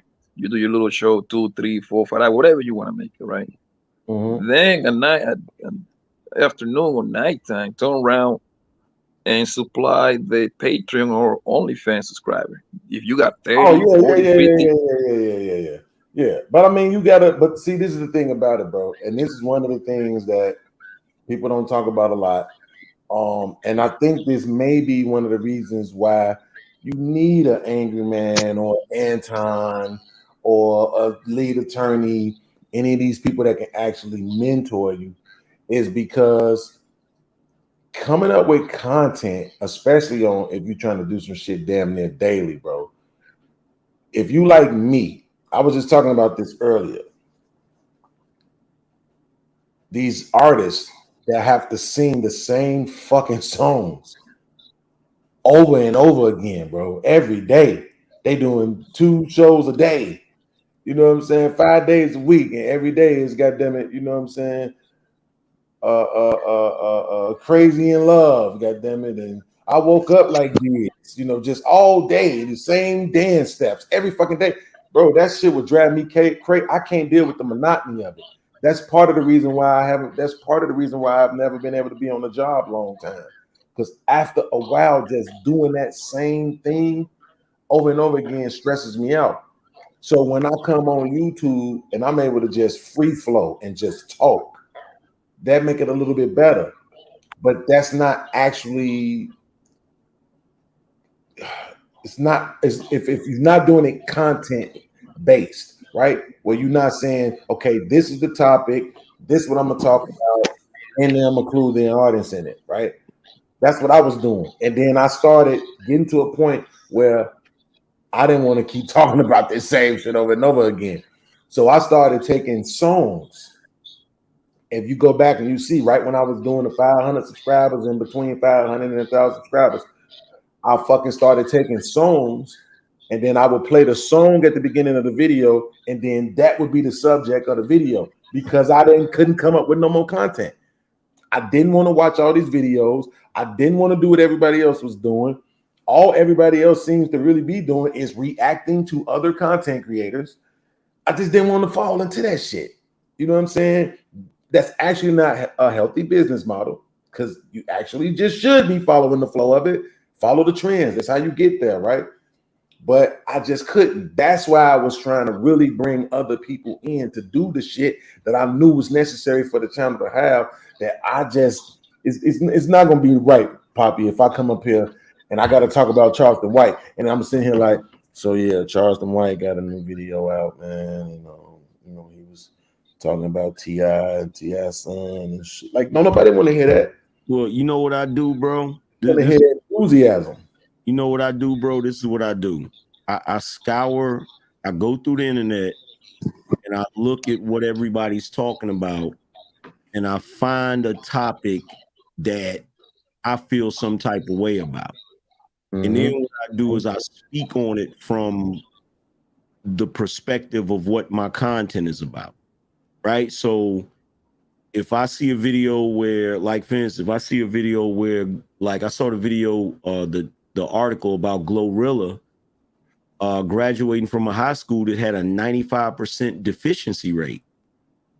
So it's like, okay, that's right up my alley, because now I get to talk about the Black community and how it's failing Black people when it comes to the education system, and how we're allowing people that are kind of slow to lead the culture. Like, you feel, so I find stuff that, you know, that fits in my niche, right? But see, the crazy shit is that thing, it's never gonna go anywhere, because you know what you can do to get the views, but you might not want to talk about that. Like for instance, early on, I did a reaction to a damn Dragon Ball Z video, right? And here's the crazy shit, bro. So they had came out with this new season of Dragon Ball Z, but it was still in Japan, so it was still in Japanese. It wasn't in English, right? So there was a new episode that everybody was waiting to see. In some kind of way, I found a website that nobody really knew about that was playing the episode. And every other website that people was going to, the shits was crashing because people was filling up the damn the servers and shit, right? Bro, I had 30,000 live viewers, bro. 30 fucking thousand. And my channel at the time was just a little over, was like, my channel wasn't even 30,000. My channel was like 20. And niggas like, yo, man, you should talk about Dragon Ball Z all the time. It's like, bro, I can't talk about that every day. Right. I can't fucking do it. You feel what I'm saying? And then the other thing I noticed too is I could do the Wendy Williams thing. Every time I do a trending topic, I do numbers. But I can't talk about gossip every day. I can't do it, bro. I can't do it. You feel me? So, you know, some people they're edited, you know, even what Kevin was doing. I'm not about to talk to these chicks every fucking day and listen to their problems. I can't do it. You feel me? So, I mean, I just try to get in where I fucking fit in. But because I notice if it's not a topic that I'm passionate about, that live stream is going to be garbage. It's going to be garbage, right? It got to be something I feel some type of way about. Like if I get up and I see somebody do something goofy that pissed me off, oh, that's going to be a fire show. Right. Right. Fire show. But yeah, it's certain shit that people, they can do every day. I can't. Like my boy Jap, he could talk about ratchet chicks every day. I can't do that nigga is hilarious. I can't do that shit. He could do that shit every fucking day, bro. I can't. That nigga Jap, bro, he be finding videos that not even Warstar be having. I don't know where the fuck that nigga be finding them videos at. Yeah, that nigga got he be sniffing them shits out. But like since you like you Angry Man and Yap and I even pulled my man Mr. Palmer on that field. Do y'all be having people kind of send you like videos and stuff like that? Oh, maybe you should talk about this. Like y'all DMs be full like a suggestion and shit like that. Yeah, dudes be sending me videos all the time, but they kind of calmed down on that because I started cursing people out about that shit because I got tired of my fucking inbox people with fuckery. You know what I'm saying? Like, because I'm having a bunch of other emails that's like important shit, and between the important emails and I get an email from Cash App every time somebody donate, and them niggas sending that shit, man. I end up every day I be ending up with hundreds of fucking emails and shit. And I don't be wanting to go through all of them shit. So I told them niggas to calm down. And then on top of that, niggas got to the point where every time somebody did a video about me, they would send me that too. And I told them like, yo, man, cut that out. I don't give a fuck what niggas are saying about me. You know what I'm saying? I'm not going to fill my head with niggas hating on me and shit, you know? Right. Yep. You should take that as an honor, nigga. Like, shit, you doing something right, nigga hating on you. You should be worried. Nobody talking about thing. I don't want to see it. Like when motherfuckers came over here, like, yo, you know, Robbie doing a video about you. I went to Robbie's channel. I blocked her. Yeah, I don't want to. I'm like podcast. I don't want to see that shit because, yeah, people could say, oh, well, somebody hating on you, you doing something right, and I agree totally. But people talking shit about you, man, that shit wears on you if you watch it. You know what I'm saying? It gets to you because you can't, if you come from a background like I come from, I want to put hands on somebody talking crazy. Exactly. You feel me? So I'm over here punching the air like Cuba Gooding Jr. on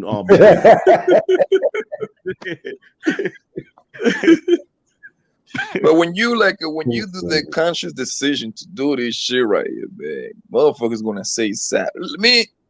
I don't care, bro, because I know I cannot really beat the shit out of this niggas. The only thing that I have a problem is when they're talking about the kids and the wife coming to place, bro, and your mom and all that shit. Now that shit right there is uncalled for. But fam, I didn't think that far ahead. I just wanted to vent. You know what I'm saying? Exactly.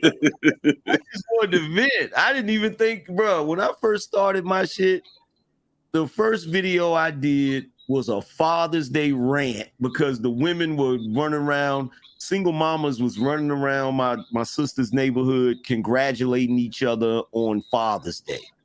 Oh, and, God. and I did a fucking video. I did a 30-minute video ranting, right? And niggas started like, and every time I would just do videos just to vent about what I was feeling, and niggas was feeling the shit. Like I had no idea the shit was gonna get anywhere near as big as it got. So I wasn't even thinking about that shit, man. I wasn't thinking about niggas hating. I wasn't thinking about none of that shit. I was just venting. Yeah, I can definitely say that I was not prepared for the chat at all, because even like when I used to watch Kevin Samuels and even when I started watching the Peef, I wasn't in the chat, bro. Word. You know what I'm saying? I just watched the shit on the TV. You know what I'm saying? And so once I started doing my own videos and shit, I ain't got that many people watching when I started anyway. So I'm still not, you know what I'm saying, paying no attention to the chat. Yeah. Once I start making my rounds, I'm like, in my mind, I'm only thinking about it like this. If we having great conversations and I'm producing what I consider to be good content, then people will come and watch. And I know now this includes that people gonna have things to say in the comments, but I'm not thinking it's, you know, this whole thing what it is. Chat lives matter, troll lives matter, and all this other shit. You know what I'm saying? I'm not thinking it's any of that type of shit. You know what I'm saying? So now it's very fucking difficult for me, you know what I'm saying? Like Angry Man said, because you used to just, you know, going the violent route. It's very difficult for me to accept that on the channel that I'm created, put all this effort into and worked on, that I just gotta accept the fact that these people are going to exist on my channel. Yeah. It's difficult, but you know, I think I'm learning a little bit. Like I just seen somebody in the chat. My man was saying that what's his name? Doggy Style Dave. He was saying that he think it's crazy that Fatty got a wrench, and you know, Fatty got a wrench because, goddamn it, at the end of the day, I actually appreciated, you know what I'm saying, the level of communication and conversation that he was able to have, and he ended up joining the channel. So if we got all this beef and shit, but he still joined the channel, still became a member of the channel, you know what I'm saying?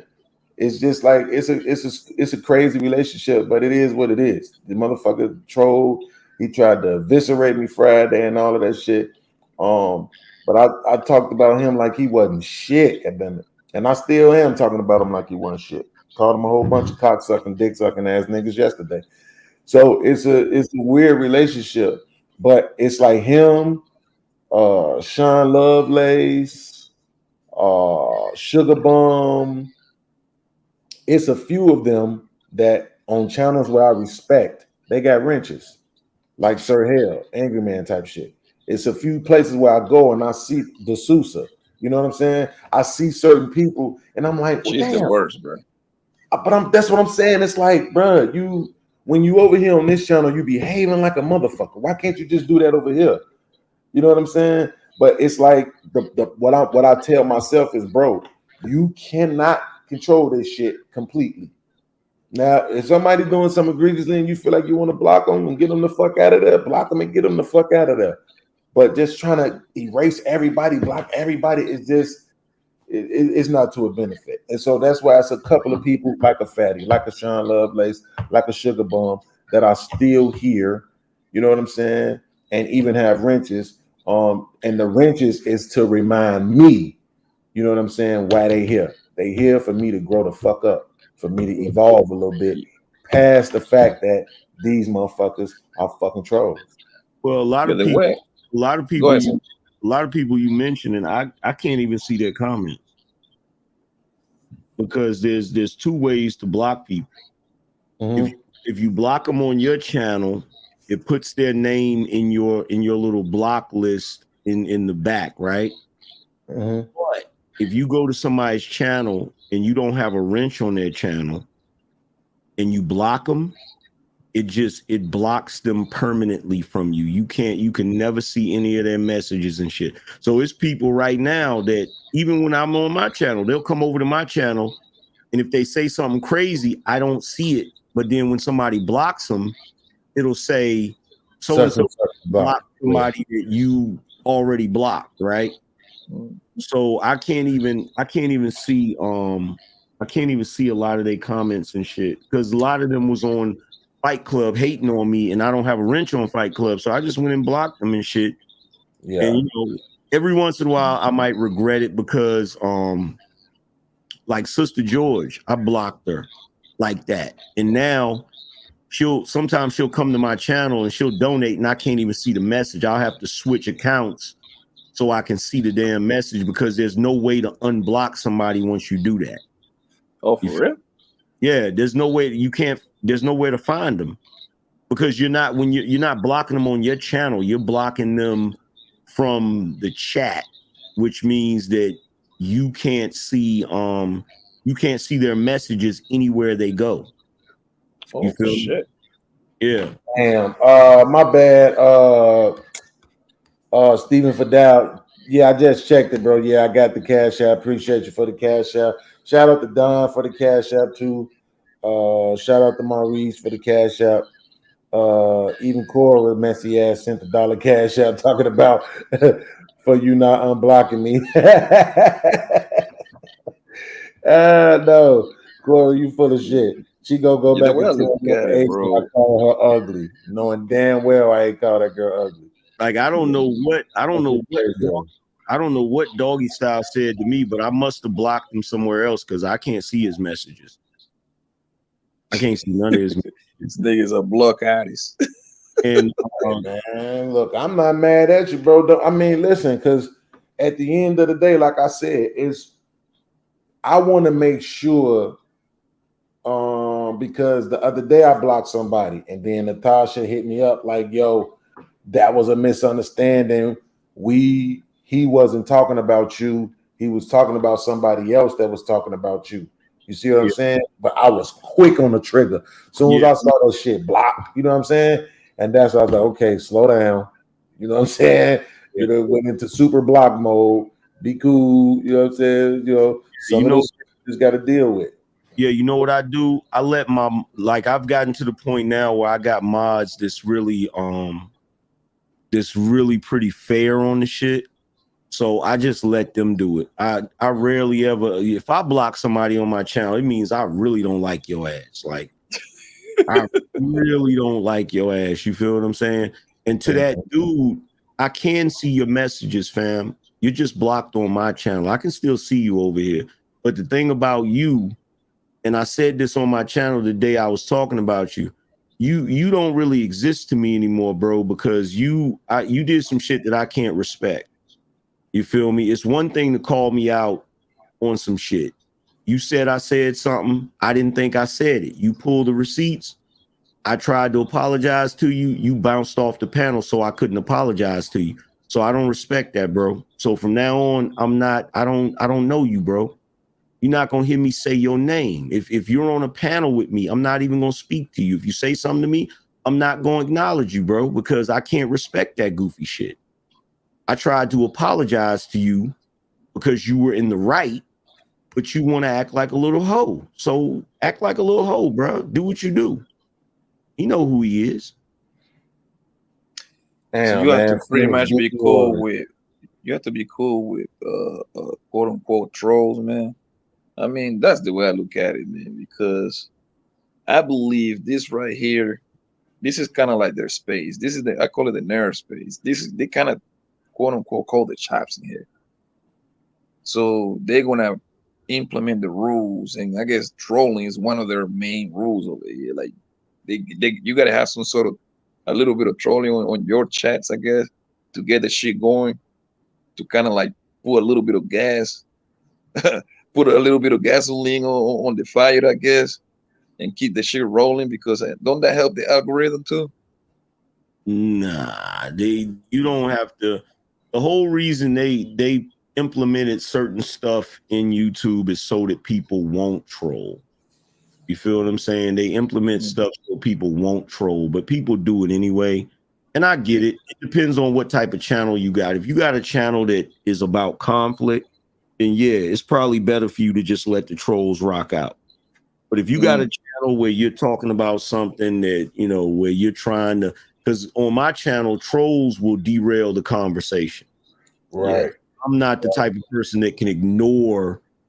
Well, at least I wasn't really good at ignoring comments in the chat room. So, you know, I've gotten to the point where I do ignore trolls because every once in a while I might get one or two, but they get sniped pretty quickly. So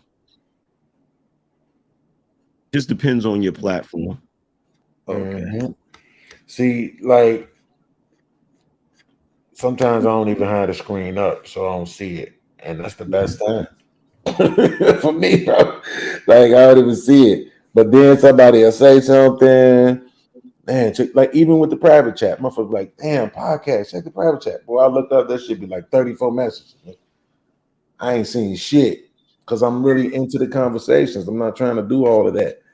You know what I'm saying? But I think I was saying this earlier, right before y'all tapped in, man, that right now I'm starting to think that the best option for me right now is to just go back to just doing one show a week. At least I can minimize it to where, you know what I'm saying?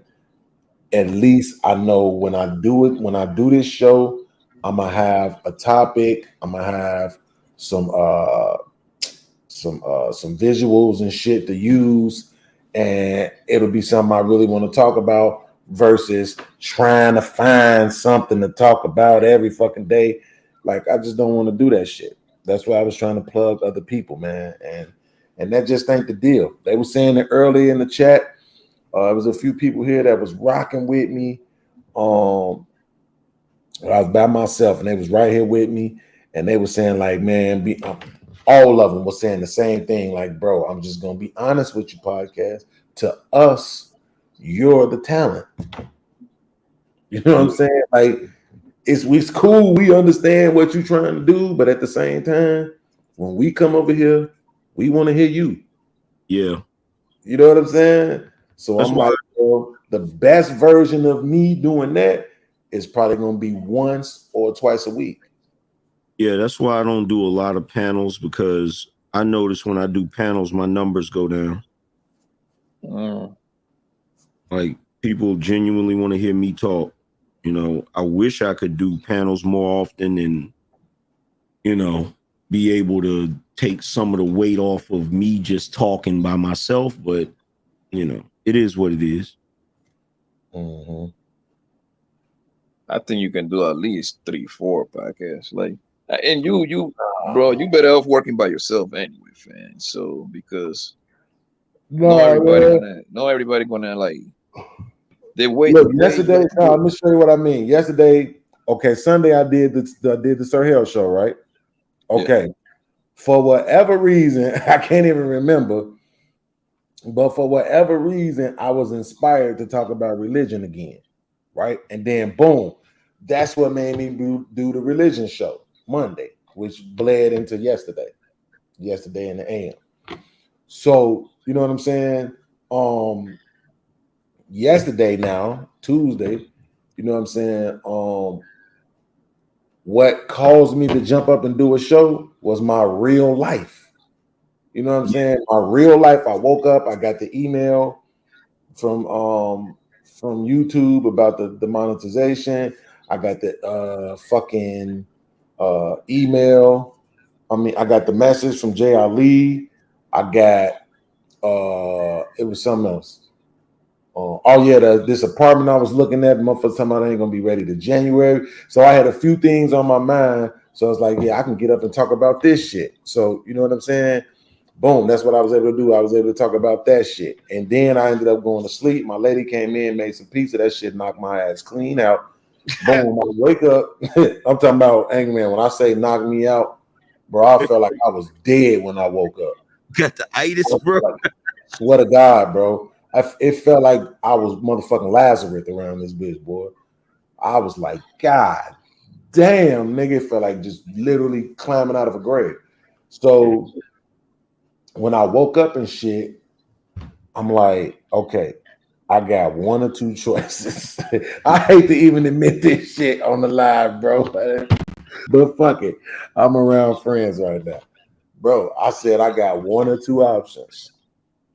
You could either go and watch these motherfuckers talk about you on this other channel, or you can go live yourself. So I went live. You know what I'm saying? Like, fuck, if I go over here and watch this shit, I'm gonna be pissed. I already know it because I'm already knowing what to expect. There's not gonna be any accountability. There's not gonna be any truth. Nobody is gonna say, well, what the fuck about how podcasts go? Or what about what the fuck podcast is trying to do? It's not never gonna be that. So there's no need for me to subject myself to that shit. So I just decided to come live. You know what I'm saying? And just start talking my shit again and re-examine on what had happened, just so that motherfuckers know, like, I didn't do shit. I was chilling. And motherfuckers just got in their feelings about some shit. And then it came to this, which I predicted, prophesied weeks in advance. That's what I'm saying. I had been saying it. This is going to happen. There's no way around it. I'm watching how you move. But check this out. My bad. Check this out. Mr. Youngblood, you don't gotta make a case for that, because that nigga just wants to act like a bitch at the end of the day. Because no, I didn't apologize for getting caught. You said I said something. I didn't think I said it. When you played the fucking video, I said, oh shit, I did say that shit. And I proceeded to apologize for what was said. But you wouldn't know that because you ran off the panel like the bitch that you are. And the whole reason you ran, see, everybody else can fucking try to pontificate and wonder why you do what you do. You ran because you want me to continue to be wrong. You didn't want to accept the apology, so you would continue to have something to bitch about.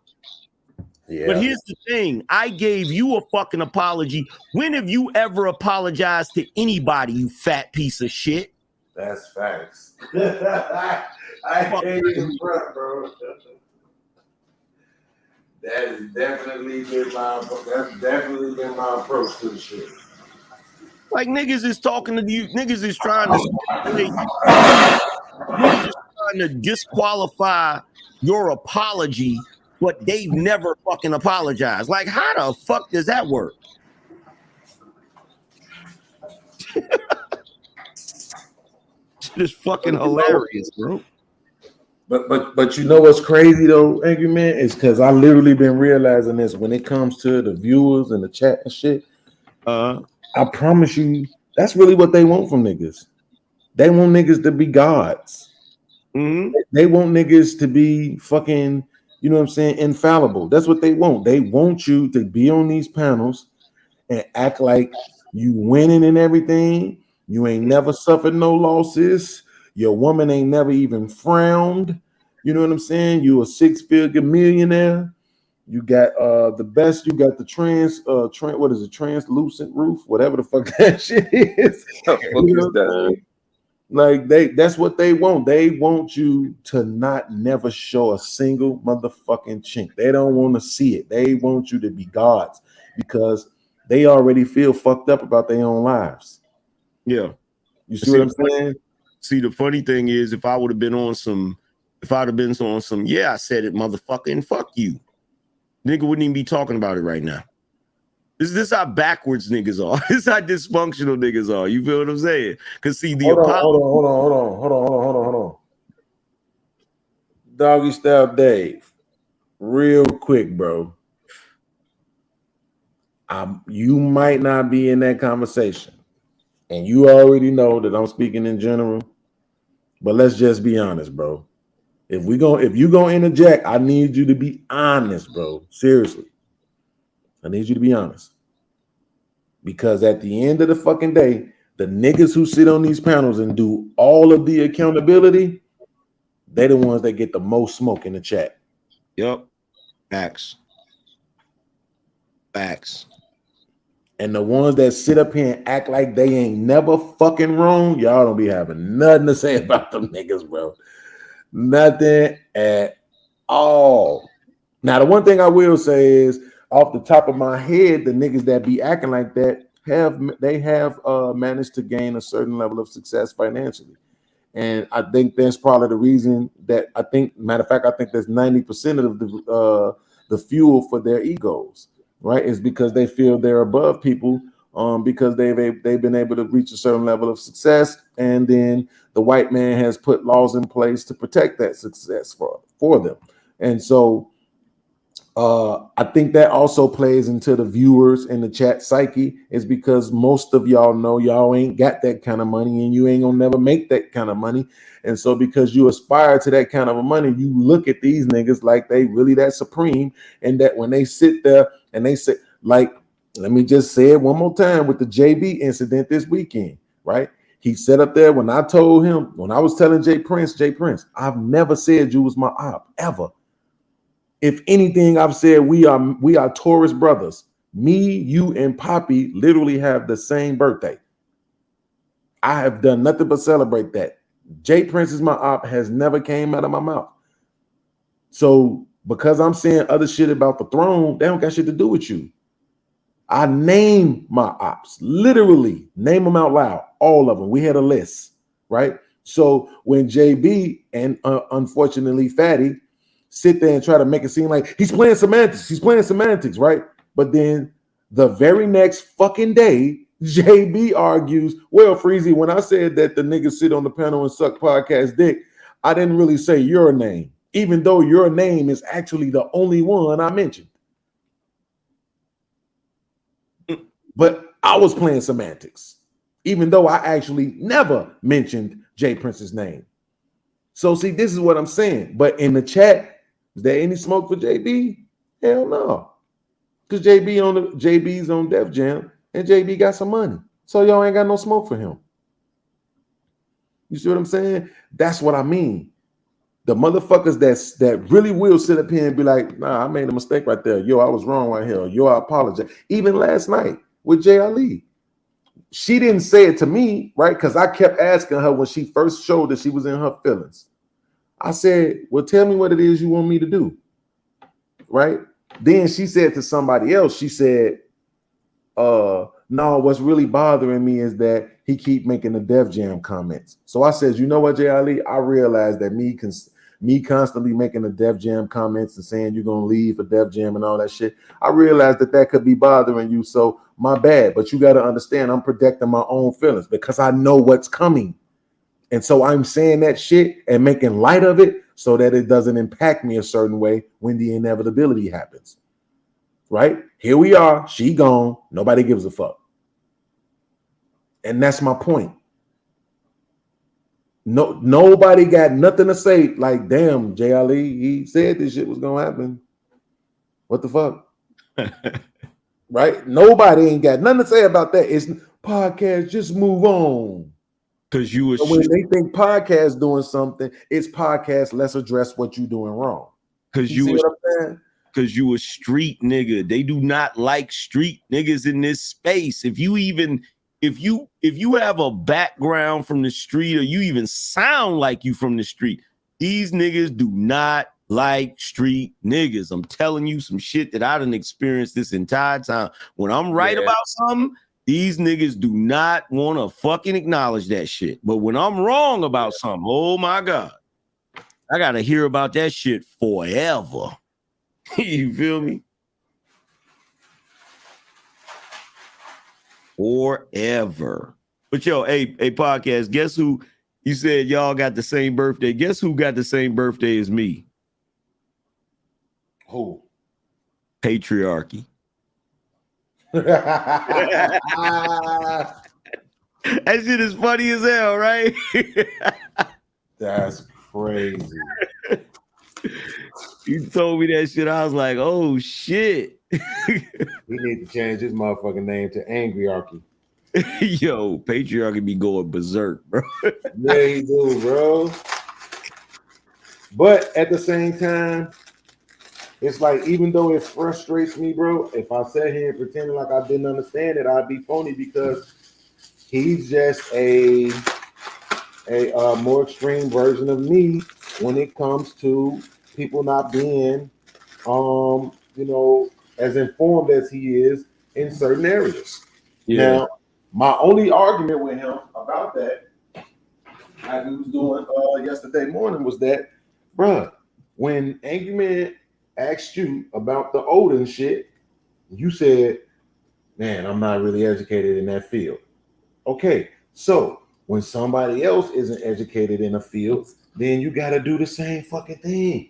You got to get him that same grace that you was expecting for yourself, because you wasn't aware. Now, what if Angry Man would have been like, what? Oh, how the fuck you graduate and you don't know shit about Odin, you dumb motherfucker? You know what I'm saying? No, give motherfuckers the same grace that you want. You know what I'm saying? Now, again, I'm not trying to be a hypocrite with that, because when people ain't following shit very well with me, I get upset. I hate having to explain shit, bro. It's like you listening to the same shit I'm listening to. How are you not getting this?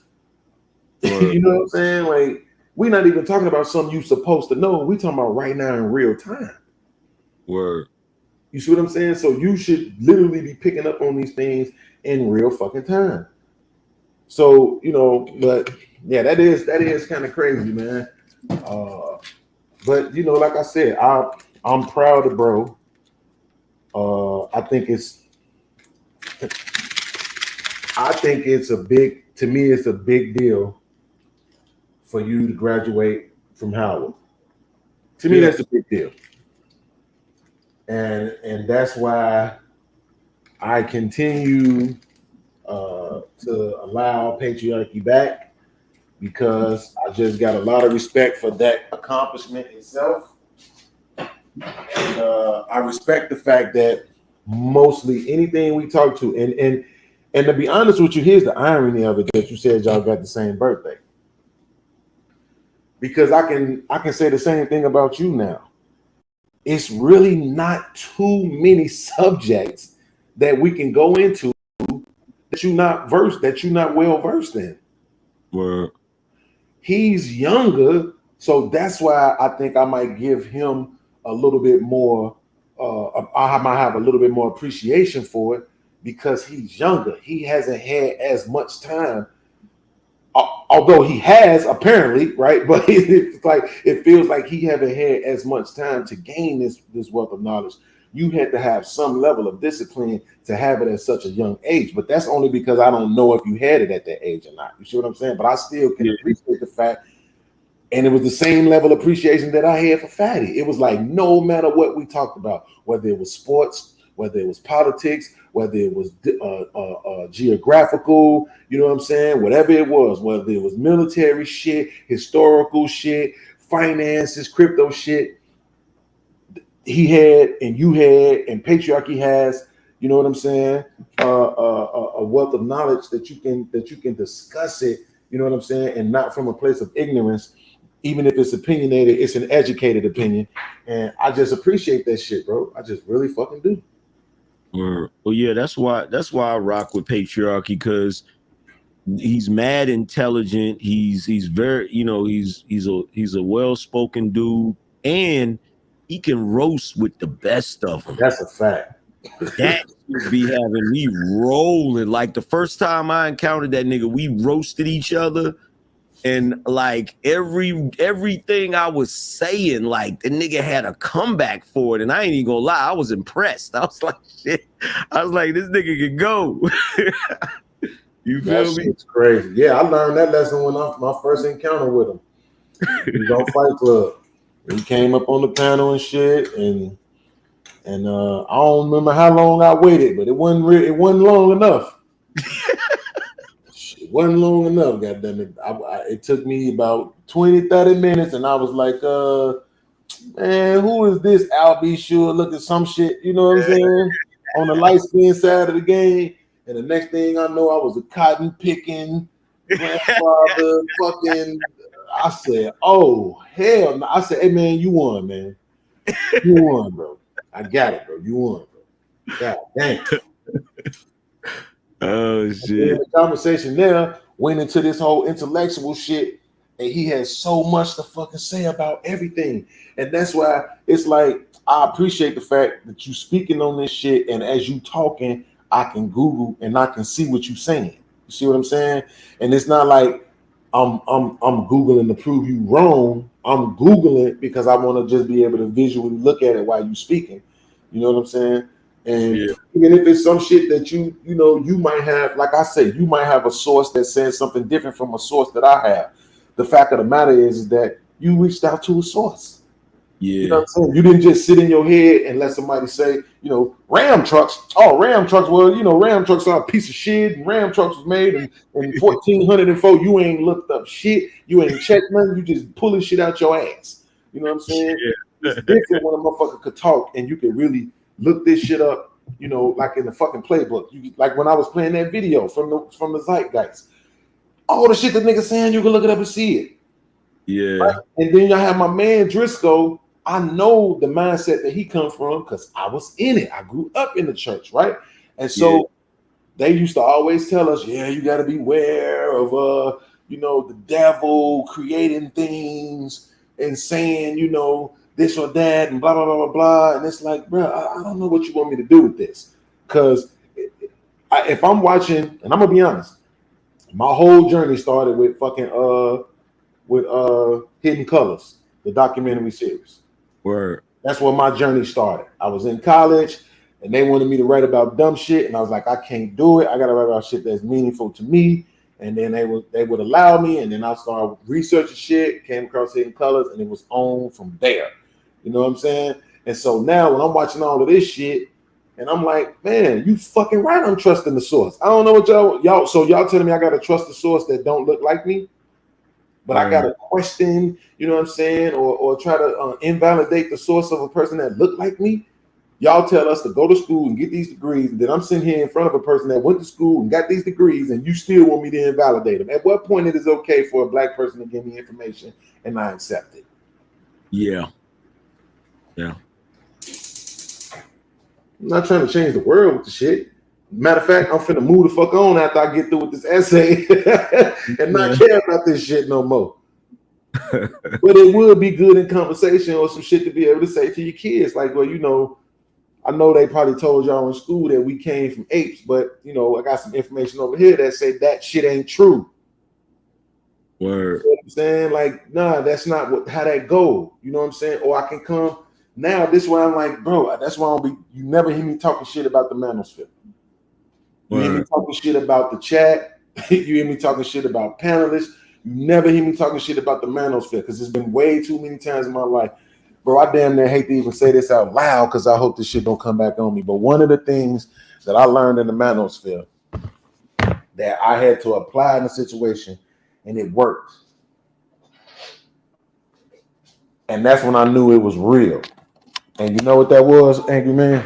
What's that? You got to be willing to let the woman go. Yeah. Hell yeah. Hell the fuck yeah. Vote with your feet. Hell yeah. Yeah. You got to be willing to let her go, and she got to know that you're willing to leave. Yep. Changes the whole dynamic. Changes the whole dynamic. Bro, I can't even tell you how scared I was.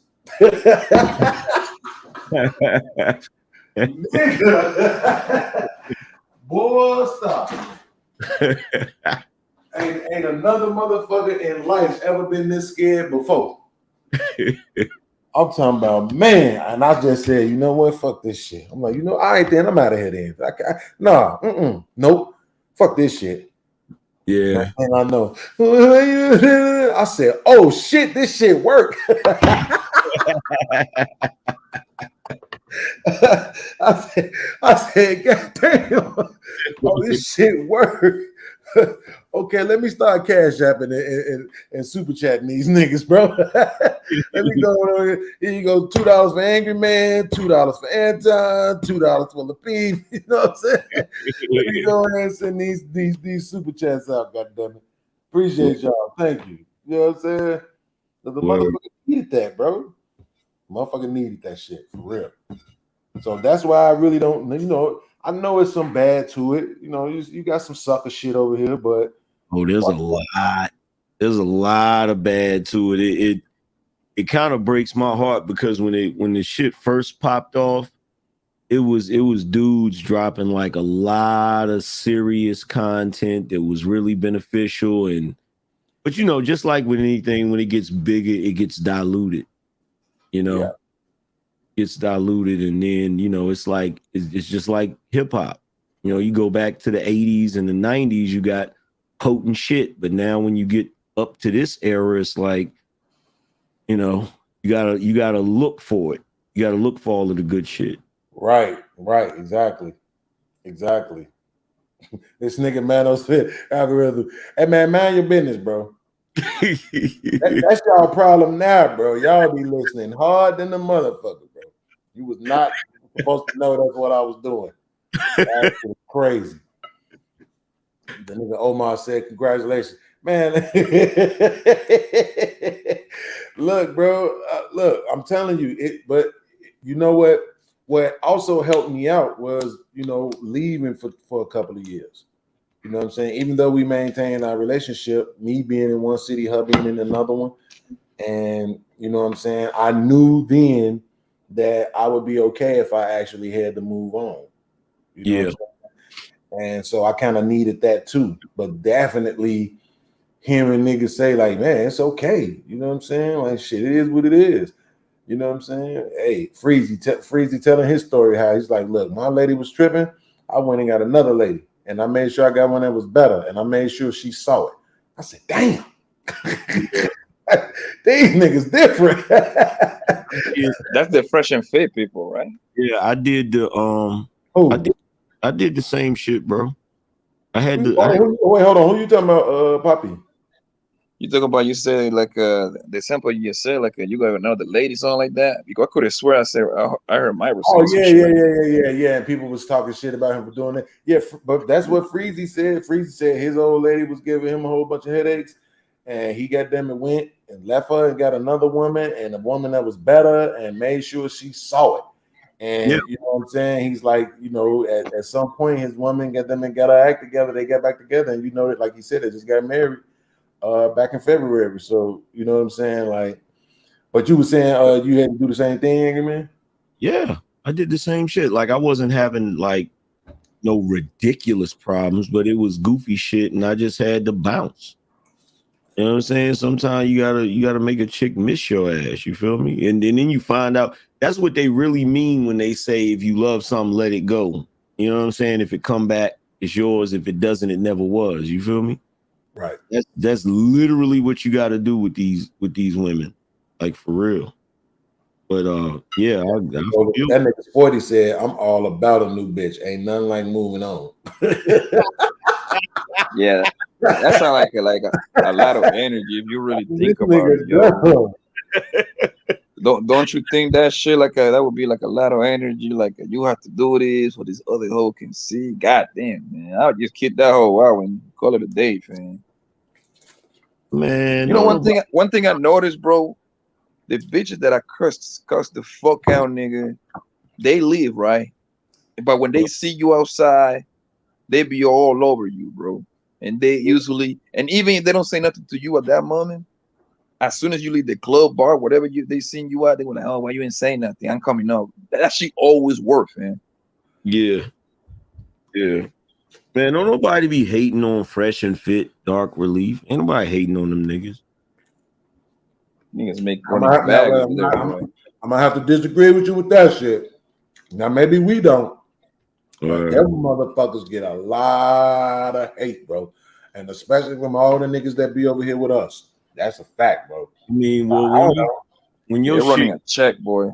When your shit get to a certain level, that just comes with the fucking territory and shit, you know. I just don't like the fact that the nigga Marvin was a police ass nigga. You know what I'm saying? Like, if you take that element out of it, I really don't even have no issue with the niggas. You know what I'm saying? Like, I was watching them, and then it was like the goofy shit when the nigga came to the door and was threatening them and shit. and I kind of like just kind of was like, I don't know about this shit. This shit seemed kind of goofy. Yeah, that Then when it came out about the police shit, that's when I was like, yeah, I'm done, nigga. I can't do yeah, that's the stream that it's 2 streams I reacted to, and that shit probably guaranteed I'll never be on Fresh and Fit. I roasted the shit out of Myron's ass, and that nigga ain't forgot it. Yeah, see, that's what I'm saying. I can't, bro. I'm not even gonna lie, bro. And I think that's really why Diesel, you know, much as he tried to be cordial with me, he know when it's all said and done, nigga, on that police shit, nigga, I can't fuck with you. I just can't, bro. I try to be understanding, and I think that's the next show I'm gonna do. You know what I'm saying? Is on the police side of the game, and because I haven't really been able to get any police officer on the panel when we actually talking about it. Yeah, like really be deep, really be transparent and be honest, bro. Like that's the thing about this space. It's just way too many liars. That's life, period. But it's like it's YouTube. You niggas already hiding behind avatars. Like, what the fuck is so hard about telling the truth? Yeah. I really want a motherfucker to just come up here and be like, bro, I'm not even gonna lie. I don't like black people. You know what I'm saying? Like, I know I'm black, but I don't like black people, and I just take pride in locking them motherfuckers up. You know what I'm saying? Like, don't come up here with the same old bullshit. Like, bro, you know, I just wanted to fix the neighborhood, and you know, I just wanted to get, and you know, it was a career. They were paying well. Like, get the fuck out of here with that shit. Just tell the truth, bro. I was bullied a lot when I was younger, and now this is payback. Shit like that. Well, yeah, that's how I kick it with, like, because one of the officers, Charles Faulkner, he used to be a Baltimore City police officer, but now he got his own security firm. Mm-hmm. And I used to tell that nigga all the time. Like, I would call him out on shit all the time, and we still cool, but I used to tell him, I'd be like, yo, like that incident where that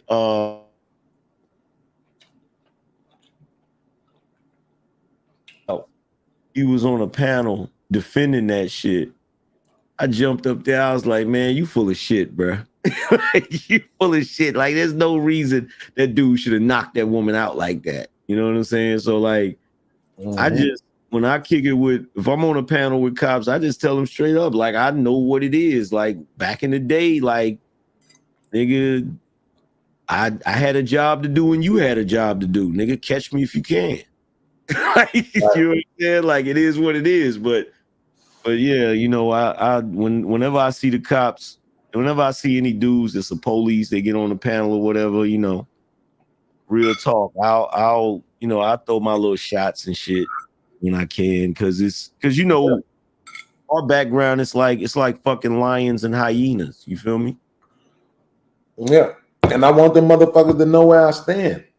Yeah, I don't never want it to be confused. You know what I'm saying? Like, I got probably firefighters are the motherfuckers I respect the most. Like, them motherfuckers is literally Batman to me. Word. You know what I'm saying? And I'm kind of biased probably because my stepdad was a firefighter for many years. And Word. so I used to hang out at the firehouse, spend nights at the firehouse, all that shit. You know what I'm saying? And I know the level of courage and conviction that it takes for you to run into a fucking burning building to save a stranger. Yeah. Like, that shit is something different. You know what I'm saying? I still can't comprehend how motherfuckers do it. And so therefore, that's what I'm saying. Them motherfuckers to me are damn near they superheroes, right? But police officers, not so much. Well, look, I don't know how it is in Chicago, but I know in New York, the fucking firefighters and the police, they don't fuck with each other. Oh, wow. Yeah, they don't like each other at all. You feel me? Because the police, like a lot of the police officers in New York, got like an Irish background, and a lot of the firefighters got an Italian background. So they really don't fuck with each other like that. Well, I definitely have always found it ironic that Mandrell seems to not be very fond of police. I don't know if it's real or not, but it shows seem like it's like he does the same thing that I do, but he does it more. You know what I'm saying? It's like, oh, it's a cop up here. Let me talk shit about the police. Yeah. You know what I'm saying?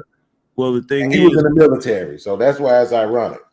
Well, the thing is, like, America, like, I mean, you know what it is. America is just a bunch of fucking gangs. Right. You feel me? And right. Art, like, you might have a, like, if somebody a GD or a vice lord, okay, of course that's a gang, but overall, street niggas are a gang that don't like the police, which is another gang. You know what I'm saying? Like, it's just gangs and shit. You feel me? So niggas don't like the fucking fire department. That's a gang. The police, that's a gang. The FBI, that's a gang. The FBI don't like the police, and the police don't like the FBI. Yeah, that should be every episode of Law and Order be like that. Yeah, that shit's real. Niggas like coming down. Niggas do not like each other, bro. Hell no, that shit is crazy, bro. I always wondered if that shit was true in real life, because in the TV shows and the movies, them motherfuckers can look at this hat coming down here. Oh no, that's I'm real. special agent such and such and such. All right, man, this is my crime scene. Not anymore. Yeah. Every fucking time. Every time, not anymore. Hell yeah, that shit real to the motherfucker. You feel me? That shit is real. Fucking hilarious, bro. Like, I damn near on the FBI, and this one I'm just now realizing right now because we talking about it. Mm. I don't view them the same way I view police officers. Nah, they different. You see what I'm saying? Yeah, I don't view them as the harassing ass motherfuckers that I like. I literally look at police officers as motherfucking slave catchers. Yeah, you know what I'm saying? Like straight on the horse, chasing after motherfuckers that's running away from slavery. That's how I view police officers. Because most of the time, if we just keeping it funky, and I know Diesel, he ain't gonna like this when he hear it, and Charles Faulkner ain't gonna like it. Most of the time, they're like, I call police officers in America stormtroopers from Star Wars. They just run around asking people for their fucking papers and shit. But whenever some shit happens, like, you know, there could be a motherfucker in the hood eating people. Take them forever to catch that nigga. You know what I'm saying? Mm-hmm.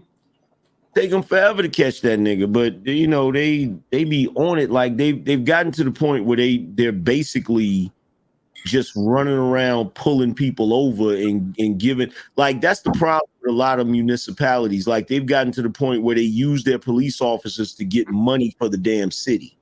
That part. You know what I'm saying? And that's the goofy shit to me. That's the goofy shit to me. Like, because most of the niggas that get caught, they usually get caught on a routine traffic stop. Mm-hmm. You know what I'm saying? Most of the Well, time. and this is one thing, right? When people ask me about Louisville, about Kentucky, about Lexington, Kentucky, they be like, yo, what's the difference between that and Chicago? And I always tell them, well, the difference is in these areas in Kentucky, the police ain't like that. Now, they got their area, which is in Louisville, it's the West End. In Kentucky, in Lexington, I think it's downtown. So they had an area where they have their presence, you know what I'm saying? And you know, of course, the people over there don't like them because of the fact that their community is filled with a lot of underground market participators. So, but bro, we've been here in Kentucky since 2016. Oh, shit, you in Kentucky? Yeah. Word. So that's 6 years. I can count on both hands, bro, how many times I actually seen somebody pulled over on the streets. Word. You know what I'm saying? Like really, really, really can't. Now on the highway, it's a little bit different because this is 65 runs through here, which is the main joint going south. So they always trying to get at motherfuckers on the highway, especially the truck drivers. They always trying to catch them motherfuckers on some bullshit. But on the streets, bro, I can count on both hands, bro, how many times I actually seen a motherfucker pulled over. You know what I'm saying? And like when I get off the main highway where we live at, well, the speed limit is 35. Bro, everybody and their mama be coming through that motherfucker doing 50, 55. Police be right there with us. Word. You know what I'm saying? Because they're not actually trying to make their money off people that way. Like you was just saying. Yeah. It's the whole area is like a big ass shopping center. You know what I'm saying? It's fucking strip malls and shit and malls everywhere out this motherfucker. Everybody and their mama down here got a business, right? Mhm. Whether they doing land, whether they doing lawn care, you know what I'm saying? Everybody and their mama, bro, got a pickup truck that's pulling a lawnmower. You know what I'm saying? So everybody got a business. Everybody got these small businesses, you know, trucking company. Like most of the jobs I had since I've been down here was for small businesses, bro. You know what I'm saying? So that's what make it different. They can concentrate all their police force in one particular area. Unfortunately, of course, it's the black area. The bad white area is called Fairdale. But even over there, you're not just seeing police having people pulled over and all this shit all day, all night. You know what I'm saying? So, Word. Yo, I'm glad you brought that up too.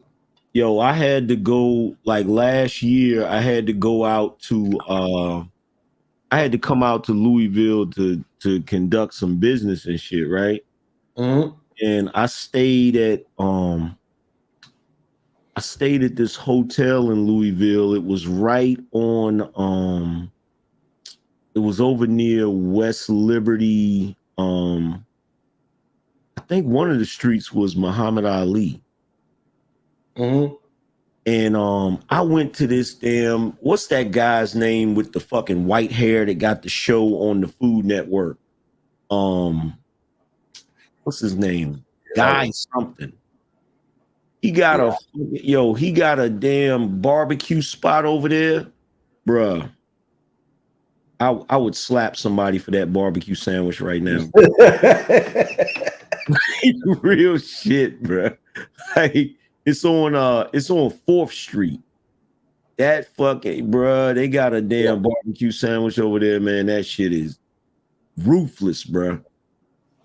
Yeah, that's what I'm saying, bro. And then it's this whole motherfucker, bro, is a bunch of small businesses. Word. You know what I'm saying? Everybody and their mama got something going on, bro.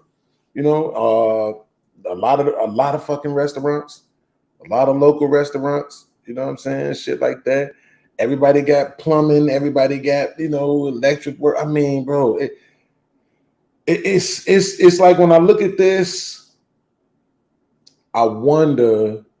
Now, don't get it twisted. Like I said, they still got a jail. I've been in that motherfucker.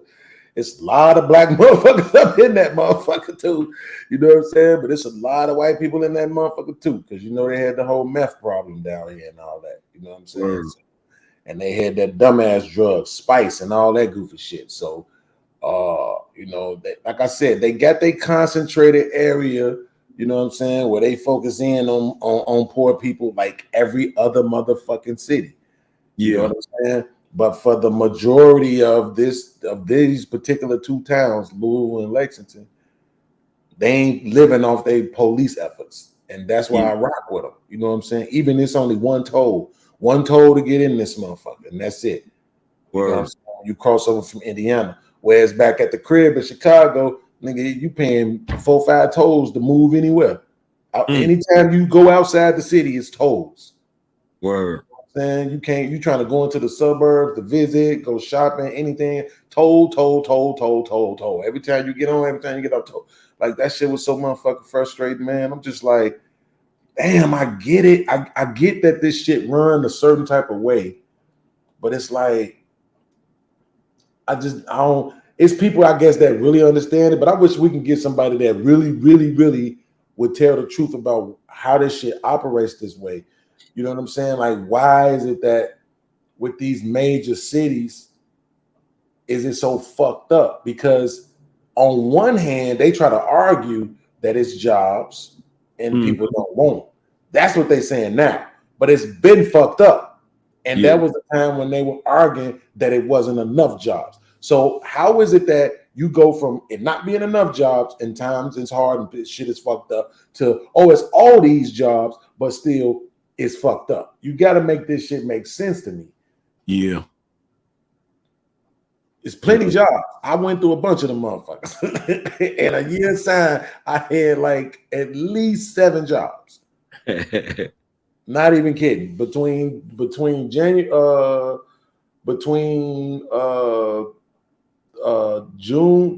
July of 2020 to goddamn it, July of this year, I had at least 7 jobs. At least. So it's jobs. You know what I'm saying? But at the same time, why the fuck is it so fucked up? Why do y'all have all these tolls? Why do y'all have all these cameras? Why do y'all have all these? They got hidden cameras to catch when you speed. Like, that's some unfair shit. Yeah. 40 and a 35, and then I get a ticket in the mail for $100. Yeah. You know what I'm saying? Like, what the fuck is this shit about, bro? Like, y'all don't got enough money? Why y'all only doing this to the niggas in the city? Y'all ain't doing this shit in the suburbs. Or, you know what I'm saying? So it's like, now, as much as I want to go back, you know what I'm saying? I ain't going back if I got to be in the city. I got to be in the suburbs. I can't be in the city. I got to be able to go back in the suburbs. You know what I'm saying? That's why when they offered me this motherfucker Section 8, I took it. Word. I said, fuck that shit. I asked a few motherfuckers what they thought. Motherfuckers was like, man, you know, it's good if you're going to use it, you know what I'm saying, to level up or whatever, long as you ain't going to live on it forever and all this other shit. And it's like, nigga, you know you can't do that, nigga. We niggas. You know what I'm saying? Like, we there's no way. You know what I'm saying? We trying to get to 6 figures a year. You can't do that on Section 8, right? So it is what it is. But you can use it to level up. And so I just asked a few motherfuckers like what they thought I should do. And motherfuckers was like, man, fuck it, bro. Take that shit. You know what I'm saying? I had a few motherfuckers that was like, take it. Nobody actually said don't take it. But it said a few motherfuckers like, just don't plan on living on it forever. Word. Nigga, we know that shit anyway. I got a whole plan what I'm trying to do. You know what I'm saying, on the real estate side. So that's why I said, fuck it, I'm gonna go ahead and take it. And after a year, then they got a program with it that you can use it to buy a house with. Word. You know what I'm saying? To buy property with. First, so why the fuck?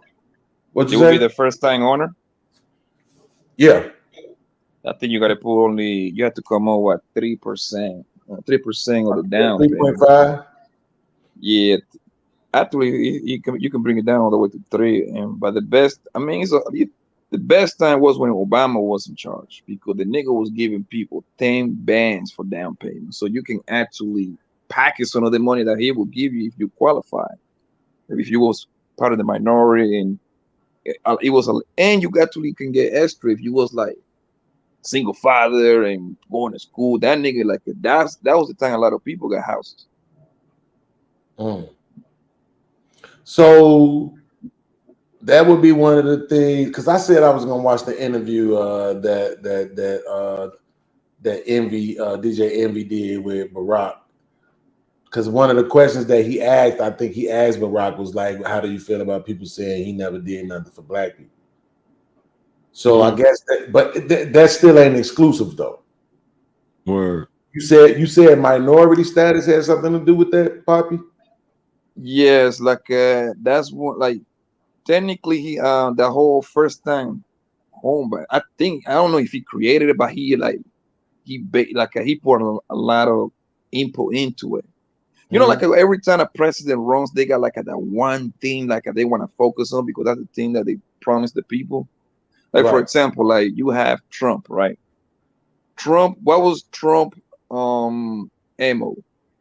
Trump MO the whole time during his campaign was building the goddamn wall and bringing jobs back to from China to America, which he did, brought a lot of jobs over here. But a lot of people were complaining because those jobs, if you work in some sort of factory and shit like that, they don't get paid that good if you're working in the goddamn ground. So, but he failed when it came to the wall thing, because that was his campaign was based on, oh, the wall, build the wall, build the wall. Don't let these fucking Mexicans in here, blah blah blah. Right? He never built the wall. So Obama was the Obamacare. That was his primary shit, and then secondary by like housing and shit like that. That was like a secondary thing. And he created like a plans with the to like people like for like, you know, like usually you're supposed to put 20% on a house. Yeah, but I mean, because you want, and that's what I was gonna say. I would fucking still want to though. You know what I'm saying? Like that's because at the end of the day, bro, you gotta. They said, somebody told me that it don't be as much as people think it is, but when you don't put up 20%, then you gotta take that PMI. You know what I'm saying? That insurance and shit, which just adds on to, you know what I'm saying, your mortgage. But somebody told me that it don't be as much as motherfuckers think it is, but shit, I still don't want no extra shit. You know what I'm saying? So I don't know. That's my plan. Hopefully, you know, I shouldn't even say nothing on this YouTube shit because niggas be plotting against you. I think motherfuckers really be out here on the voodoo side of the game, bro. Like dolls and shit that look like you and shit. You know what I'm saying? And sitting around like, no angry man can win his wing, and damn it. You know what I'm saying? Like on some straight voodoo shit. Nigga, all I know is if you got a house on those 80 years that Obama ran, and you only put 3% down, which is what, how many times when he was done on 2016, right? From 2008 to 16, I think that was his time. Nigga, let's just say at that time that fucking house was 220, right? 220. That same fucking house today is gotta be at least 450, 500. Easy. Like it's a seller's market right now, bro. Like every house, every house all across America is overpriced between 28% and 40%. Yeah, that's a fact. So right now it's not a good time to buy a house right now because you're gonna have to buy some more precious. They say it's a seller's market, but the irony is, because I remember my cousin was saying this, right? His crib, right, is valued more now, right? But at the same time, if he sold his crib right now with the money that he got, he couldn't even buy a crib that's better. You see what I'm saying? So you're getting more for your crib, but at the same time, if you go buy another crib, you're gonna get an equal crib. You're not even finna go get nothing that's actually better than what you already got. You know? But hold on right there though. But it depends where you at. It depends where you are. I'll tell you why. Because what a lot of people is doing, especially if you live in California, they making a killing, bro. A lot of people, like, listen, the cheapest, ugliest house in California, right?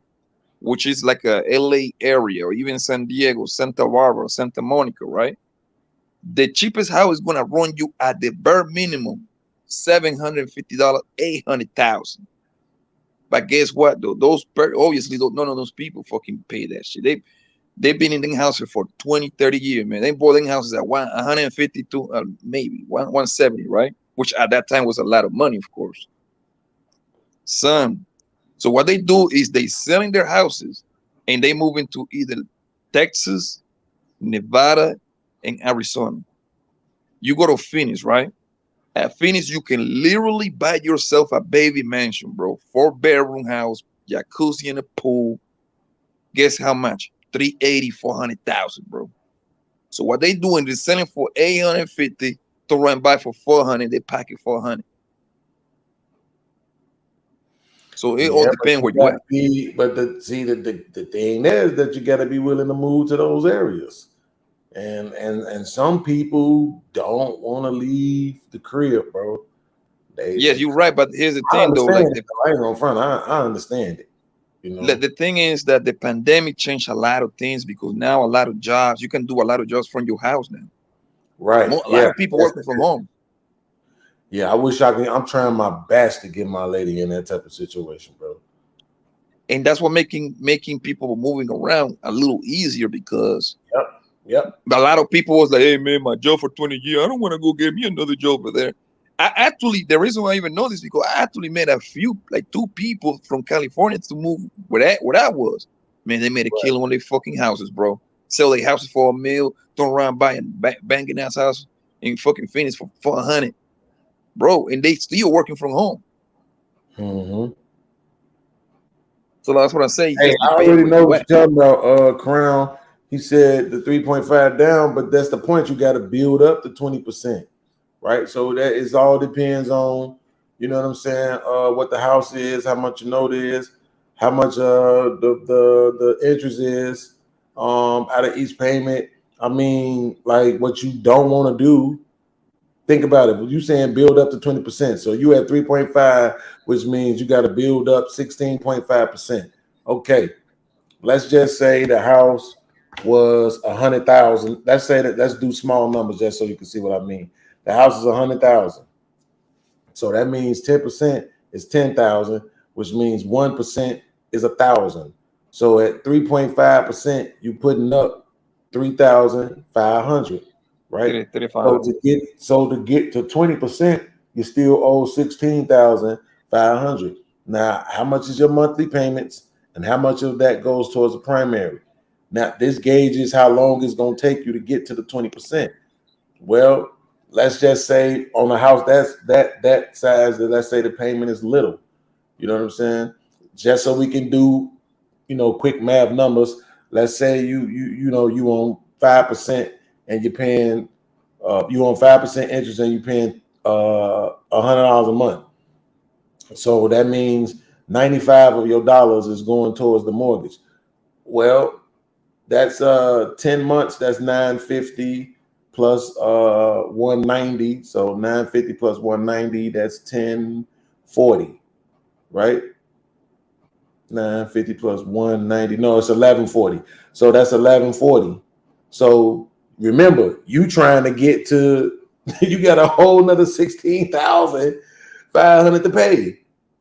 You see what I'm saying? So if you paying basically $1,200 a year, you're talking a whole fucking decade before you get out of that PMI. But that's just small math, just to show you what I mean. So yeah, you can build up to the 20% to get out of the PMI, but you got to build out of it. How many years have you gonna be unpaid on it and paid that fucking PMI?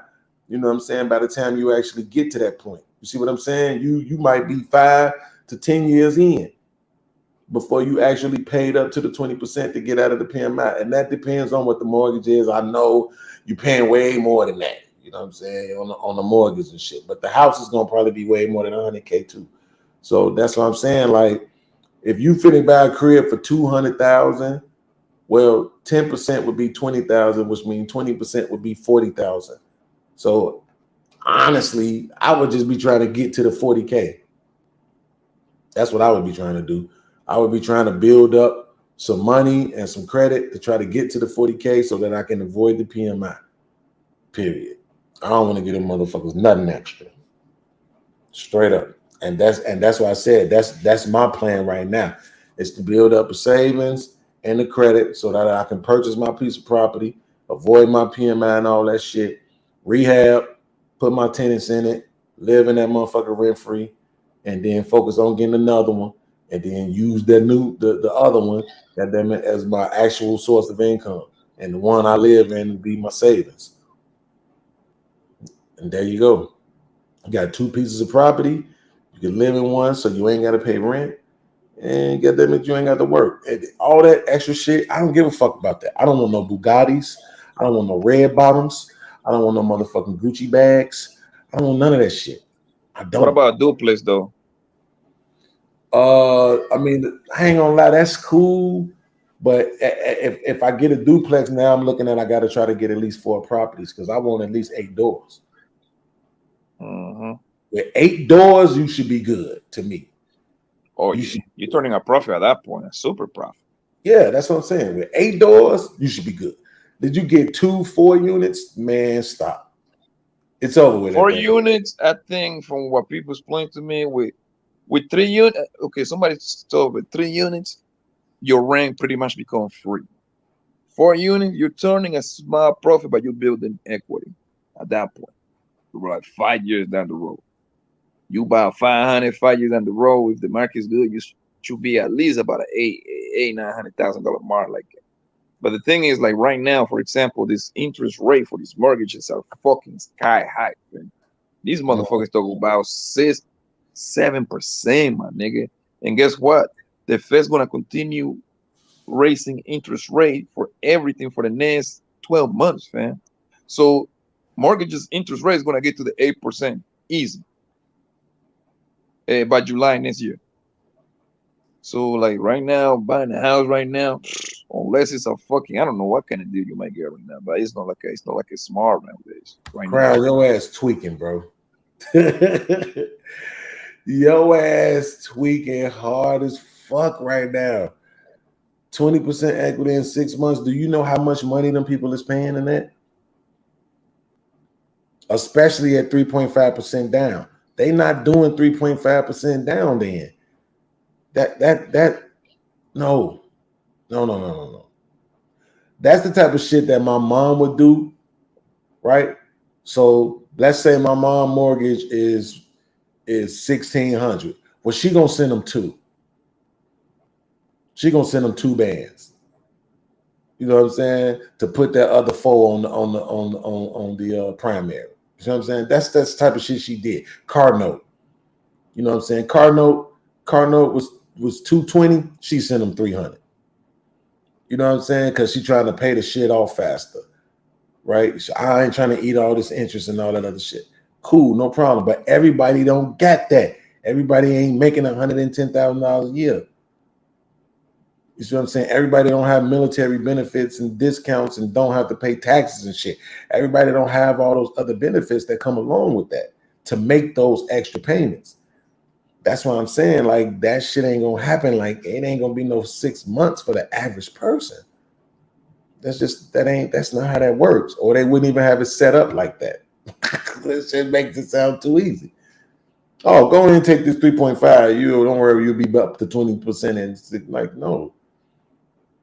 We just talked about how much houses cost. He just said his house is for $400,000 in fucking California. Okay, so if it's $400,000 in California, 20% of $400,000 is $80,000 fucking dollars.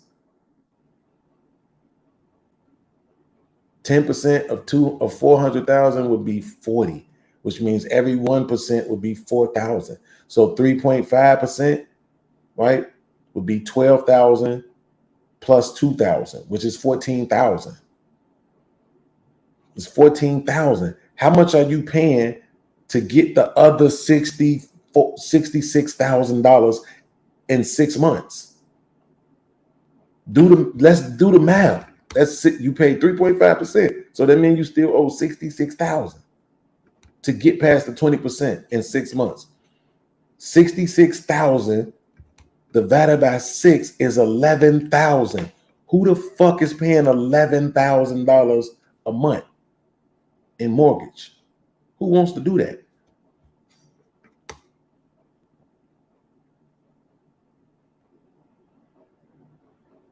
You saying you would sit back and bro, don't do that. Do the math. Come, do the math. Hit the link and come do the math. Hit the link and come do the math. That's all you got to do. We ain't even got to do all this extra shit. This is why this shit, I don't understand how every conversation we end up in these feelings. These are numbers we talking about. You can't even argue this. 400,000. Every 1% is 4,000. If you go into it and you put down 3.5%, that's $14,000. That's the number. I'm not understanding where's the confusion at. There's no need for you to get arrogant and all. I'm gonna just sit back and all. There's no need for any of that, bro. You can't. You can't outmath the math, bro. I'm not sure what you're trying to do. Need me to do it in front of you? Here you go.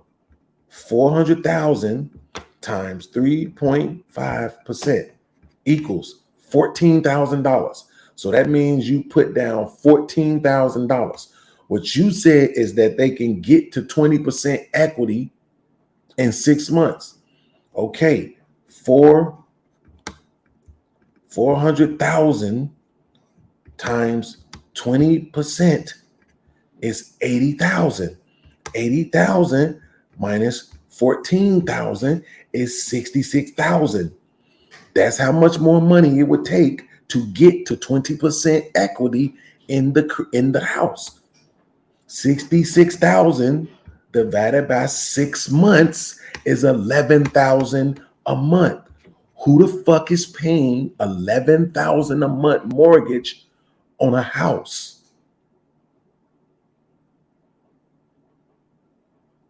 That's the only question, bro. If you can answer it, then that's okay. You can say, yeah, bro, I know people that's paying that. Cool. And then I'll just go back to my original argument, which is the average person can't afford $11,000 a month.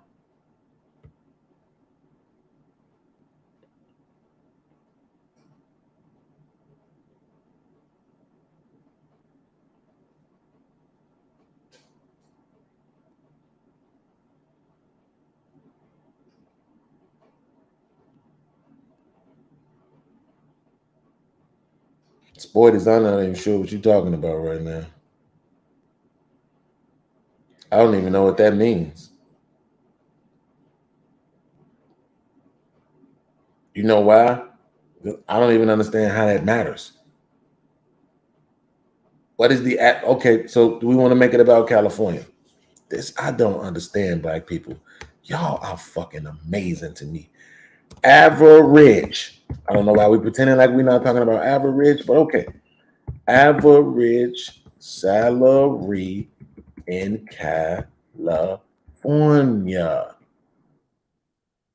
Average employee at California earns $76,481 a year. That's the average. So again, I'm going to ask you, can the average person, okay, tell me why it's wrong then. This is what y'all want to say. You telling me why it's wrong. You telling me I'm wrong, but you won't tell me how. You want to sit in the chat and type dumb shit when you can literally just hit the link because I'm not fucking wrong.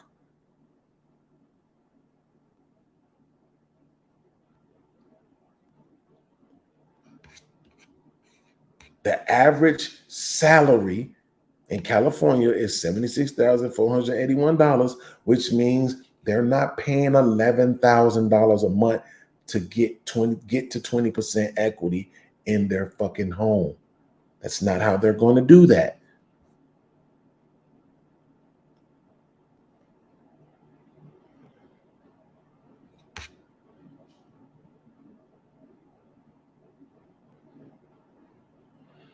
Okay, now I want you to pay this.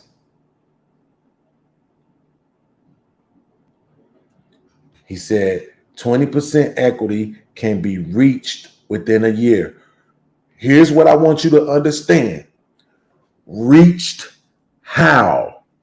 And I'm only going to ask it once. See, this is what I mean. It's not my fault that y'all don't want to explain shit properly. Reached how? How does it get reached? Okay, this is something totally different. De La Baba says it means the house will appreciate. Okay, that's different. Now you saying something different. Now you talking. So we not talking about making fucking payments to get to the 20%, which could have fucking been said already. So don't make it seem like podcast is the fucking bad guy. This is my point. That's what I'm saying. So how does the house appreciate?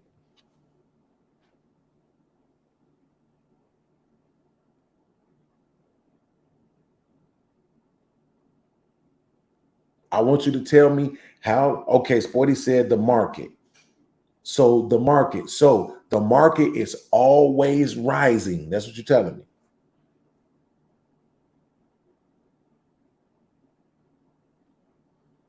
And here he go, Google equity. Conversation over with. See, that's what I'm saying. Don't make it seem like you smarter than everybody else when you don't even want to give explanations. I'm not Googling shit. You sitting right here. I know how fucking houses appreciate. You know what I also know? Is that the people I know put shit into their crib to make it appreciate. They stripped out carpet and laid down hardwood. Put in new garages and all this other different shit. They actually invested money into their property in order for it to add equity to it. And then they had to have a motherfucker come out and appraise it again. So instead of trying to judge me because you think I don't know something, why not just fucking explain it?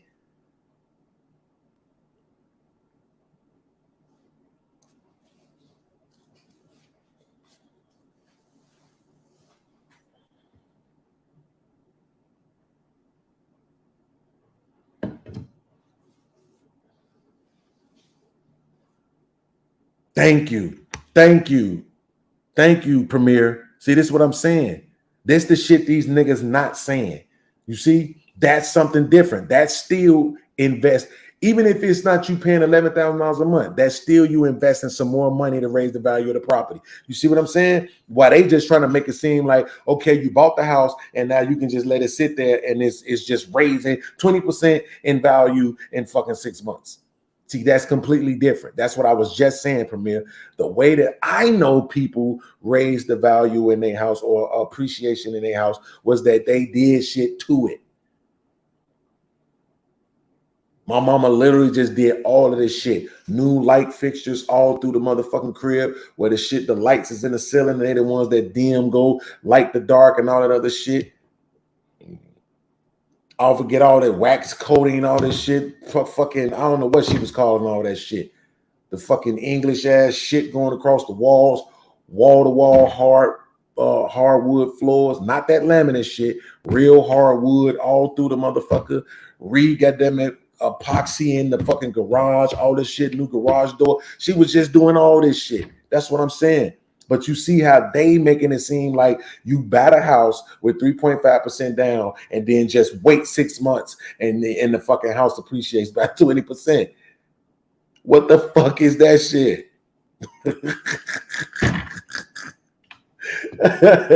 Go back and look at the comments, Premier. And then the motherfuckers trying to make it seem like I'm the crazy one. That shit's fucking hilarious.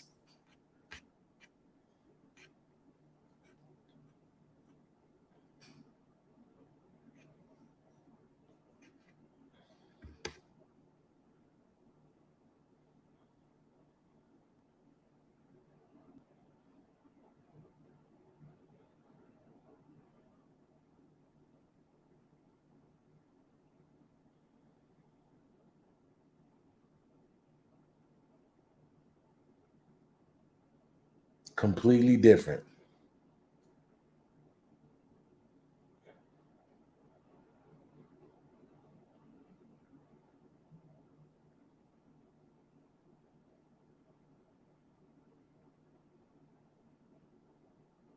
So now look at what Crown is saying. See, I knew that ain't what he was talking about. He said your mortgage payment builds equity with every payment. Thank you. That's not a fucking appreciation.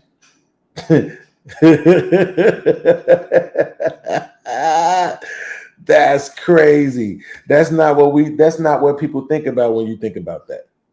Right? They're either going to think about you did something to it, right? You modified the house in a way to add value to it. You know what I'm saying? Or the market changed. Right? He said you add the equivalent of an extra mortgage payment a year on your and your home is gaining value. Right? So if your mortgage is $1,000, let's say your mortgage is $1,200. He basically saying pay $1,300 a month.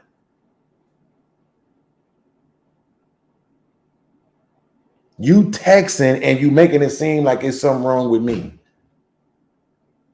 You texting, nigga. I don't know what the fuck to tell you. Hit the chat line, or it don't fucking matter, bro. Go to bed. I don't care what you're talking about. I know people that own. You're not the first person that I fucking know who was in the real estate or own homes. What I know is that most people don't fucking buy a home and then just sit there and let it appreciate. They do shit to it. They add value to it. This shit you talking about, I just fucking said. I just talked about how my mom would fucking add, if her fucking mortgage was $1,200, she would send $1,500.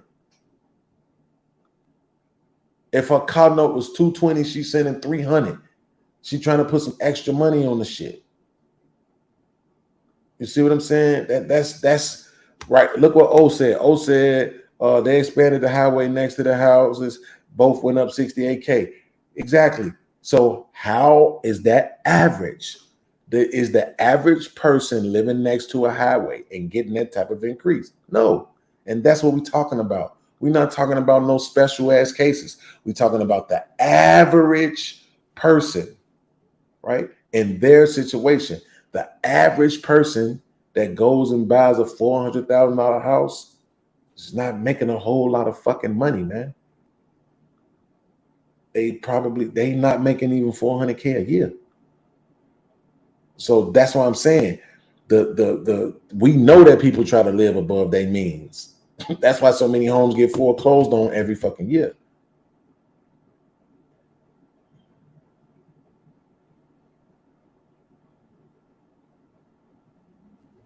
Right. So, okay, but Premier, this is what we was talking about. I want you to remember this part. What we was talking about in the beginning was the PMI. So that's what this whole conversation was about when other motherfuckers tried to jump in, right? So this is what I'm gonna do, so I don't gotta argue with you niggas no more. This is what I'm gonna do. How many years is the average PMI payment?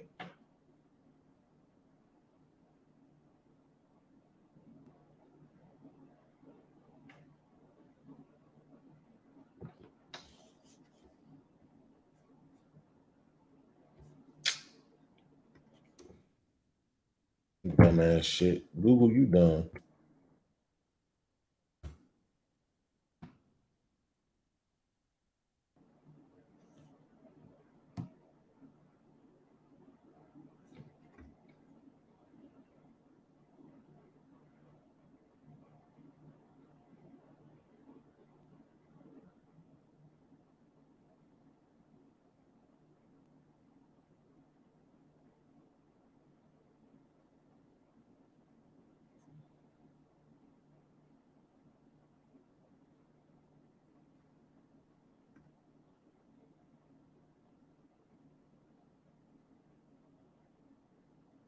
So this says for 30-year loans, the midpoint would be after 15 years have passed. This is standard for ending the PMI halfway through the loan's term, is more likely to occur for people who have a mortgage with an interest-only period, principal forbearance, or balloon payment.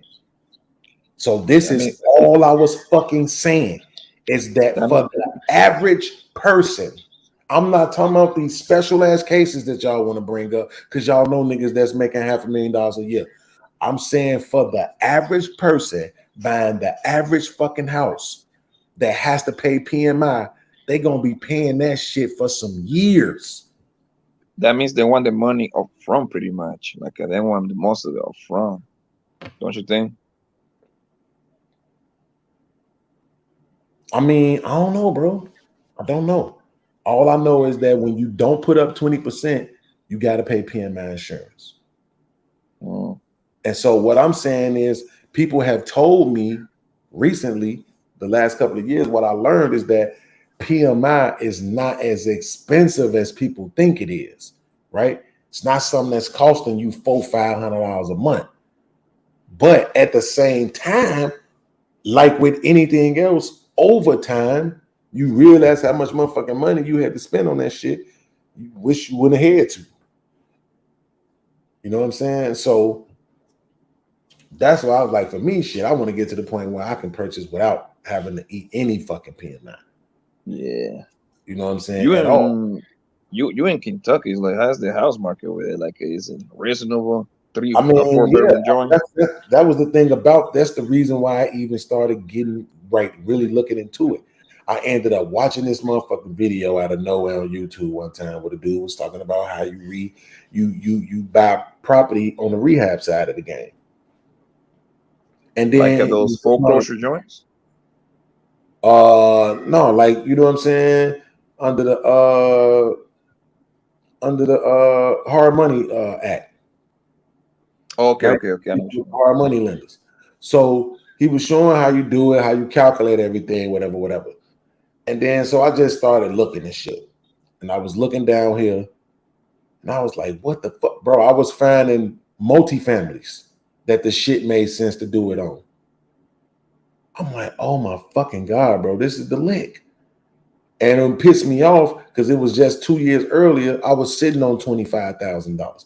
And if I had a fucking had this information then, you see what I'm saying? I'd have been cooking, right? So now, of course, like every other market, it's probably still better here, but it's still shittier than what it was. You know what I'm saying? And not to mention the fact that it's not even a lot of properties out there because people was buying up shit. And now people are just holding because, you know, the properties are more valuable in a portfolio. So, you know, that's what I'm saying, bro. All this shit they talking about right here, when a nigga wouldn't just give me it, just be honest, bro. If you say exactly what it is, bro.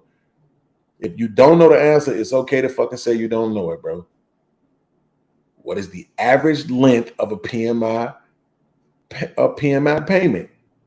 We know if everybody could get rid of their PMI payment in 6 months, why the fuck would they even do it?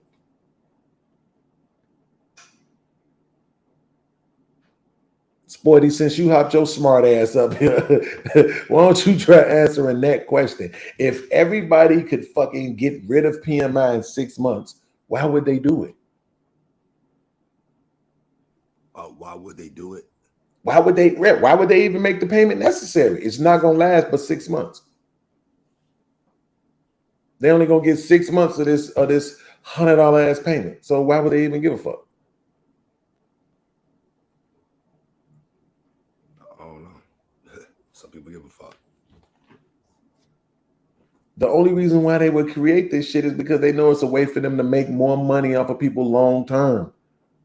That's why they create it. Now, there's going to be some people that's going to do some things, that's going to be smart enough to do some things to get rid of it. But at the same fucking time, that's what I'm saying. On average, I don't know why we do this as people, bro. We having these conversations. We want to talk about the special cases that we know about. You know what I'm saying? Like, no, fuck that one motherfucker that you know. What's average? What's more likely to be the case? So these people that's out here putting down 3.5% to get them FHA loans, they not out here fucking getting rid of the PMI that fast, or they would just get rid of it in the beginning. Most ain't keeping their crib either. They losing it right now. A lot of that shit every year. And I remember I watched a video on that shit where the motherfucker was saying the biggest reason why most people foreclose on their cribs is because they bought homes just to say they could have one. Goddamn right. But you had that discussion before. And the bitches saying, I don't rent. Right. I don't rent. Right. Yeah, bitch. But you stuck too. And you said it ain't no niggas in your city. And yeah, now you got a 30-year mortgage and you ain't in the spot to move out, rent your shit out next week, and then move to fucking Houston where there's all these dudes or Atlanta or whatever and get you a man. You're stuck. It'd be better if you was renting. So you could fucking go somewhere new where there are men. Mm-hmm. But you fucking stuck in the city where ain't no niggas. No, just not in your city, bitch. But if you move, oh man, it'd be a plethora. But you can't move because you don't rent. Mm-hmm. Yeah, but Premier, I don't know if I responded to this yet, but that's what I was saying though. What we was talking about was the PMI. It got crazy when Crown made the statement that people were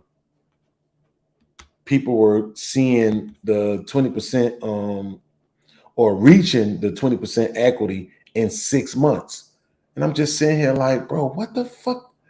Like, like why do we do this? You know what I'm saying? Like, we know that's not average.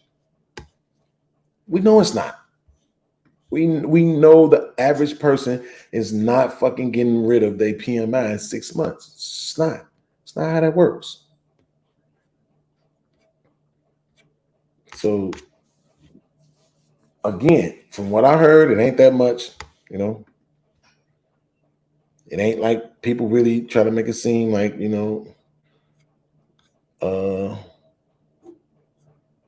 PMI is way more. You know what I'm saying? Oh, this website even got like averages on shit. Look at this. So this website says your credit score average annual average premium as a percentage of original loan amount. So here goes your premium. Here goes your PMI, right? Based on your credit score. If you use an FHA to get 3.5% down loan, down payment, probably don't got the best credit score.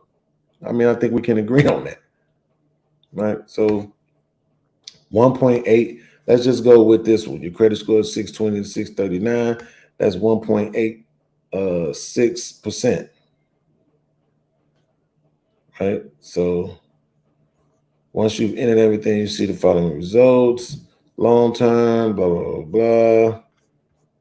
Is it calculated? Pre-qualified, approved, enter down payment. This is the amount of cash that you pay up front. Blah, blah, skip it. Interest rate, credit score, 30-year loan, first-time home buyers with 15-year mortgage. You'll pay off the loan faster and pay less interest, but you'll have higher monthly payments. Right. So it's the percentage of the original loan. So he said $400,000 crib, right? So $400,000 crib, and you're putting down 3.5%. So you multiply 400,000 times 96.5%. You got is $386,400. So that's the original loan. That's what they loaning you. $386,400 times 1.86% equals $7,187. Now, this is the part where I get confused at. When they do this, is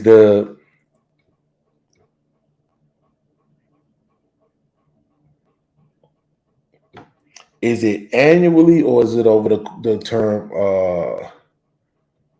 of the loan? Right? So you're paying 1.68%, basically a premium on the loan, which comes to $7,187.04. But is that like 7,000 is basically, let's just say $7,000. That's $7,000 every year, or that's $7,000 over the course of the loan?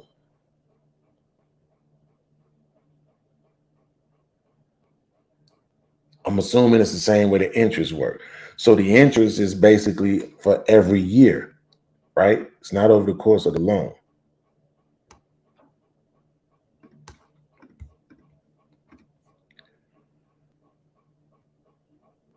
If it's over the course of the year, that's another $598 fucking dollars. That's another $598 fucking dollars a month, bro. On top of your mortgage. That's a fucking lot.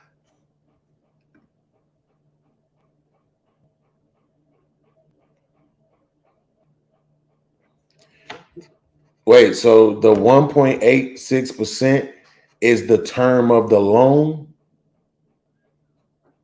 and it's not yearly.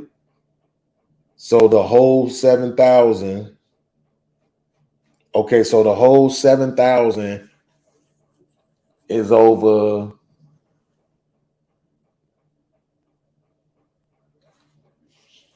Just say the 30 years.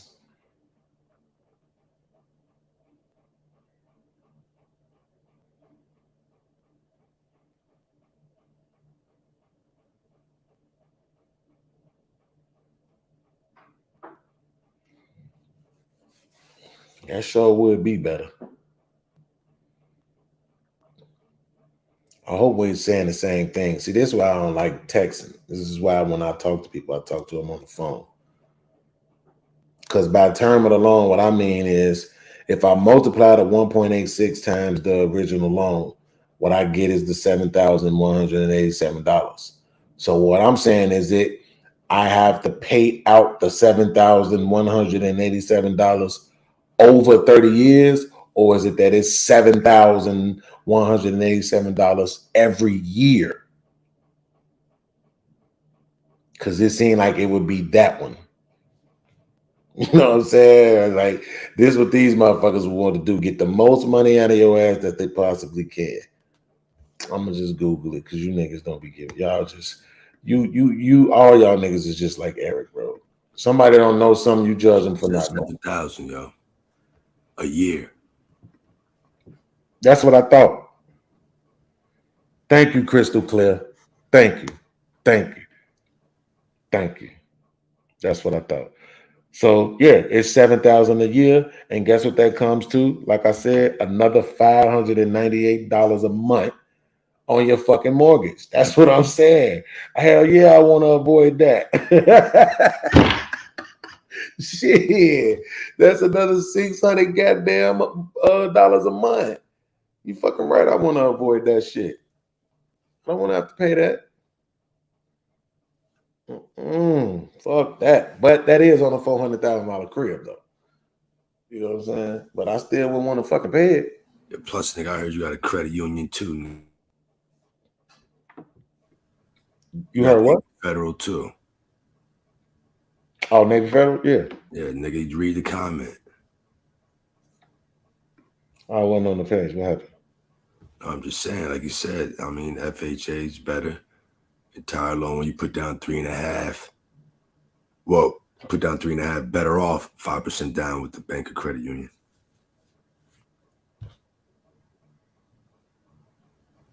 Oh, Teresa, she said FHA, you pay PMI for entire loan when you put down 3.5%.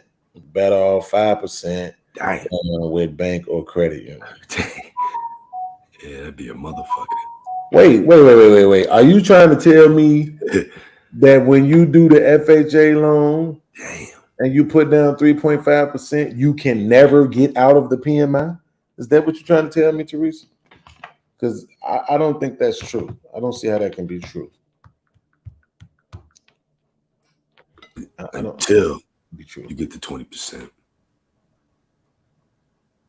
Yeah, but see, that's not what she said. She said for the entire loan. Next comment. See, she said yes. Man, no. And then Premier said not true. This is why I don't trust you niggas. Now I gotta call a white man.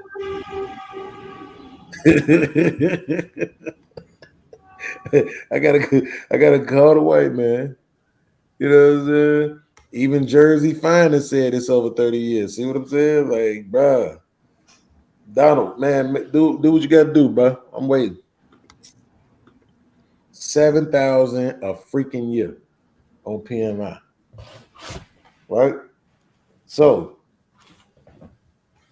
depending on what that loan is, you average, which means ain't nobody building no highway next to your house.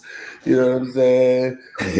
You don't get $30,000, $50,000 to immediately put in hardwood floors and white picket fences and all this other shit. You know what I'm saying? You're going to be in this bitch for a few years, chilling. It's the reason why you bought this house, because it's comfortable enough for you to live in right now, right? That's average. So I'm saying, I'm assuming now, because according to what I read on the website, I don't even know if that shit can be true, but if a loan is 30 years,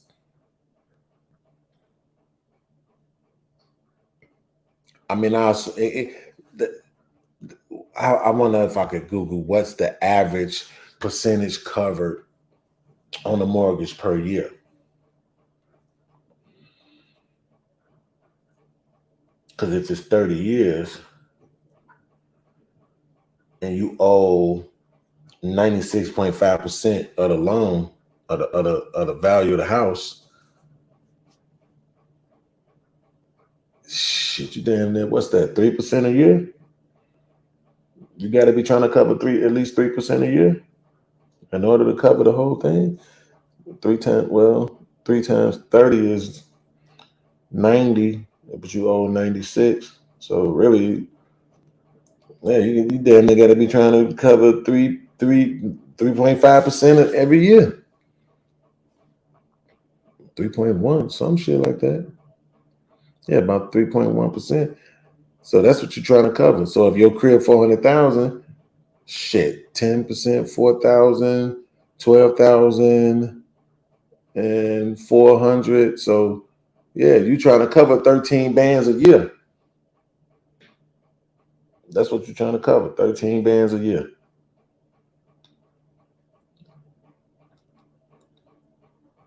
Now, if you covering 13 bands a year and they taking 5% of that, like even Poppy said that shit be high 6 and 7% right now. The mortgage rates is so fucking through the roof. Let's just say it's 5. 1,300, 1% would be 130 times 5.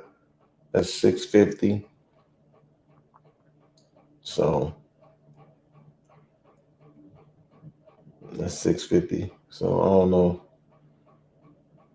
12, 1, 1, 1, 0, about $1,000 a month going into the primary. So you're trying to pay, what was it? Well, it was on a $400,000 crib though. That was the difference. 20% was 80,000. You had to pay 66 more thousand. So if you're paying $1,000 a month to the primary, that's 12 grand a year. 5 years to get to 60. So just like I said, 5 years. That's exactly what the fuck I said. So it's a little bit more than 5 years. It's almost 6 years, right? It's almost 6 years, but just to do regular math, like I said, 5 years. So 5 years at fucking $7,000 a year, that's $35,000 more you spending in PMI insurance. Thank you. That's too fucking much. I'm sorry. Fuck that shit. I'm straight. The only way I eat it is if it's in a multifamily. I would eat it in a multifamily. I ain't gonna front. Because now I'm not paying for it.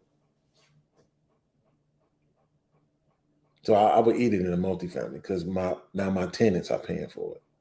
My tenants are paying the PMI for me. So that's not that bad. But on a house, hell no. Who the fuck wants to pay an extra $35,000? Fuck that shit. Better figure it out. That's why I don't understand why some people that be trying to buy houses, why don't you just fucking go the hard money route? At least this way you can go get a house and then you can remodel the motherfucker the way you wanted to, right? And then when you refinance it, you know what I'm saying? You can just take out the fucking 30%, right? Yeah, you want everybody to do the right thing, huh? Yeah, Fucking right.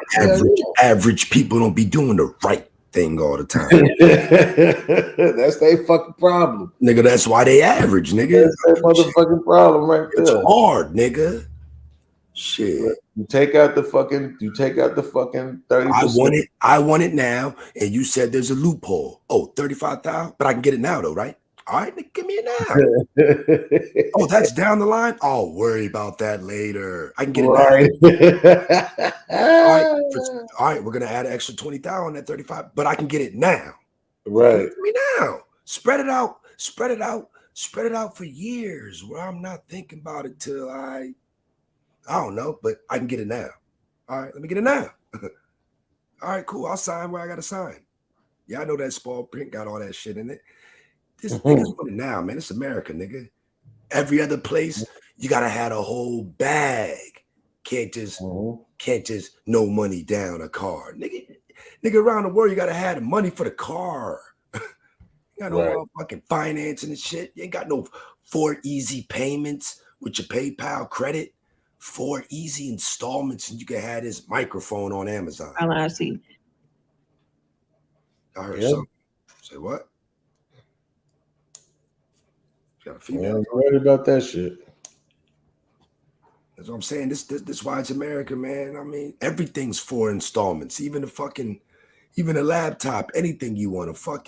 A 10. You can do 4 easy install payments on a $10 item on Amazon on my website. If you buy chemicals, you can buy chemicals and $30 for 4 easy install payments. I mean, I'm gonna get my money. I don't care. You gotta pay them. I mean, you wanted it that bad, shit. You probably had the money, but you said, I'm gonna go with the 4 easy install payments on that $30. All right, nigga, shit. I mean, you wanted to pay 40 for it. It's America, man. I want it and I want it now. I mean, it's my money and I want it now. And if you're patient, you can win. I mean, even though I don't believe in that little study they did with the kids who can't. I mean, you probably seen it, heard it, whatever. The kids who the instant gratification, like, yo, keep the marshmallows, you'll get more. But if you eat them now, I mean, you just feel good, but you're not gonna double up. Well, fuck it, I'm eating them now. Shit, all right, shit. I mean, these marshmallows now. I don't want to double up when you come back in 5 minutes. Some kids are like, shit, I'll double up. Oh, you gonna help me triple up? Shit, fuck my appetite. Triple up. I mean, some people can't do that shit, man. They need it now. They don't know it. Shit, it might not be here in 5 minutes. Shit.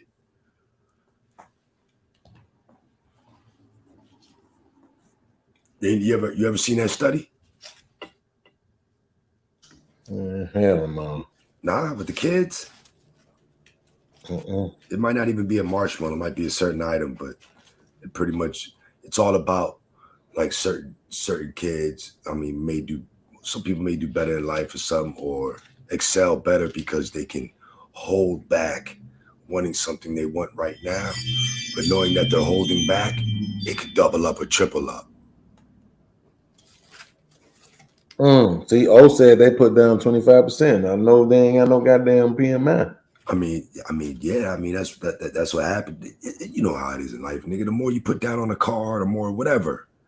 I mean, shit, it's gonna benefit you without a doubt because you came with more skin in the game.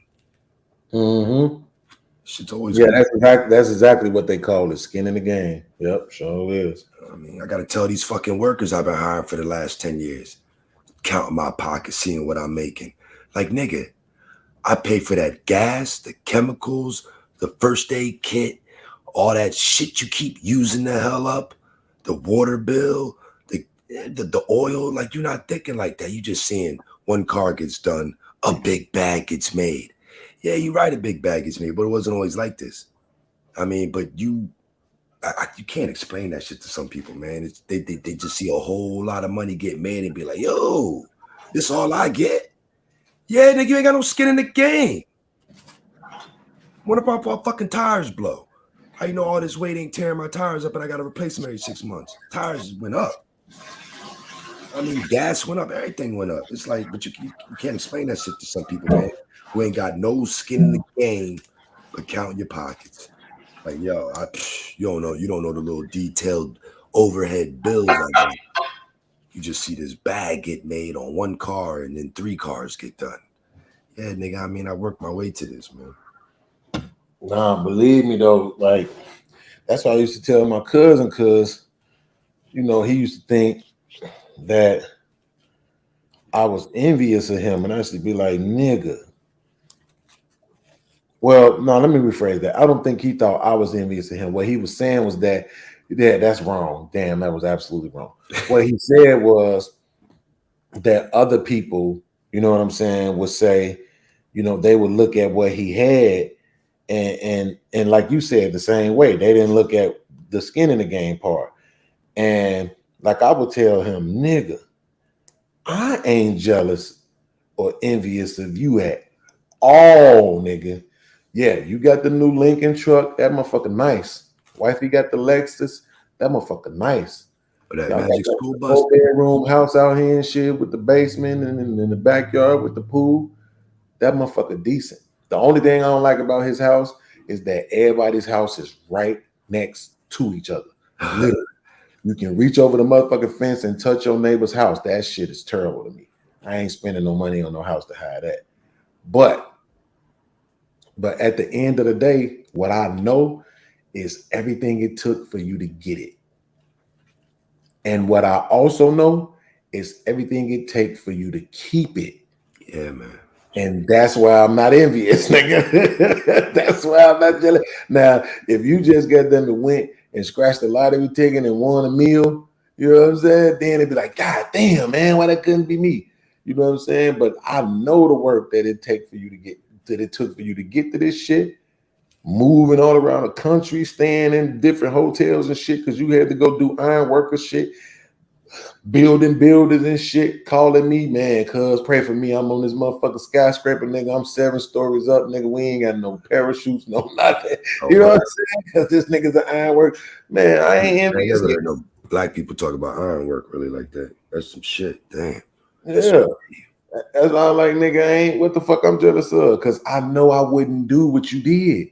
It's different if I know I would do what you did. Yeah, how many females you had working next to him in 7 fucking stores in there? Oh, how many females want to get that bag like him? Probably fucking none. I thought so, and they not trying to be up there. Help no fuck. Me neither. Fuck, they ain't trying to go. Know how the fuck he did it. They're gonna be all fucking social workers at the fucking social worker office with my mom. That's where the fuck they going. Safe. A whole 2-3 floors of cubicles of women. Right. Just women. I'm like, damn, it's crazy. And then it's like 4 dudes. I'm like, yeah, I'm a mom. I ain't trying to do no job like this, yo. Look, the nigga Section 8, this nigga changed his name to Section 8. He said you can mortgage a duplex, stay in one and rent the other side out the rent and pay the duplex. Again, this depends on where you at. This depends on, goddamn it, you know, what kind of duplex you got. Because if you got a duplex and both of them is 1 bedroom, that's probably not gonna work out that well for you. You know what I'm saying? You probably still gonna have a few dollars that you got to put up for that, especially depending on where you at. But yeah, if you got a duplex and it's like the space next to me, where we at right now, it's actually it can be considered a duplex. It can be considered a townhouse. It's like it's one of those 1 level. It look like it's a house, but it's really, you know, 2 joints connected together. It's really a duplex / townhouse, right? Ain't nothing like them Chicago flats. First time, you know, I was like, damn. So you can buy a crib, and you got 3 Jones. I'm like, damn, I never seen no shit like that. Like that. You just get a flat. I'm like, what the fuck is a flat? Because you know, SIUC, he just shot me in my frat. I'm like, yo, we 21, 22, and all these dudes got property, because I'm realizing real Chicago hood niggas don't go to college. These South Side, West Side suburb niggas go to school in that ghetto, but they far from fucking ghetto. And I had to realize that shit. Them niggas in college, they all had flats. And when I went to Chicago to see that shit, I was like, oh shit, you get a building, you got 3 cribs instantly. That shit crazy. Right, exactly. This shit crazy. See, now that's where it changes for you, right? It blew my mind, yo, because I was like, you instantly get 3 cribs for one? Like, you never seen this. my girl auntie did that, right? She wanted to buy 2 buildings. She bought the 2 buildings. The motherfuckers is like a couple of doors apart. And so she put one of them in her sister's name and one of them in her name. But she got both of them. So now she got a crib, the sister got a crib, right? And they both 3 flats. So she got 4 units. You see what I'm saying? So she got 2 units in each building that she renting out. Yeah, Chicago was. You see what I'm saying? So she basically got 4 doors. You know what I'm saying? And so, but yeah, it's like I said, the joint next to me right here where we at, they I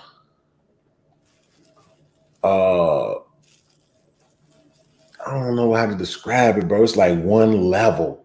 It looked like a house, but it's just like one level. It's a split duplex. I think she said the motherfuckers 3 bedrooms. Maybe she said it's 4. I want to say she said they was 4, but it don't even look like it's that fucking big, to be honest. Yeah, I wouldn't be surprised, dog. We over here in Jersey, man. I mean, you can have a little rancher looking place. Somebody gonna get in there. It might be 1 bedroom, 2 bedroom. Somebody gonna get in there, make it 4 bedrooms, and then they're gonna turn the basement that looks scary as hell. They're gonna turn that into 3 bedrooms, and they're gonna rent by the room. Cause people ain't got rent crib money out here, bro. They got room rent money. They got money to rent a room. I mean, it's a lot of rooming houses. A lot of dudes get released around the corner from me. You know what I mean, it's a lot of dudes walk by, and I know they had like it's not a halfway house because I mean, a lot of these dudes ain't no a lot. The whole crib has to work, and I'm just like, man, yo, a lot of dudes got to rent a room, man. A lot of people out here ain't got that first month, last month, month and a half security in Jersey, nigga. Get the fuck out. A lot of people ain't got that, man. That's why it's a lot of 30-something-year-old, 40-something-year-old dudes living with their mom. Not surprised in Jersey, man. Shit ain't cheap. Yeah, I mean, it is what it is. You already know what it is in New York. You gotta make 40 times the rent. You want to all right. 40, and now the rent went up to 3,000, 4,000. A lot of people paying 2, paying 4 now in New York. They make 40 times the rent. It ain't no joke, nigga. That's real. That's been like that. Ain't no now. It's been. Gotta make 40 times the rent. Yeah, nigga. How would you be thinking? You'd be like, yo, I gotta move to Jersey. And you can't just move across the water to Jersey. You gotta go an hour, any direction you want. You just gotta go an hour. Look, here you go right here. You see how it's made? So it's basically a split duplex. Yeah, shit. One on one side, one on the other side. That sheetrock. Make some rooms. Make some bedrooms. Let's go. So I think it's like 3 bedrooms. Maybe it's 4. I don't remember. Bro. Shit, if you said 6, I'd be like, okay. You sharing a wall with a motherfucker type shit. You know what I'm saying? Yo, hey, you got a place to lay your head and you're away from the elements. But this is what I'm saying where it might make sense, right? Because the reason why it might make sense is because of the fact that if it's, let's say the other one is a 4 bedroom. You see, my bad. You see D2 Premier? That's how I make in my state. Room for rent, $400 a week. And heads gonna break. Man, he probably got a list of motherfuckers in line, just like people trying to get into fast food joints. Man, we'll fire your ass. We got 400 people trying to get this job.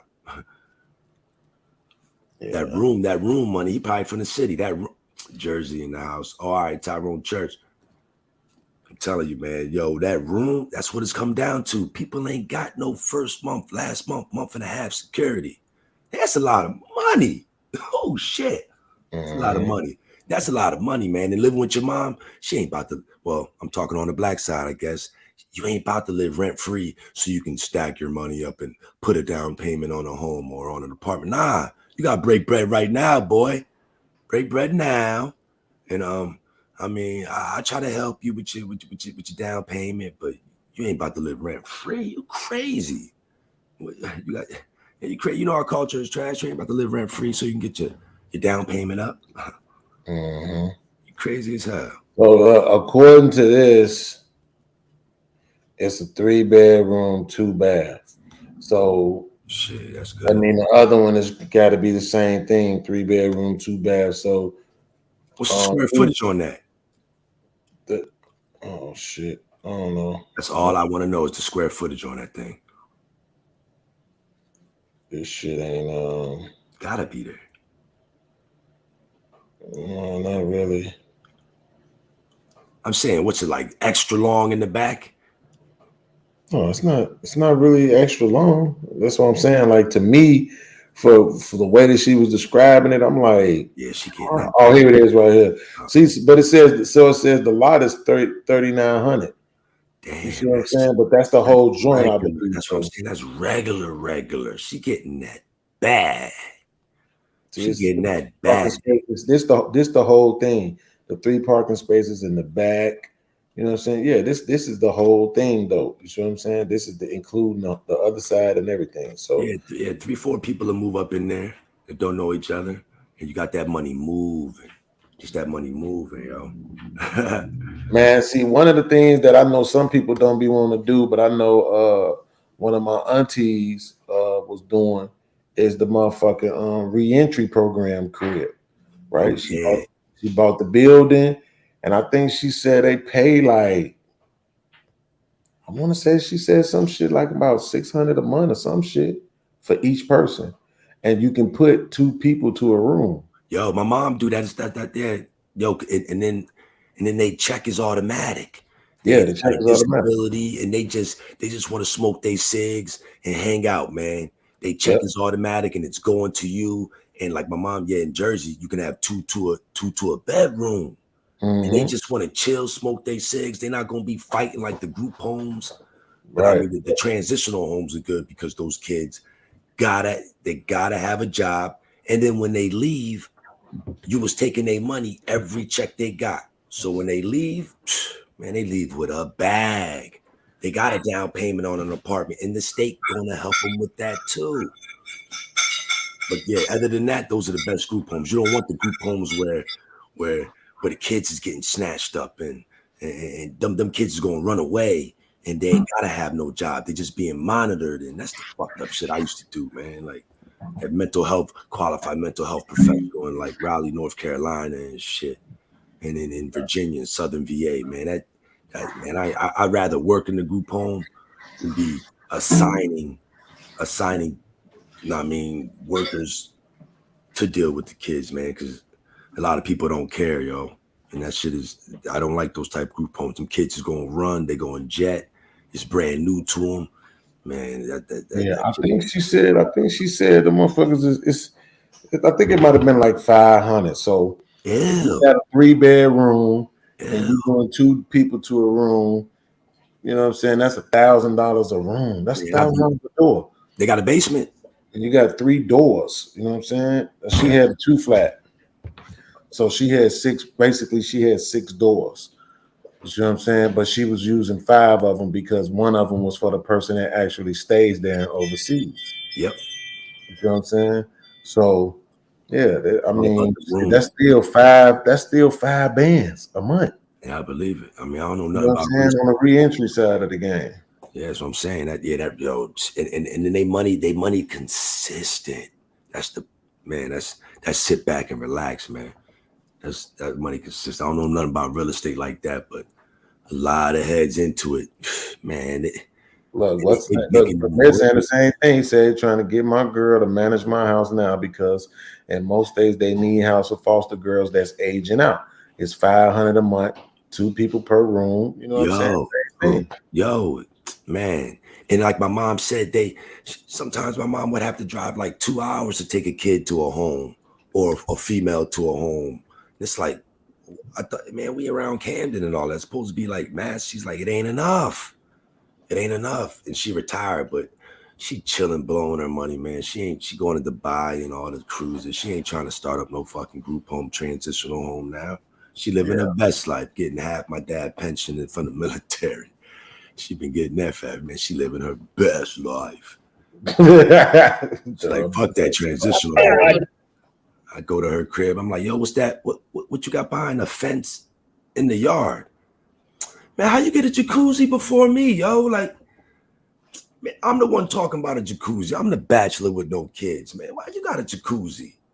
Man, fuck you, man. I'm out, man. Give me my mail, man. I'm out. Yeah. Speaking of being out, I'm about to be out too. This is the second night in a row. Hey, yo, Camden, New Jersey. Graduated from Wilson. And man, shout out to everybody in the chat right now that rocked out with us and did no trolling. Shout out to my man Crown on the real estate investor side of the game. Premier on the real estate investor side of the game. Tasha jumped in the chat early on the AM side of the game. Is it we in the same time zone? Is Canada in the same time zone as us? Oh, it depends. Canada's got all the time zones like us. Oh, okay. So yeah, we probably the same time zone. But no, Tasha, she got that time zone we got though. She right above New York, so she got that same shit we got. Okay, yeah. So she in this motherfucker early. Omar said, "Look, podcast, wifey just said, what is that?" Laugh out loud, bro. The funny thing is, if I told you how many houses we have and neither of us know more than you about mortgage. Yeah, I mean, because if you're not worrying about the PMI shit, you know what I'm saying, and especially if it's under the investment side of the game. I mean, when I first realized the shit was possible, was one of my cousin guys. He was telling me about him, and he had called him on the phone. The dude got 5 houses, and that's where his money come from, and he don't work. And when he was telling me about his day, where it's like, you know, he gets up and, you know, he reads the paper, you know what I'm saying? He going to the gym, he doing walks and shit.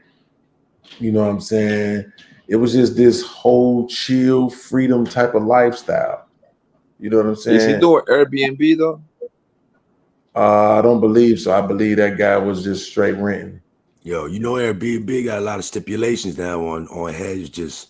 Heads was getting busy. Yeah, people can't even party in them bitches no more. They didn't even have a crib. I'm gonna just be like, yo, podcast. Since you don't be home like 2 weeks out of the year, let me use your joint for Airbnb and shit. Just I don't even got no crib.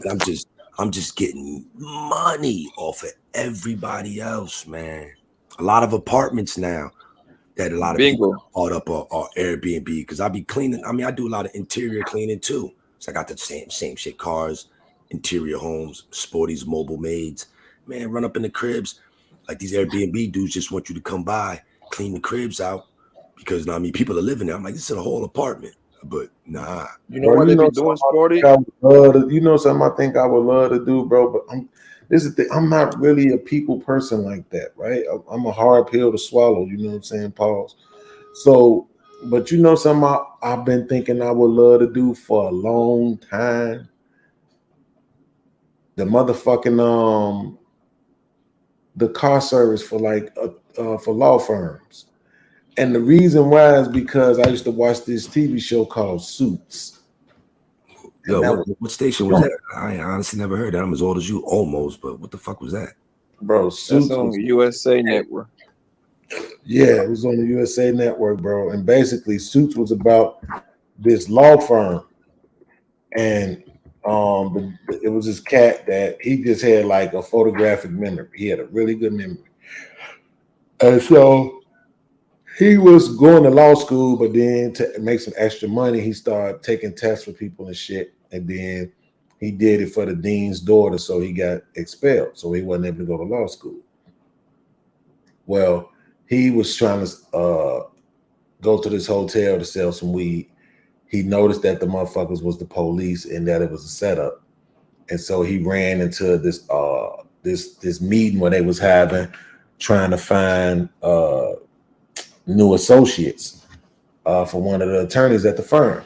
And so when he go in there, he basically just amazed the dude with the fact that he was able to, you know, remember things. He knew how to quote the law books and all that shit, you know what I'm saying, verbatim just from his mind. And so even though he wasn't actually a law student or an attorney, the dude hired him anyway, right? Which was against the law. And but it was a really good series, bro. They had a really strong black woman character in there. She wasn't no hoe. She ain't dressed like no hoe. She was super smart, was able to hang with the guys when it came to the mentality side of the game. And she really only had one boyfriend throughout the whole series. You see what I'm saying? That was another reason why I like it, because they didn't have to make the black character a fucking hoe. But it was this dude that drove for him. His name was Ray. And he drove for him, bro. And I just always used to think, like, this got to be a dope-ass job, though. Okay, you get up in the morning, you drive to the dude's house, you wait on him, you pick him up, you might have his coffee for him, his water, whatever. You know what I'm saying? You drive him to the office, boom. And now you just sitting around chilling, waiting on the motherfucker to need you. Like a personal Turo, yo. You know what I'm saying?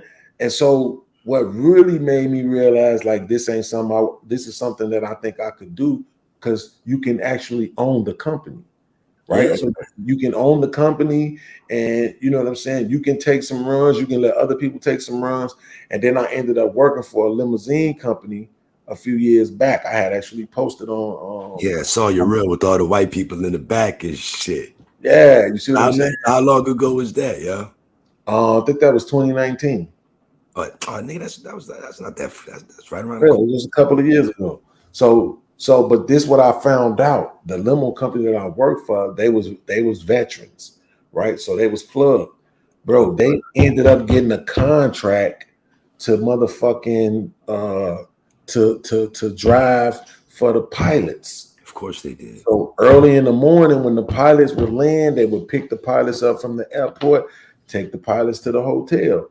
And later on, when the pilots had to fly out, they would pick the pilots up from the hotel, take them back to the airport. And I think that shit was like 600. Of course it was. The service industry, bro. You see what I'm saying? Just for them 2 runs.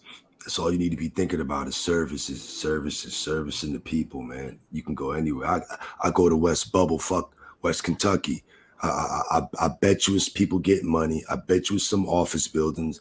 And I'm going to post up out there doing a car all goddamn day. And they're going to come out and say, you got time for another? Or they're going to give me access to that neighborhood, that subdivision, the mistakes. And then the neighbors going to see me. And they going to want a nigga with dreads all buff doing their car too. They're going to want to talk like they never talk, man. They lifestyle don't give them a chance to talk to somebody with dreads that look like, man, I got Indian customers like, you like rap? No, I don't. Oh, you look like rapper. Like, nah, I don't know nothing about rap. I know nothing. I'm a detailer. Like, man, get out of my face, man. Stop playing. Hey, listen, I don't know now. Stephen Vidal said whoever got that raspy voice need to make an audiobook for sleeping. You will be a millionaire.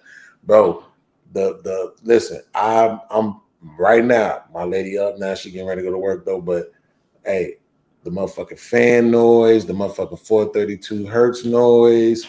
I mean, these people get millions of views on YouTube with these. Like, that's what I said I need to do. I need to take my beats and shit and start putting them motherfuckers on YouTube. You know what I'm saying?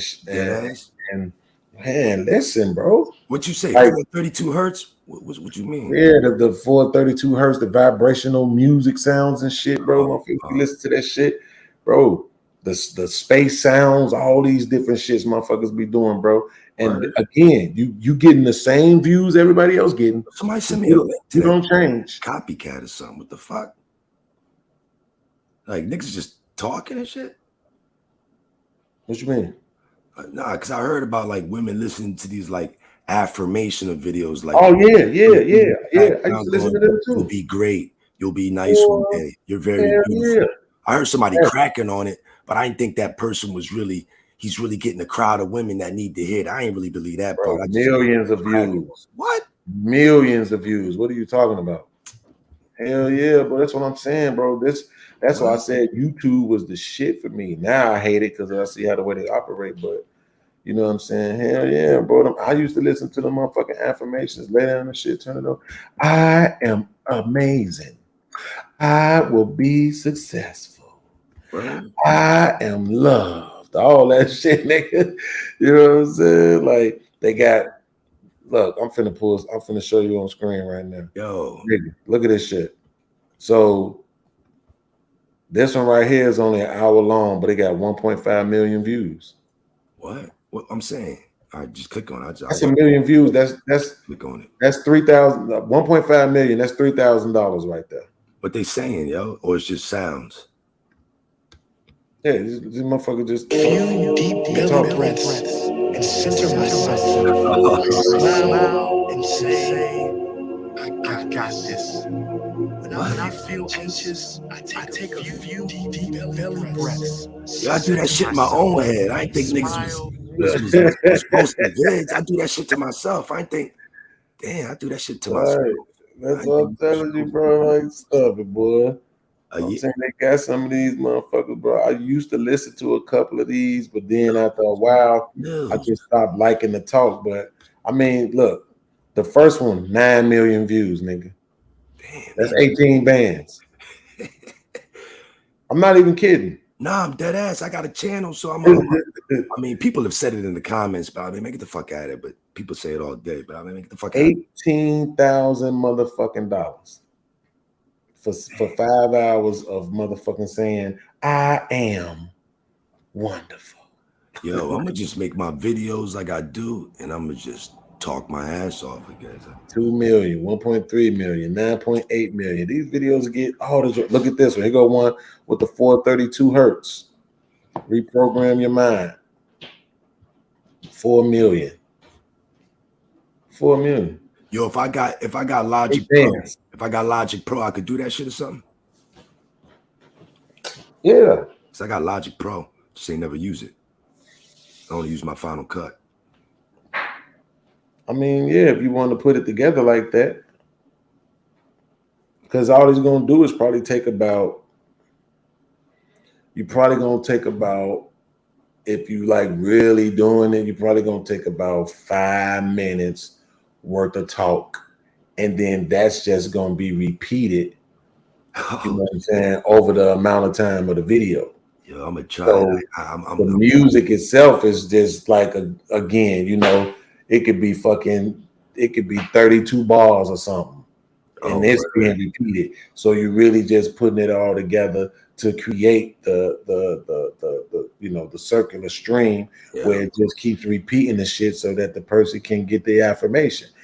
So you know what I'm saying, at that point it's just about dragging it out. Once you put it together in the Logic, it's just about adding to a video and then just it, you know what I'm saying, to whatever time you want to make it to upload it.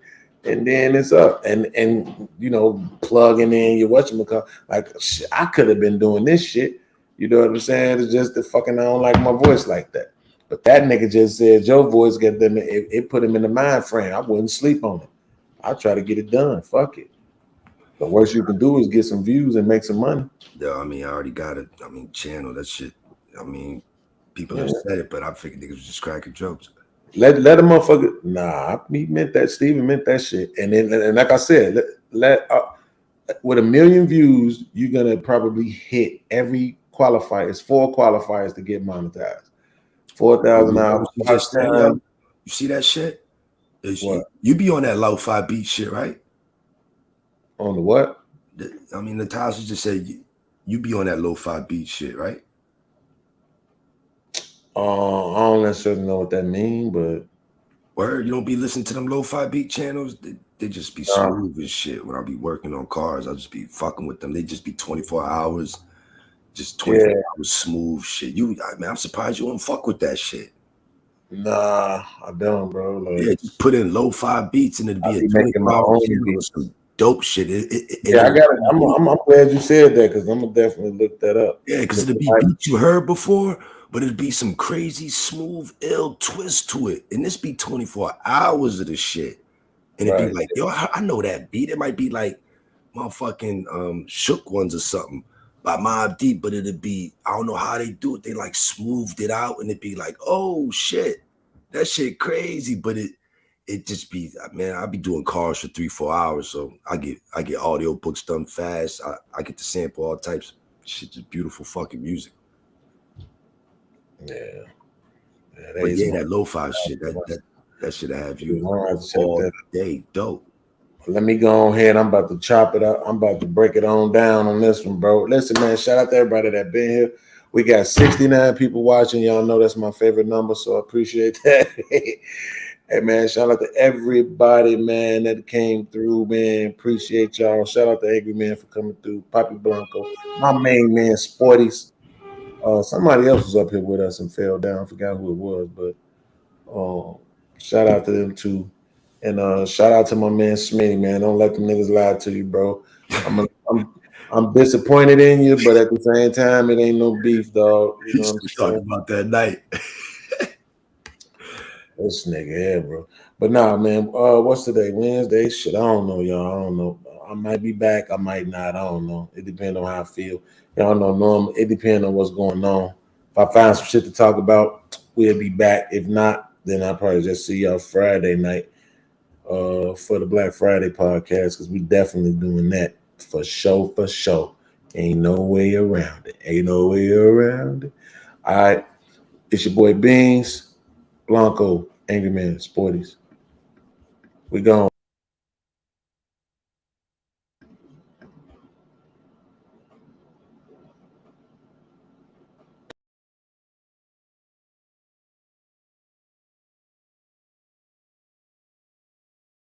And now, a message from our host, Lil Podcast? Kiss my entire ass. I don't fuck with ops or niggas who fuck with ops. So if you fuck with my ops, you my fucking ops. So if you fuck with my ops, you my fucking ops. You my fucking ops. You my fucking ops. No. Podcast?